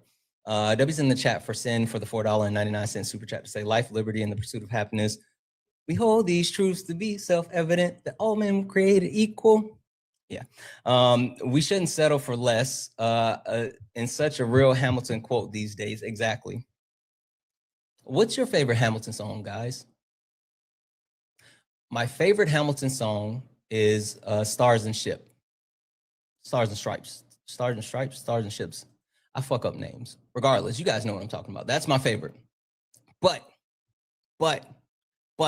Helpless, I love Helpless too. Satisfied, yeah. Guns and Ships, there it is, Guns and Ships. The one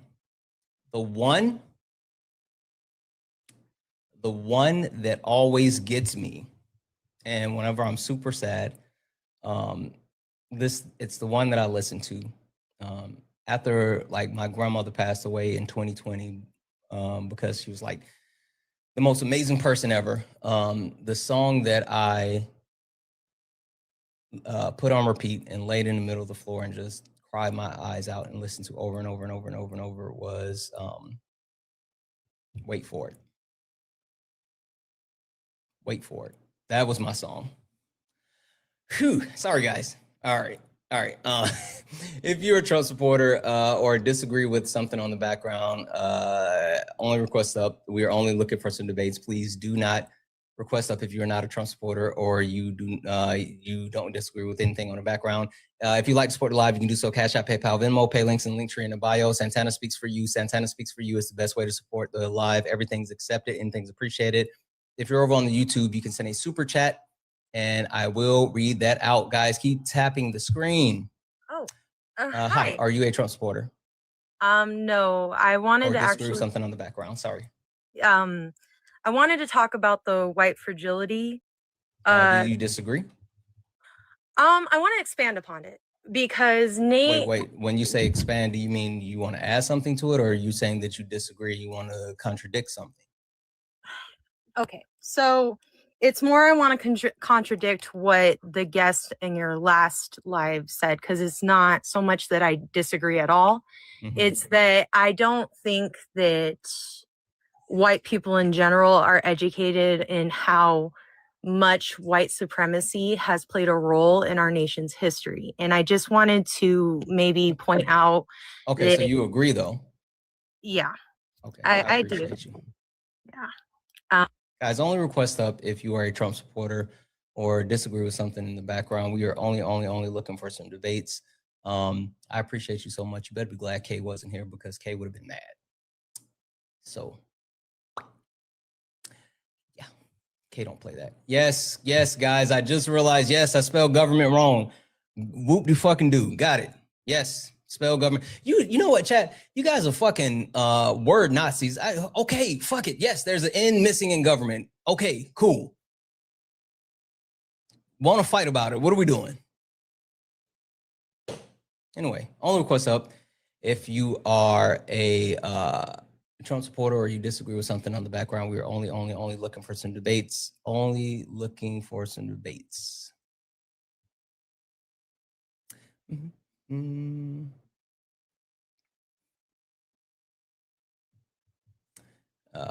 Person is already gone.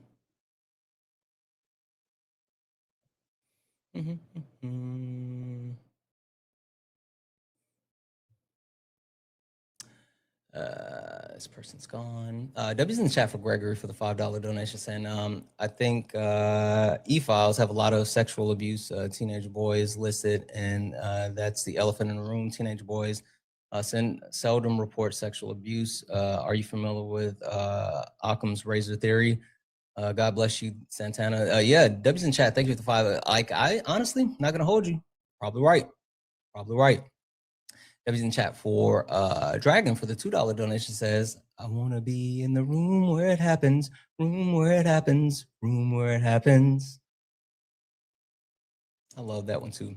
W's in the chat for Damon for the $1 donation saying, in addition to the ice cream lady, I think Harold Collider doing the God principle thing put us in the wrong timeline. What? The ultra collider. Yeah. I think that the ultra collider thing was the thing as well. Also, trans community loves you, Santana. I love you guys as well. Fucking W's in the chat for you guys. W's in the chat for Leap that sent a $5 super chat to say, I'm the only thing in life I am the only thing in life that I can control. Yeah. The line that always gets me is, death doesn't discriminate from the sinners and the saints. It takes and it takes and it takes. That's the line that always gets me. W's in the chat for Susan for the $5 super chat say, I disagree. I think it was when everyone was sending brooms. Oh, I forgot when everyone was standing those fucking brooms up. Do you guys remember that when people was fucking had those brooms standing up? Like, chat, if you made those brooms stand up, then you are the ones that fucking open up the wormhole. It's on you. It's on you. Who's spamming? Where's this person at? Yeah. Satan. Satan, get up here. Come talk to me, Satan. W's in chat for all the donos. One of the mods already muted Satan, and Satan ran. I guess we're not gonna all hell Satan. All right. Hey guys, do me a favor. Look up at the top. See the word follow? You're not following me. Hit that follow button. Hit that follow button. You sent him one to Wayne. He was scared. Hit that follow button. This is the backup account. Make sure you follow the backup account, but follow the main account as well. Follow the main account. I was trying to get one more in. I'm gonna be honest. Oh, wait.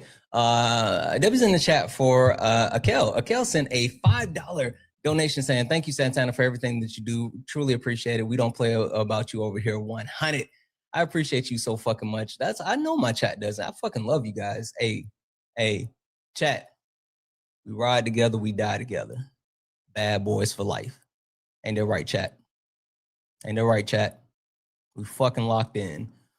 W's in the chat for Chris for the $5 donation saying, excuse me while I turn off the live and go listen to Hamilton. Don't do that to me like that. It's all good. It's all good. Hey, B. Bad women. I know that's right. Gang.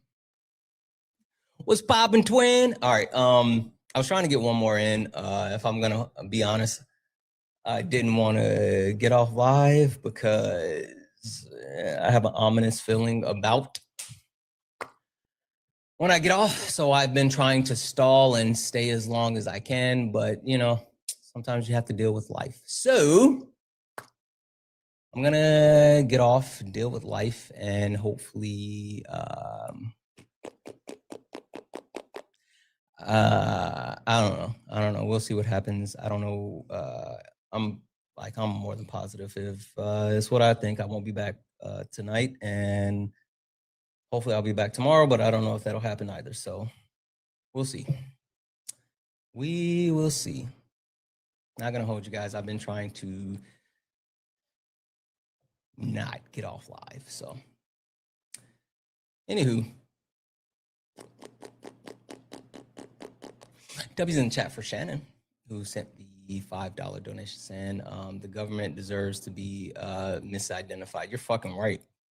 You're absolutely fucking right about that. All right. Last call, guys. Hit that follow button here, right here. Hit that follow button. Hit the follow on the main account. Hit both of them. Also, if you're over on YouTube, go ahead and hit that subscribe and give me a thumbs up on the YouTube video. YouTube, you guys are so stingy with those thumbs up. All you got to do is double tap the screen. If you're on the YouTube, all you got to do is double tap the screen one time and that gives a thumbs up. Like, That's all you have to do in order to actually give a thumbs up. Give me that thumbs up. We should have at least as many thumbs ups on the YouTubes as we do on people watching. I don't know why you guys are stingy about that, but give me them thumbs ups. W's in chat for Lewis for the $10 donation saying, keep it at Santana. Yeah, I appreciate you, Lewis. All right, let's see what life has to entail. We're gonna get out of here. You stepped in the box, now you're in the ring. Ain't no hugs here, you better take your best swing. Mike Hot, who wanna step in the flame? This ain't a debate, this is a mind game. Facts type lies, get left in shame. One wrong word, you slapped out your name. This ain't TikTok T, this a war zone talk. No script, no filter, no safe walk. Great stats will get scrambled like a glitch. I got fire in my mouth like I came from the pit. Yeah. Step in if you dare. W's in chat for the chat. W's in chat for the chat, guys. Thank you for hanging out with me today. I thought that shifting and dealing with where we are was super, super important. And so, yeah, this is where we're going to be for the next couple of days. I think this is super important for us to talk about and understand the way that our country is in jeopardy. And I have to call those things out. And so I just need you guys to call those things out with me. Please, please, please make sure you are here. Hit that follow button, turn on notifications, follow the main account, follow the backup account, follow me on all the social medias, YouTube, Santana Speaks, Instagram, Santana Speaks 24. Oh, sorry, guys, FYI, we're looking for new mods, specifically mods on YouTube. Mods on YouTube gets party. If you are interested in being a mod, please, please, please reach out to Kay. Please reach out to Carrion. Please reach out to Kay. Please reach out to Kay. The actual her email, if you have to email her, is at kcommunications@gmail.com. K, which is KAY communications@gmail.com. We are looking for mods, specifically the people who are willing to mod YouTube, get priority. So if you are interested in becoming a mod for the Santana platform, then reach out to Kay. You can reach out in multiple ways, but her email is available. Guys, thank you for all the gifts, likes, taps, the shares. Thank you all.